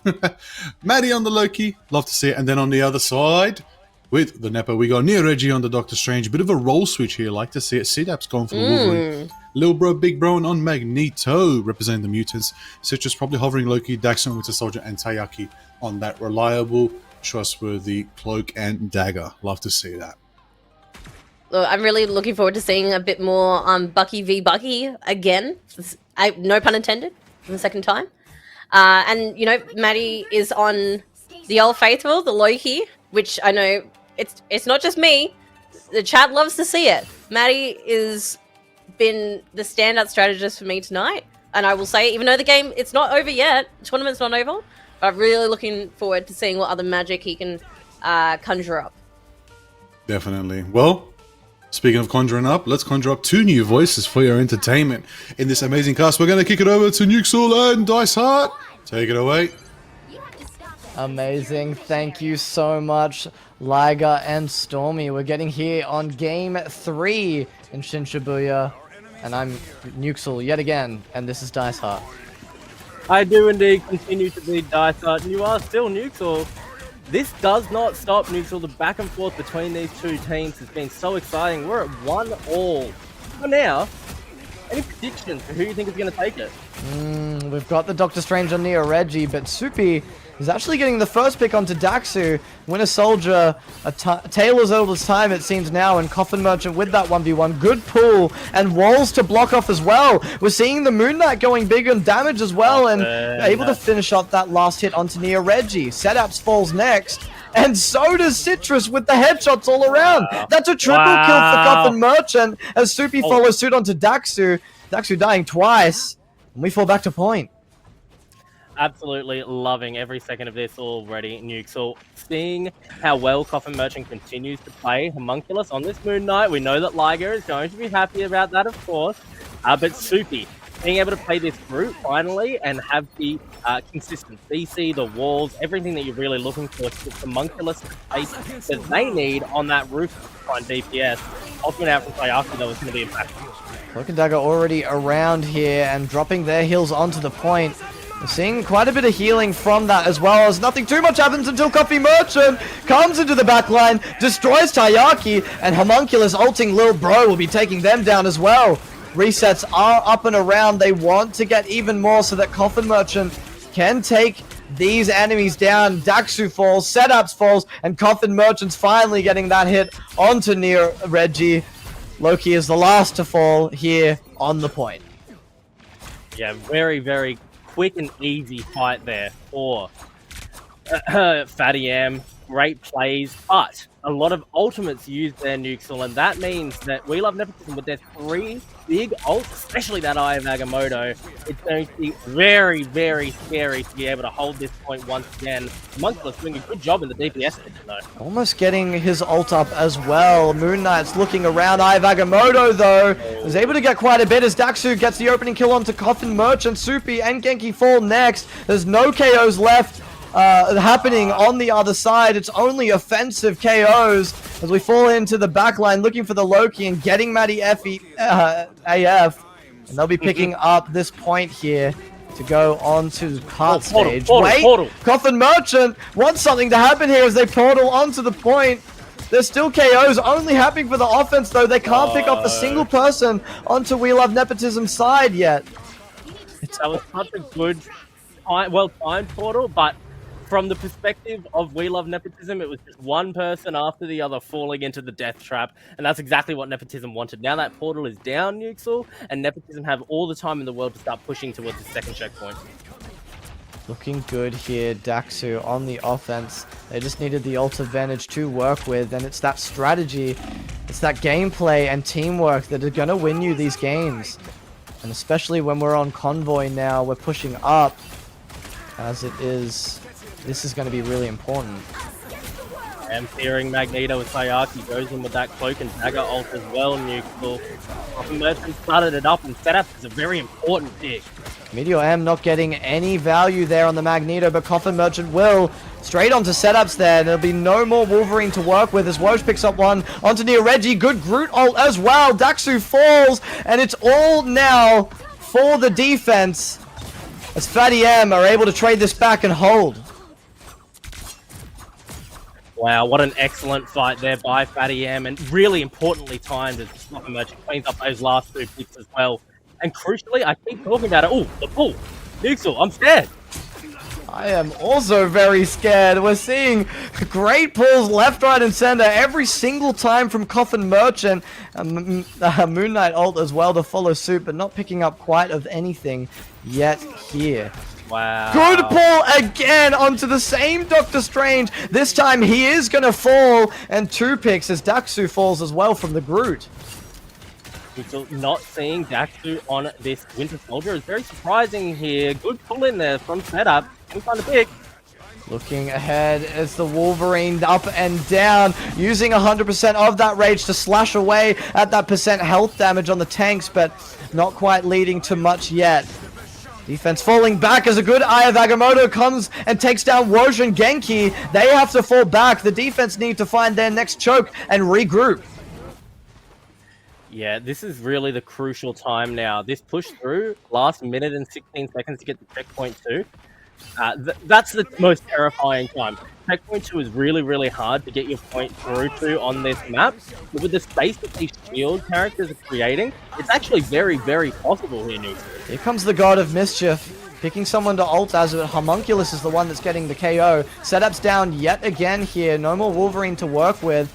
We do have the Cloak and Dagger ult on the point here. Whoosh! Meteor M will be finding Citrus. There'll be no Loki on Nepo's side as Coffin Merchant is absolutely showing why he has Merchant in the title of his name. Double kill for himself as Whoosh gets one, and so does Genki onto Neo Reggie. Coffin Merchant, he sold out of goods, but boy, did he earn his dinner tonight. Excellent gameplay coming out once again, and very, very difficult to stop this DPS character from popping off. Nuxel, I'm not sure if there's really a way to change how things are happening here. I think Neo Reggie needs to be able to find a good ultimate in the backline, maybe a switch for Daxu back onto the Winter Soldier as well. Nepo do not want to play around anymore. They're using all their bans to get through, but it just doesn't matter as Fatty M, massive Groot ult, will take down most of the offense's team. They've baited out the Legendary as we get to OT. Daxu's going to fall, and the defense was not going to get the first point on that convoy side. They were able to push through the original, but that's about it. That was a crazy, crazy defense there for Fatty. And that last fight especially is absolutely the most impactful one to talk about. Being able to find that huge, huge follow-up off of Soupy's Groot ultimate is so massive. And Homunculus just absolutely popping off with that Moon Knight. Liger's going to be so happy to see it there. Nuxel, I think, yeah, we see it. Daxu is now hovering this Winter Soldier. This is amazing for Fatty M, especially after the showing that we saw last game. Such a crazy back and forth. Now we're seeing some good combos with the Groot ult, with the Moon Knight ult. I'd like to probably see a little bit more synergy. Like, I'm seeing it a little bit loosely thrown sometimes, but I mean, at the end there, we saw just that absolute closing out finish. 5 KOs and then picking off Daxu right at the end there. They held that right to the end, and that was fantastic. That's exactly what they needed to do, and just shut down all the momentum that Nepo ever were possibly able to get. This is really, really important now, Nuxel. I've talked about it a few times tonight, but momentum in a game like this where mental plays such a big part, momentum means a lot. Now, We Love Nepotism is struggling with their momentum right now. Fatty just got a huge, huge defense off, and We Love Nepotism has to be scared of what's going to happen, whether or not they can pull that momentum back in their favor. Nepotism could get a Fatty could get a very quick push off here, but Daxu on this Winter Soldier can prevent all of that with his ability to find picks and how he plays with his high ground. This is what you like to see, especially on this map. You're rushing the left side, you're trying to get out and around, but Setups is having none of it as Homunculus gets taken down from that storm. They're locked in this corner here with the roof of this building falling on top of them. I don't think they expected to get caught out here so much as Daxu picks off Genki. They've got half the strategists now to work with, and I believe they're just going to have to reset. Oh wow, Setup able to find that right over the top, and a double as well, Nuxel. This is a great defense and a great turnaround of that tempo and momentum for We Love Nepotism. Daxu's building up that ultimate pretty quickly too. This is what I want to see, but Coffin Merchant might get to it first, Nuxel. Setup has that Omega Storm coming up as well, so that's got a lot of potential to be impactful. And the support ultimates are lagging behind quite a bit. Genki might have theirs up early enough for the next fight. Winter Soldier versus Winter Soldier. Who gets it first? It's actually the Storm here in the back line. Can they take her down fast enough? It's actually Daxu picking off Soupy here on top of the damage of the Storm. Homunculus falling next, and it's a good hold here so far. This is not what you want to happen if you're Fatty M. You need that point as fast as possible so you can push up that cart and finish this game off, but it's not looking great. But we're starting to get ults to work with. We almost have all 6 closely following suit. We just need to make it work. Whoa, Lotion, a bit of trouble there. Nuxel, this is what we saw in the previous map as we're going to see the ultimate coming out from Lil Bro. He finds one. Meteor M not over is though. Good. Maddie AF is down. Soupy will be taking down Setups here as well. Groot ult is big. Look at that. That's Coffin Merchant and Homunculus just going massive on top of that Groot ult. That's the combo that I wanted to see. That's the combo that we did see at the end of the last half here. And they're going to be able to get this point and push through this convoy cart. And Nuxel, I feel like I'm a broken record here because these two teams each individually specialize in something, and when I see them achieve those outcomes, it blows my mind every time. We Love Nepotism have such good individual gameplay, such good timing, and such good target selection. I was about to talk about their excellent timing and target selection when all of a sudden Fatty did what they're best at and timed out their ultimates and combinations perfectly. Ultimate into the backline though, doesn't do anything from Neo Reggie. Taken down near Reggie, but Daxu is able to pick off Soupy here. No Groot to work with anymore. It was a good Loki shift, but there's no more stuff to work with except shields from the Magneto. Coffin Merchant able to get setups, and that's a big pick there as they're pushing forward.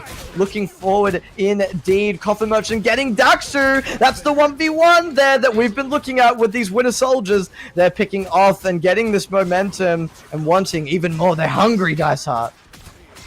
And hungry they should be. Nukes 1-1 in the grand finals with such a huge back and forth between these teams. Whoosh, starting off this fight with one pick and Homunculus following up. The Storm, though, has a lot of impact potential. It goes down immediately. Good shield from the Magneto and good heals as well, denying any value that that Storm could have hoped for. And it's not too much longer left that they have to push forward this cart.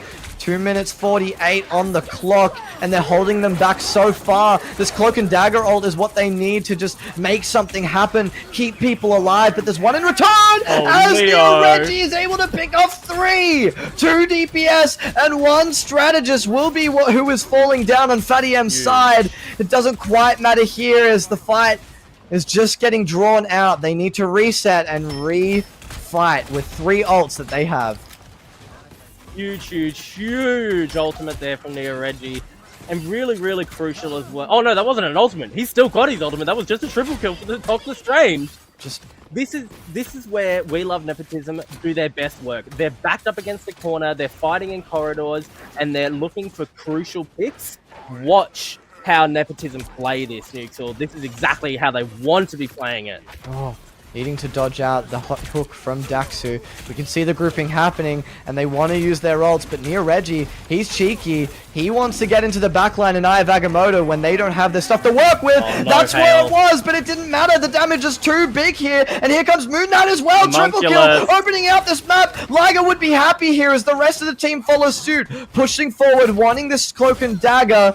It's so close to the end of this map, and game 2 win for Fatty M, and that is exactly what's going to happen. 2-1 for Fatty M. 2-1 on the board. What a huge fight, and an excellent bit of gameplay from both teams there.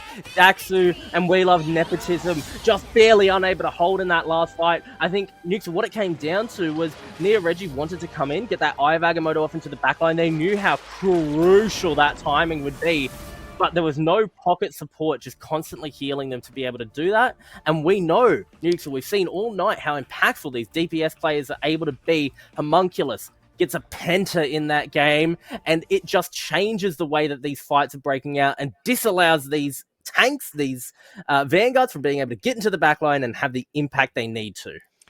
Here Reggie had that massive pick with the triple kill, wanted to keep it going with the ult. The stars just weren't quite aligned for him, unfortunately. It is Fatty M that are pushing this ahead, and Matty AF, game and game again, will be able to consistently get these MVPs each game. Look at the healing that he's getting, 35.5k. Oh, yeah. Going really big on a lot of those God of Mischief ults as well. Trading out, maybe doing more Moon Knight stuff, doing more, it looks like a lot of Cloak and Dagger ults in Contestion as well. And like, we just got to talk about Homunculus and Coffin Mercher as well. It was a 1v1 with Daxu and Coffin Mercher, but Homunculus clutching up there so often, being able to take down, it wasn't just him obviously, but being able to take down the Doctor Strange there at the end and getting that last hit as he was Eye Agamotting there in the backline, and then ulting, triple kill, and then that's just exactly what they needed to close out that game. I think, Nuxel, that the next map is going to be where we really see this game breakout. Of course, we're at match point now, so Fatty M could completely take this away from We Love Nepotism, but I would not be taking them out right now. They still have this opportunity to turn this around to Nepotism, and the way that I really am going to put my eyes on Nia, Reggie, and Daxu for how they play, and of course Taiyaki for how they choose to do things. But for the time being, let's head on over to our desk with Stormy and Liger to break down that game and take us into the next one. Thank you very much, you two. Liger, how are we? How are we feeling after that game? Catastrophic, cataclysmic, colossal, circus. Nah, I can't think of any words. I ran out. Alliteration is gone. That was an absolute what a showing. What a showing. I want to know, like, do we think the bans were effective there? Well, Question. actually, no, that is the question. Yeah. I mean, in my opinion, I think the block of the Hawkeye was still the good call to make because that took setups off Black Widow, and you know, setups still did well.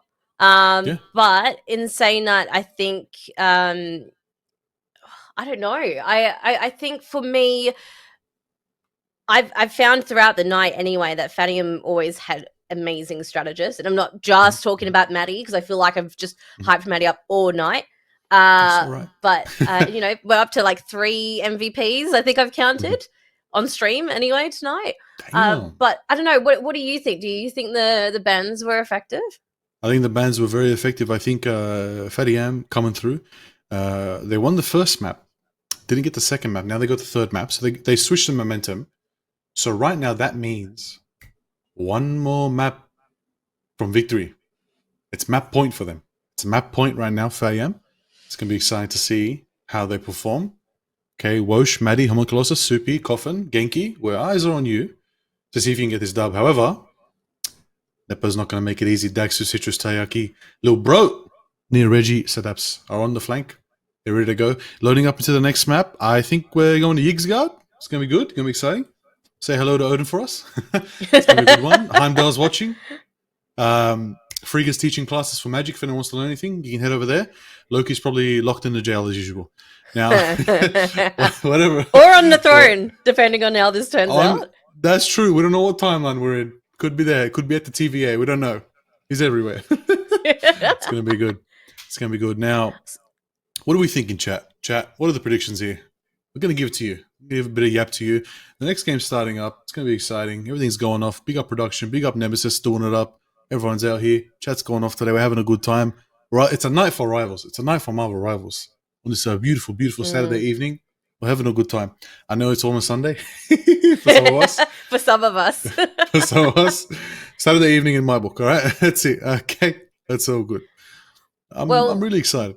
Really excited. I was going to say, while we ask chat what they're looking forward to, they want to let us know, you know, their faves or their favorite moments from the last game. I will just quickly shout out as well. End of March at the Game Expo in Melbourne. Nemesis Productions will be there. Marvel Rivals, Creator Showdown. Yes, so make sure you get involved. And there's the link in the chat. Make sure you go check it out. But it's time for the next match. So let's see where we're at. Let's see. Any band predictions? Band predictions? My eyes are closed. I'm not looking. I think it's going to be... You're not looking? I'm going to place a bet. I'm going to say Doctor Strange chopped. Let's see if I'm right. You reckon? Okay. Well, already they've said no Groot, no trees. Close. All right. Out of here. Out of here. No trees. Deforestation commences. No Hawkeye again. I feel like they're definitely trying to guarantee, not that I'm trying to say that Black Widow is so reliant on the Hawkeye, but actually having that team up in that previous game was so strong. At least that kind of puts them off a little bit. Do you know what I mean? Oh, yeah. Okay, interesting choices here. Good. Magneto with the Protect. Strange with the Protect. Okay, the shield tanks are here to stay. No Luna again. No one's dancing. Okay. Question is, are we going to see Maddie get banned out? Or is Maddie just going... Okay. That's there you go. There you go. There you go. Hulk is out of the picture. The Vanguard. Okay, interesting picks here. Ooh, Homunculus on the Spider-Man debate again. I'm not falling for that one. You got Daxu and Coffin gonna run that back. I love that they actually like, hey, we just gotta run that back. Bucky v Bucky, Soldier v Soldier. It's not winter time, but we're gonna make it cold out here. You gotta respect it. Oh, look, vibes, I've been good. proven wrong without even with the Hawkeye ban. Setups is back on the Black Widow. Really, really looking forward to some more big plays here. And I I think this is going to turn out to be a really interesting match. Guys, if you're watching on Twitch, make sure that you're cheering for your favorite team in chat, getting hyped, getting excited with us. I know Liger and I will be in there joining you as well. And I think we're probably ready to take it over to Nuxel and Dice Hard. And that's it, everybody. We're going to hand it over. But just before we do, remember, this could be the final match of the night. This could be where it all ends. Best of luck to both teams. Best of luck to Nepotism versus Fatty M. It's going to be a blast. It's going to be a big one. It's about to go off. It's about to go down. Let's pass it off to Dice Heart and Nuxel for what could be the finish, unless one team decides, nah, we're going to reverse sweep. Best of luck.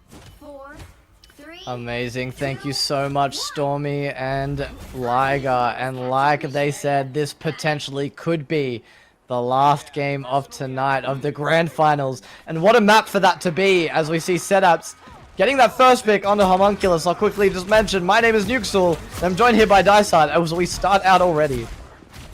What a great start already there from setups. And Nuxel, I know how much you love a domination map, so being able to see these two teams specifically go back and forth over here in the throne room is very, very impactful for you, I feel like. Big map coming out already. Nuxel, why we love Nepotism. Going forward, and the point already gone for We Love Nepotism. There's no more picks happening after that. Setups one, but I speak too soon as Daxu and Neo Reggie are picking off 3 setups as well. Soupy is able to get a trade onto Daxu, but it isn't quite important anymore. The point is gone, the picks are down, and a reset has to happen.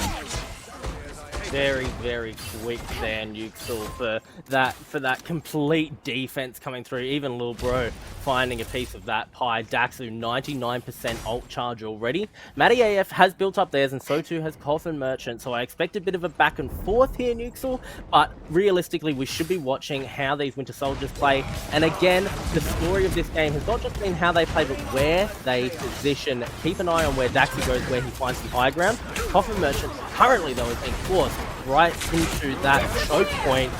Full start coming out and ultimate to drop. You can see the Sue Storm ult happening onto point there, as well as Cloak and Dagger. Soupy is wanting to get onto the backline, but Neo Reggie's getting a massive Eye of Agamotto. Soupy wanting to get one in return. Good stuns all around. Is it enough? Genki is able to pick up Daxu. There's good KOs all around, but it doesn't look good for Nepotism here. They're pushing forward onto these tanks. Low health all around. Wosh with 2, and Yuppie getting the last as they're able to get that point for themselves and tick away.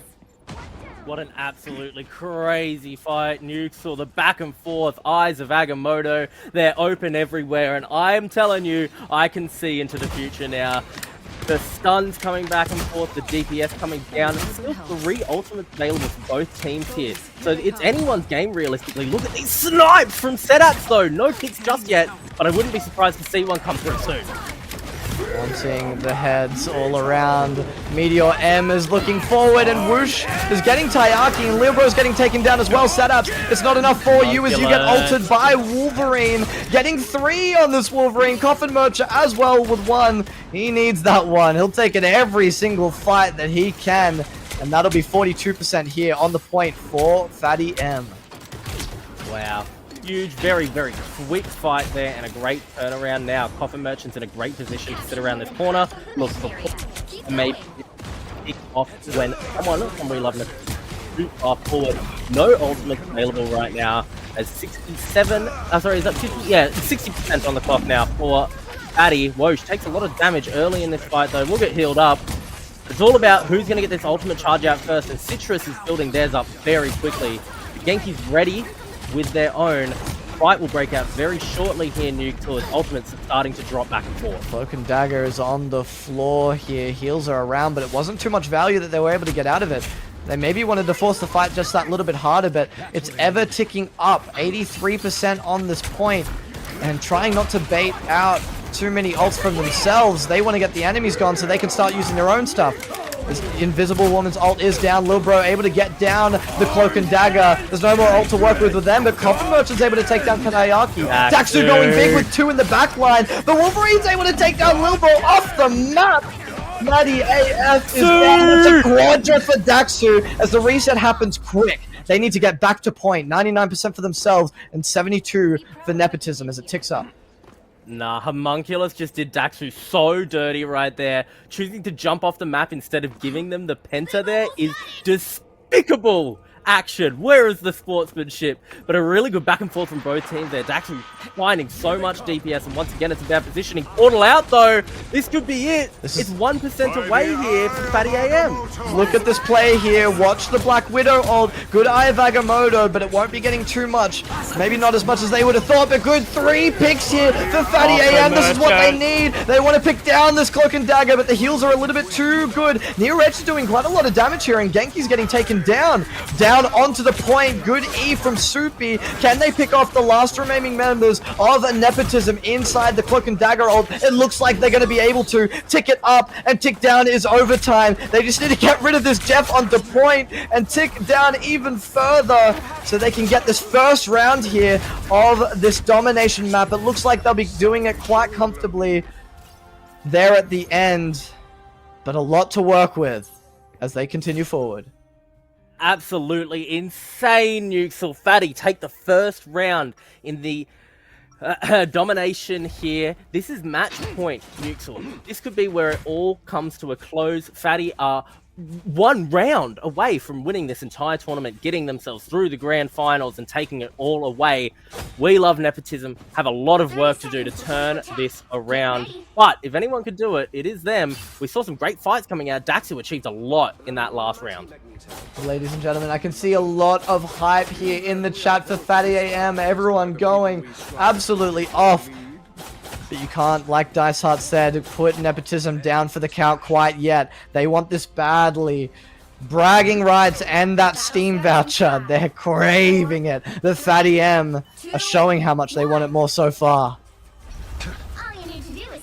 We're right at match point, round point even, you could say, Neutral. No ultimates on the board just yet.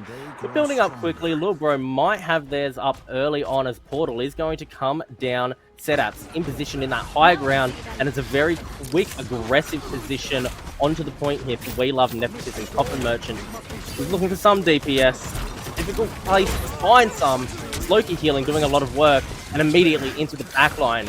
Do go the team. Soupy low, but does survive. Good. There goes Homunculus Nixel. Doctor Strange will be getting taken down. It's Soupy getting that last hit. 100% rage for this Wolverine into his passive. They'll be getting a trade on both Doctor Strange. We're down to a 5v5 as Cloak and Dagger ults are on the ground. Meteor M won't be getting anything from the Magneto.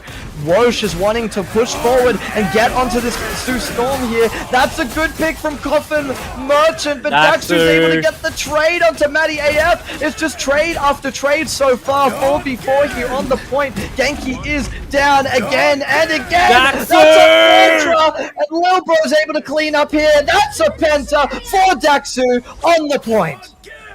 Anytime this team feels like they're down and out, Nuxel, they come out with Daxu. He gets a multi. It's either a quadra, a penta. He hasn't found a hexa yet, but I believe in Daxu's ability to do it. Another pull out there. Doesn't quite find the pick, but terrifying nonetheless. Daxu locks in and chokes up on the club at the last second every single time. Look at the impact this Wooden Soldier has already had. You can't count Fatty out. Ultimates are dropping already, Nuxel. Oh, Matty AF is actually picking out the Doctor Strange with their ult. 4 kills! Matty AF is going massive! Coffin Merch is able to get down Lil Bro as well, but they have the point now, and they'll be ticking it up. Great turnaround there, and not a lot of ultimates used. It was only Matty who used their ultimate, and it completely turned the fight around. Now, of course, Kayaki did have their ultimate available and was able to pop it, but it was just so much speed and aggression that were coming out from Fatty AM there that it's hard to really know where you're fighting. Coffin finds Daxu. That's a great start. It's the 1v1 winner soldier, but it's a Wolverine that's picking out and dragging the Doctor Strange in.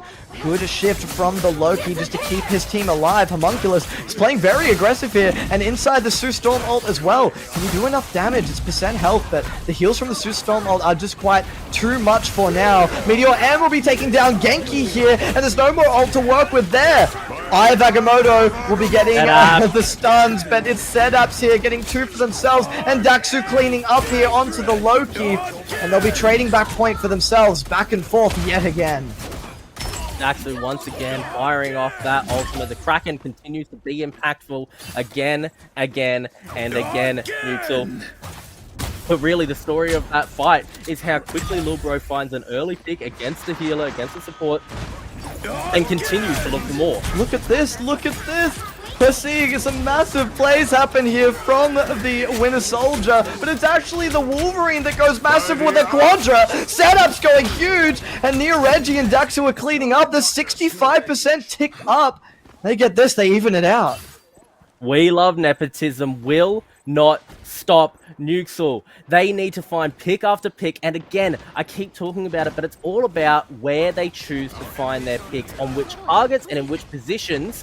And now, this game is beginning to turn around in their favor, but Fatty are not done yet. Setup's good pull on the Doctor Strange, was waiting for it, but it's actually Matty AF that's picking down Neo Reggie. That's not what you want to see. It's the Wolverine with Wolverine getting the trades on the pulls here and there, but it's the supports that are picking off the last hits. Meteor M on Fatty M up in the air. Wosh is getting that last hit onto Taiyaki, and Coffin Merchant's picking down Daxu. This is going well for Fatty M here as they're taking down the rest of Nepotism and trading the point down. 50% ticking up for them as they can hold this.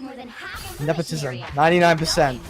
Portal coming out. Daxu is in it, and he's looking for whatever he can get.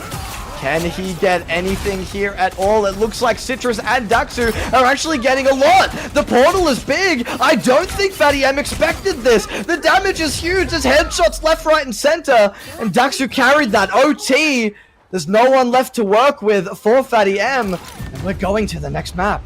Nepotism turning around, Nuxel. The intense back and forth constantly between these two teams. I'm at the edge of my seat. I have to imagine the fans at home are at the edge of their seats. I know how many people want to see one or both of these teams win. It can only go one way. We're still at match point, but We Love Nepotism are one round away from completely tying up this set, this grand finals. It could still go to anyone's way. Setups, 99% on the Wolverine ult. Lil Bro, 90% on the Meteor M. Neo Reggie, 82% on Doctor Strange ult. Coffin Merchant does have their ult, but very hard to find an impact there without some setup. Might need to wait for Soupy to get off an Eye of Agamotto first. This is the last round of the domination map that could mean a victory for the entire OCE fortnightly community tournament for Fatty M, or it could mean Game 5 for Nepotism. This really is the peak of cinema possible, Nuxel. The Marvel Cinematic Universe has come here to Rivals. It's right here. Bring out the actors, let them take a bow. It's not over yet, but it will be soon, as both of these teams claw their way to the top, through to the grand finals. Setup. Look at the positioning taken immediately by this Wolverine, but a very quick transformation there by this Loki. Here comes the God of Mischief, wanting to steal the powers of the enemy. A good pull onto the strategist there, but the heals are pretty decent as Homunculus is able to get Citrus and get himself on the map as well. It's a 1-for-1 as Lil Bro gets Genki, but the damage is good. Looks like Daxu is. Great pull from Daxu! Massive here, and an Eye of Agamotto will help out the rest. It looks like Fatty M are trying to go massive, but it doesn't quite matter. Soupy was trying, but Daxu with 3 and Setups with 1. They'll hold the point. And aggression is the name of the game of this map. Nuxel, I spent that whole fight. I know that a lot was going down on the point, and Fatty M were able to start getting a few, a little bit of percent top there. They got to about 10%, but I was watching Daxu during that entire fight, waiting for what they were going to do. They find the pull, they find the pick. It was absolute cinema there, but portal out here from Fatty M. They're looking for a fight immediately. Are they going to be fighting into Daxu's Kraken impact though? Look at the high ground they already have. Coffin Merchant, good pull. Getting and him off the map, no Coffin Merchant to deal with. The setups going huge and getting 2. Neo Reggie 1 as well as Daxu's in the back line. 3 for setups, 4 for setups. Yet again, they're holding this out. They want to continue this to game 5. Nuxel, we love nepotism, and you're right, want to get this to game 5. Look how hard pushed up Daxu is right now. They're looking for an early pull, an early pick here. They have this ultimate available and setups ready to follow up as well off the back of the aggression that Fatty are going to push out here. Monkulus has their ult though, and a lot of others are building up quickly here. Yankee can start out with a Cloak and Dagger ultimate and immediately force a quick fight. Although Nuxel, here it comes. The damage is there. Can they make it work? Fatty M, they are able to stay alive here, and setups not good enough. Was able to drop himself off the map and not get anything with it, but Daxu's getting that trade onto Matty AF. It's 5v5 right now as Wosh goes hard into the back line, and Wolverine's there with him. Meteor M up in the air and not able to get anything. Daxu tapping, and Coffin Merchant is down. We see Soupy fall next, and so is this Magneto in just 2 seconds. That will be the ace yet again for nepotism, and we're very, very close to a game 5. Now, Nuxel, Super used the portal quite a long time ago. It might just barely be coming off of cooldown. 4% left here for We Love Nepotism. They might be able to get it. Can the portal touch in time? If it's up, a pull back onto the point. Overtime comes through. Able to tick it into that, but Daxu's shots are just too true and too steady. They're getting on the point with the ults from Coffin Merchant, but the damage is just too big. Homunculus able to shred down with the percent health charge. He's able to get his ult off, trying to go massive here in the back line, but they weren't able to touch and stay on the point. We're going to game 5, ladies and gentlemen. The insane back-to-back, game after game, round after round between these two teams. At this point, yes, the team that wins is the better team. Sure, you can say that. But these two teams, Fatty AM and We Love Nepotism, are so closely matched. They belong at the top in these grand finals. The best of 5 going to 5. And Nuxel, we've seen so many MVPs, SVPs. Every player on both teams is so good, so strong at what they individually do, and just looks like they play together as a fantastic, beautiful team. Daxu finds the penta in that game, though, Nuxel. Absolutely phenomenal, and I can't believe that these grand finals are going to a game 5. The skill congestion, the 1v1s. We're seeing Wolverine now, and we have for 3-4 games now seen the Winter Soldier. It's just an absolute testament to not only mechanical skill, but teamwork and ult management. Nuxel, I couldn't have written the script better myself here. It continues to be the most exciting grand finals we have ever seen. Back and forth, over and under, and now true match point. Both teams 2-2 as we get into game number 5 shortly. Let's send it on over to our desk, Avatar Liger and Stormy, to break down that game and take us into the last one of the night. Oh my god. Oh, you thought it was over. 2-2, 2 maps each. In the words of Bucky, again, we're going again. We're going again. I kind of love it though. I like just the fact that they've just the fact they've come back in that last game. Just to it shows like the fight isn't lost. Like the enthusiasm, the hype, the excitement, the confidence, the energy. It hasn't faded over the last 6 hours or so, like almost 6 hours. We've been live that long? God damn. Listen, it's not over yet. We already know. Right now, I want to bring attention to the fact that that game was pretty even, both sides. Not really any big standouts. Probably Daxu on the Winter Soldier. I feel like Daxu may have had Coffin's number there. May have been a bit of a little bro, big bro moment. And it wasn't even from little bro this time. But MVP to Citrus, good value, good support, good heals, big invisible, Sue Storm doing what they do best, providing those barriers, providing the shields, and just enabling all around. I would say a lot more Wolverine than I expected, but not enough Moon Knight. Not enough. Could have been the difference. I don't know. Just saying. No bias. Just right. You know what it is. The truth. And you know what I'm going to say? I'm going to say not enough Storm. True. But in saying that, we've seen her kind of come in back and forth over the course of the tournament today, but I just think in comparison to some of the other heroes that we've seen more of, I don't think I don't think she's like an integral, like core part to any of these compositions with either of these teams. It will be really interesting to see off the back of that game whether we may see the same bands, because I think, and I could be wrong, don't quote me, the bands from last game were very similar to the ones from the game before. So they had Luna and Hawkeye. I'm having a look here. Luna and Hawkeye were both banned. That's true. And this time we did keep the Groot, and a Magneto was saved. So it'll be interesting to see the dynamic changes, particularly because of a lot of the Wolverine that we saw.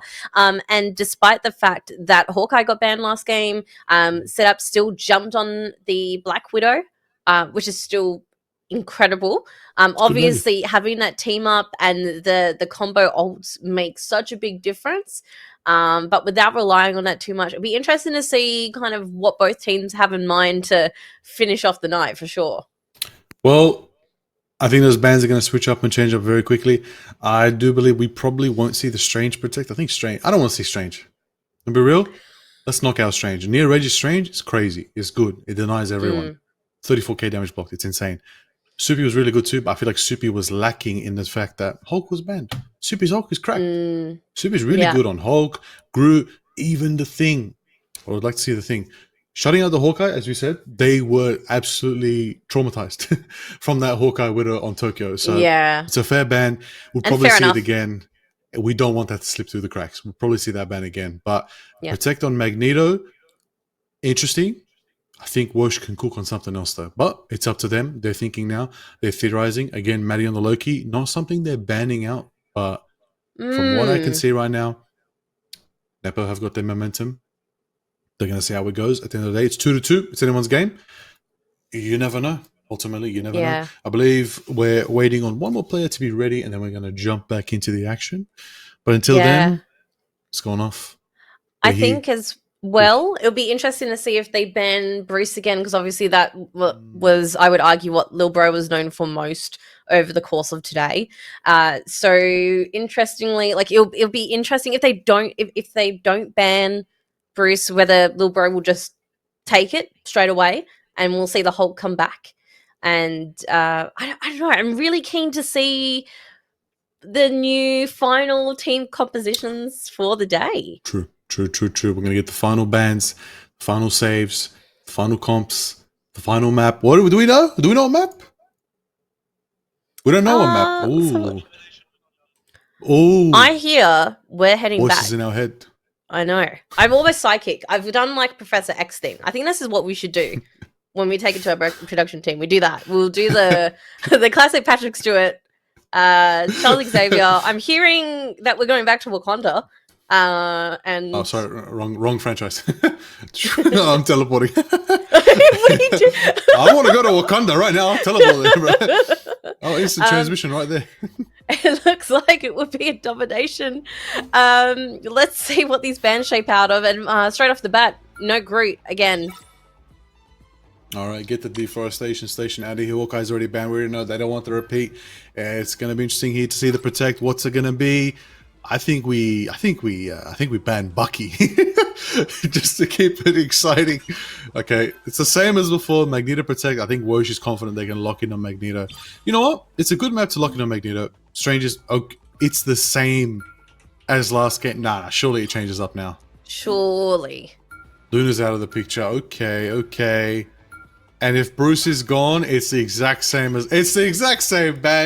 Get us out of here. We don't got anything to say. Let's just kick it to Newcastle and Dice for the finals. The grand finals of the OCE. Nemesis Productions.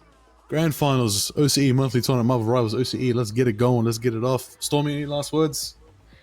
Good luck, teams. Have fun. Have a good time. Kick it off. Thank you, Stormy and Liger. For the last time tonight, we will be seeing Fatty M and I Love Nepotism. This is the last game that we have and a domination map for myself. I don't get to pick the maps, but I am happy. How are we feeling, Dice Heart? I could not be more excited, 30 Nuxel. The seconds before constant attack. back and forth between these teams has truly fed me the hype that I needed. And once again, here we are, match point, round point, whatever you want to call it. It doesn't matter anymore. We could not have asked for two better teams to come into this tournament, to come into these grand finals.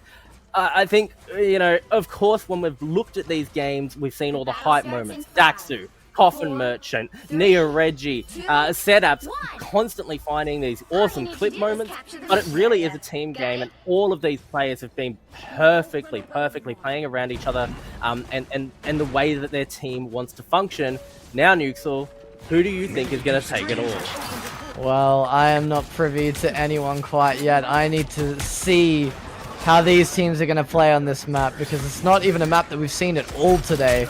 So I'm keen to see how these teams play it and what we're going to see.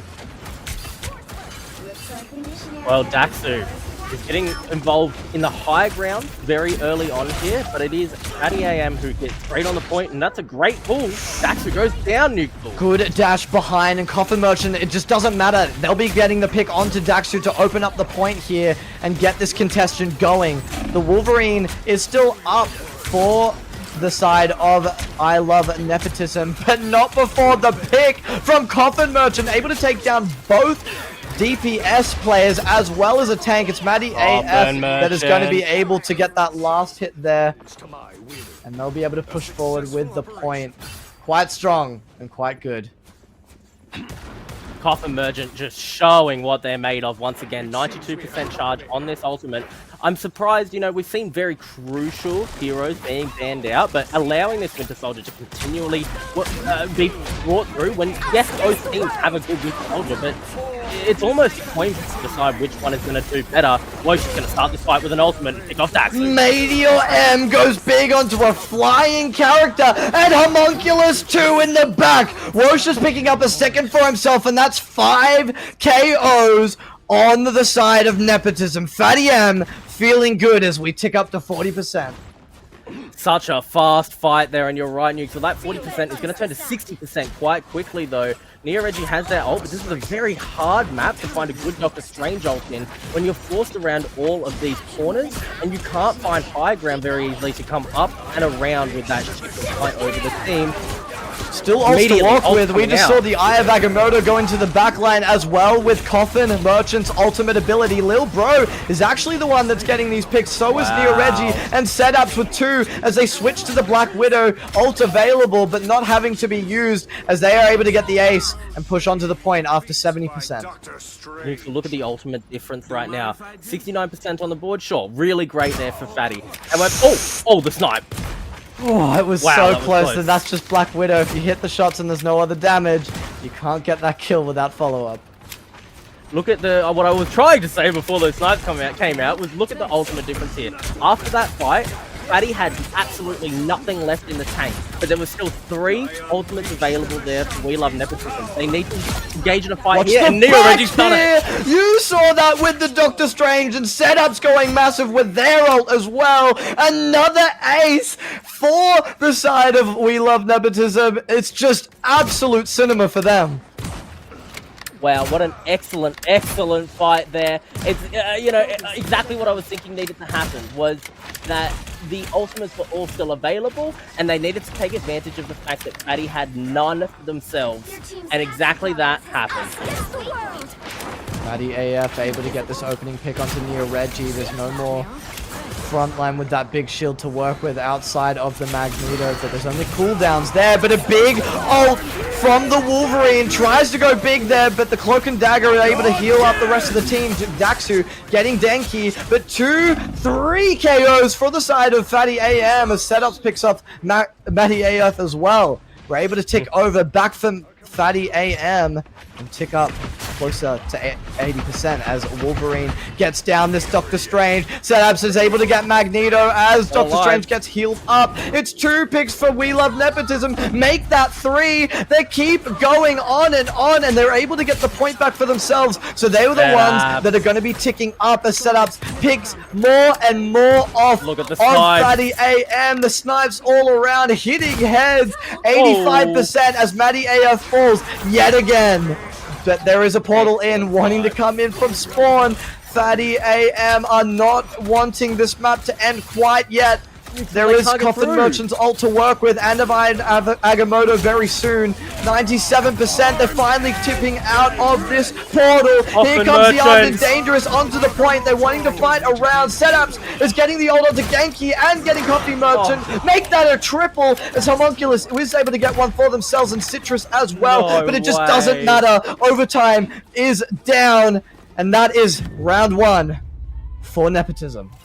We Love Nepotism take round 1 in the hardest round that I've seen in quite a while. Nuxel, that entire fight came down to a beautiful, beautiful engage from the Doctor Strange there, and Eye of Agamotto connects into the backline, and it was hard to get off as well. The portal was being completely blocked off by Neo Reggie with that shield, but Subi manages to find an Eye of Agamotto into the backline, and it sets up perfectly for the for Homunculus on the Wolverine to be able to start engaging, but Setups is so far away from the fight, just sniping.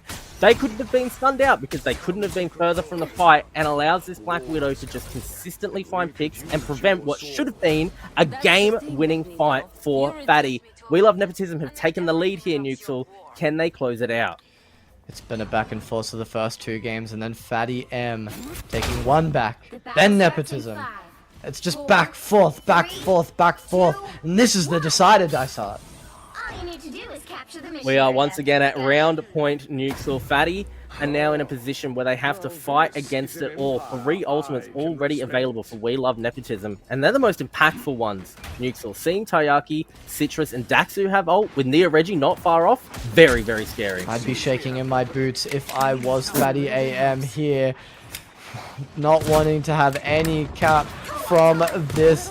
The ultimate abilities from Nepotism, as they're already getting in and aggressive. Cloak and Dagger ult onto point. Daxu looking a little bit rough here, but he'll be ulting up and down onto the points. Eye of Agamotto into the backline from the Neoreggie here. Lil Bro will be getting the first pick onto Coffin here, as they just keep falling down. Little Nepotism looking good, looking big, and getting this point to start off with.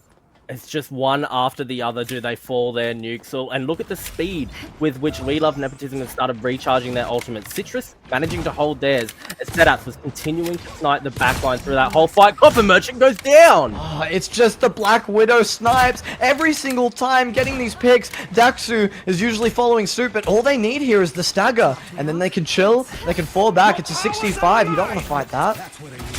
You know what I really love seeing there, just in that last 2 seconds, was Setup was sniping, and before anything really happened, they completely repositioned themselves for more. But Lil Bro's found a pick, and I don't think it's over yet, It's Nuxel. constantly picks here from We Love Nepotism. Daxu picking them up as Neo Reggie also follows suit onto the Magneto. What can you do? They've been able to get the magic here with ult coming up soon for Fatty AM, but I'm not sure if that's going to be the pick that wins them the game, as they're just pushing through to their spawn door here, and Daxu is getting 1, 2, 3 up and down, and he doesn't need the ultimate abilities to get those last hits. Daxu has been absolutely popping off for this entire set, for this entire tournament. They've built up this Kraken Impact ultimate one more time, and look at how far back We Love Nepotism have held out Fatty. Ultimate's coming out, Darkshire will be dropped here, Nuke. Homunculus get in and prevent this Black Widow from having this attack. Can they show them what they're picking? That character Magic was able to get 1 onto Citrus, Coffin Merchant as well onto Daxu without 1 falling. There's no more magic to work with. They've got 1 DPS, but the rest of their team is alive and well. They need to get onto point and start chasing some point ticks for themselves. It looks like they'll be able to do that very shortly, but not before 95%. But Divine Agamotto not getting anything here in the back. Setups is just uncontested here and trying to pick off members of the team, but it doesn't matter as Coffin Merchant picking off that last hit onto Setups as Nepotism have to fall back. Nuxel, I don't mind the decision making there by Fatty.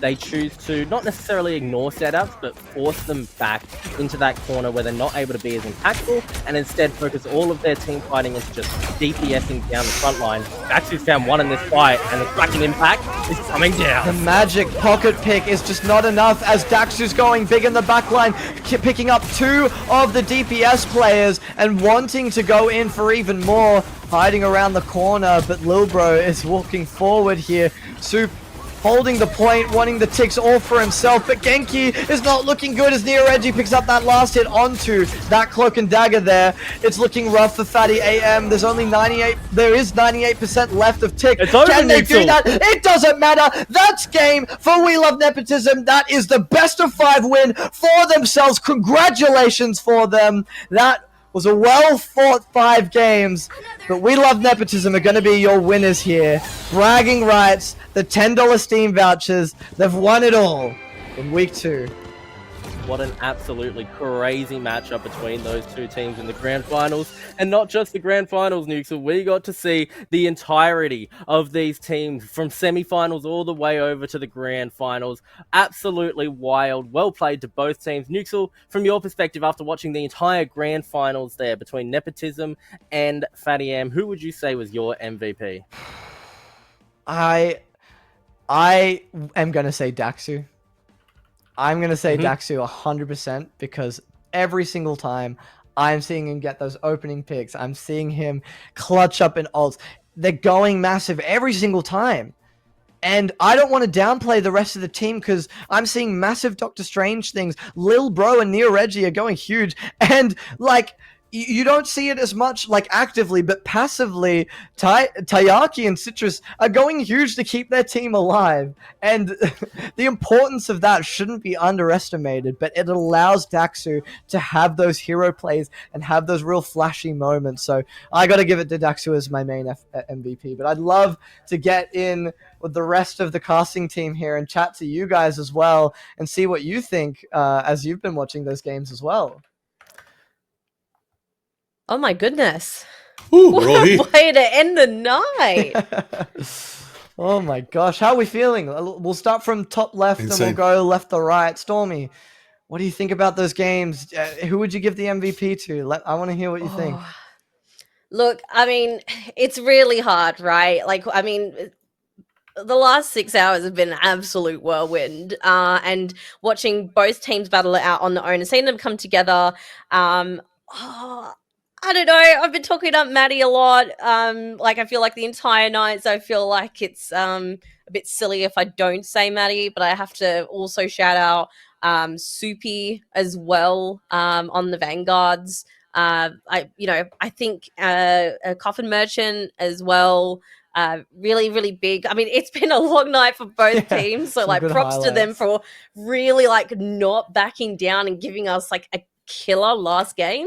But I don't know. There's too many names to think of. But I reckon Maddie definitely for me as a strategist jeweler's main myself, but then also Coffin Merchant and Soupy for sure. Ligo, yourself? Honestly, I gotta give shouts out to the absolute carry that is Daxu, but Daxu was also enabled by an insane team. Gotta give it up to the rest of the Nepotism team. We love Nepotism. Is that what their name is? And the Widow Hawkeye, honestly, that set the pace. Oh, that combination woke everyone up. Like, yeah, we cooking somewhere. That's a good point. Yeah, very exciting, very exciting.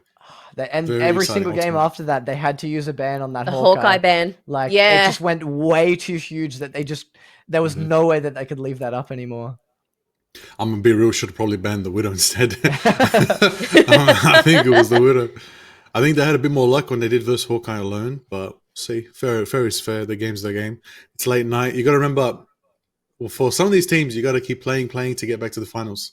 We will admit, Nepotism, they only played one game earlier today, so we're fresh going into the finals. Sure. Whereas the other team going crazy, they played all their way, all through lowest bracket to climb back here. So you got to give props, you got to give respect. Both teams, 12 players, smashed it.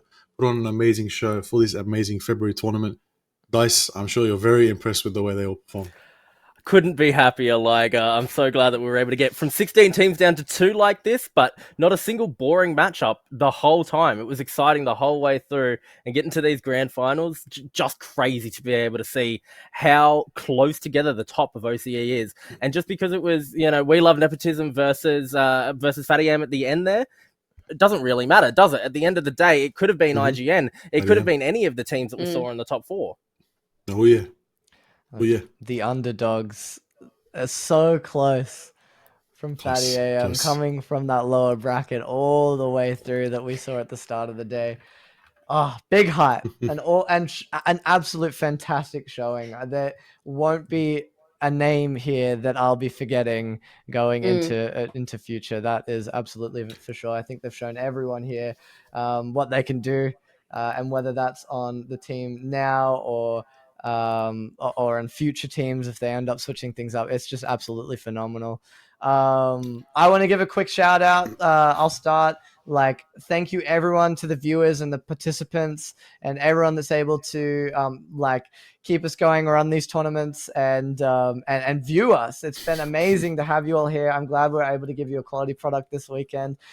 Thank you so much, the moderation team and the tournament organization team, like Salvatore, Zenime. You guys are fantastic. You've done an amazing job. Obviously, everyone at Nemesis, Dice Heart, Redacted. We've got I'm So Very Lost and Nuke Ninja behind the scene as well. These guys are pumping through this whole 6-hour stream, doing an amazing work. And you guys as well, Stormy, Liger, other people from HSP. We had Abe, who you guys in the chat wouldn't have been able to see, but he was helping out phenomenally. Jay Berto, who just mentioned in the chat, wasn't able to be here tonight due to some internet issues. We love you, Jay Berto. But we love it. It sucks that you weren't here for some awesome games. But thank you so much, everyone. It's been absolutely fantastic. Do you guys have any shout outs you wanna point out? I'll just quickly say thank you, Nemesis Productions, everyone on the team. I've basically almost everyone here I've met for the first time tonight, and it's been an absolute pleasure to work with. I've said this earlier in the stream. When you see what goes on behind the scenes to make a stream like this happen, the amount of work and prep and organization is just insane and incredible, and not everyone could do it. So thank you so much to you guys for having me. I'm sure this won't be the last time I see you guys, and thank you so much. I had a lot of fun. Thanks, chat, for having me as well, and thank you, Liger, for doing it up with me again in another Marvel Rivals my pleasure. Night. I gotta say, honestly, just a big shout out to Hella being bugged. That was way more fun than Hella. Thank you. Get out of my face. Also, Homunculus on the Moon Knight, thank you. You're my MVP. All right. All right. Dice, do your thing, boss. Do your thing. All right, thank you very much, esports fans, for being here tonight. I think that while I've still got a lot of people watching and keeping an eye on things, I'll quickly announce that you're seeing the vast majority, not quite all, but a lot of the people who are going to be joining us at the Game Expo in Melbourne. We will have Stormy and Avatar Liger joining us. I was going to do an announcement on Twitter, but hey, this is even better. We've got so many people here. So thank you to Stormy and Liger for joining us tonight. You will be seeing them again, and they will be with us live at the Game Expo March 23rd, coming up very, very soon. You can also, while you're still sitting around, type in that quick !Discord, !Socials, or even !Donate to check out everything that we do, all of our other social media, our YouTube, our Twitter, our Instagram, and the Discord server to join in future tournaments. This has been a heck of a Nemesis production, a heck of a February monthly tournament. Thank you to everybody for helping out and everything that everyone has done so far. My name has been Dicehart. I've been joined by Nuxel, Stormy, Liger, Redacted, I'm So Very Lost, Jay Beto, Nuke Ninja, and Abe. Thank you for being here, and we'll see you in the next one.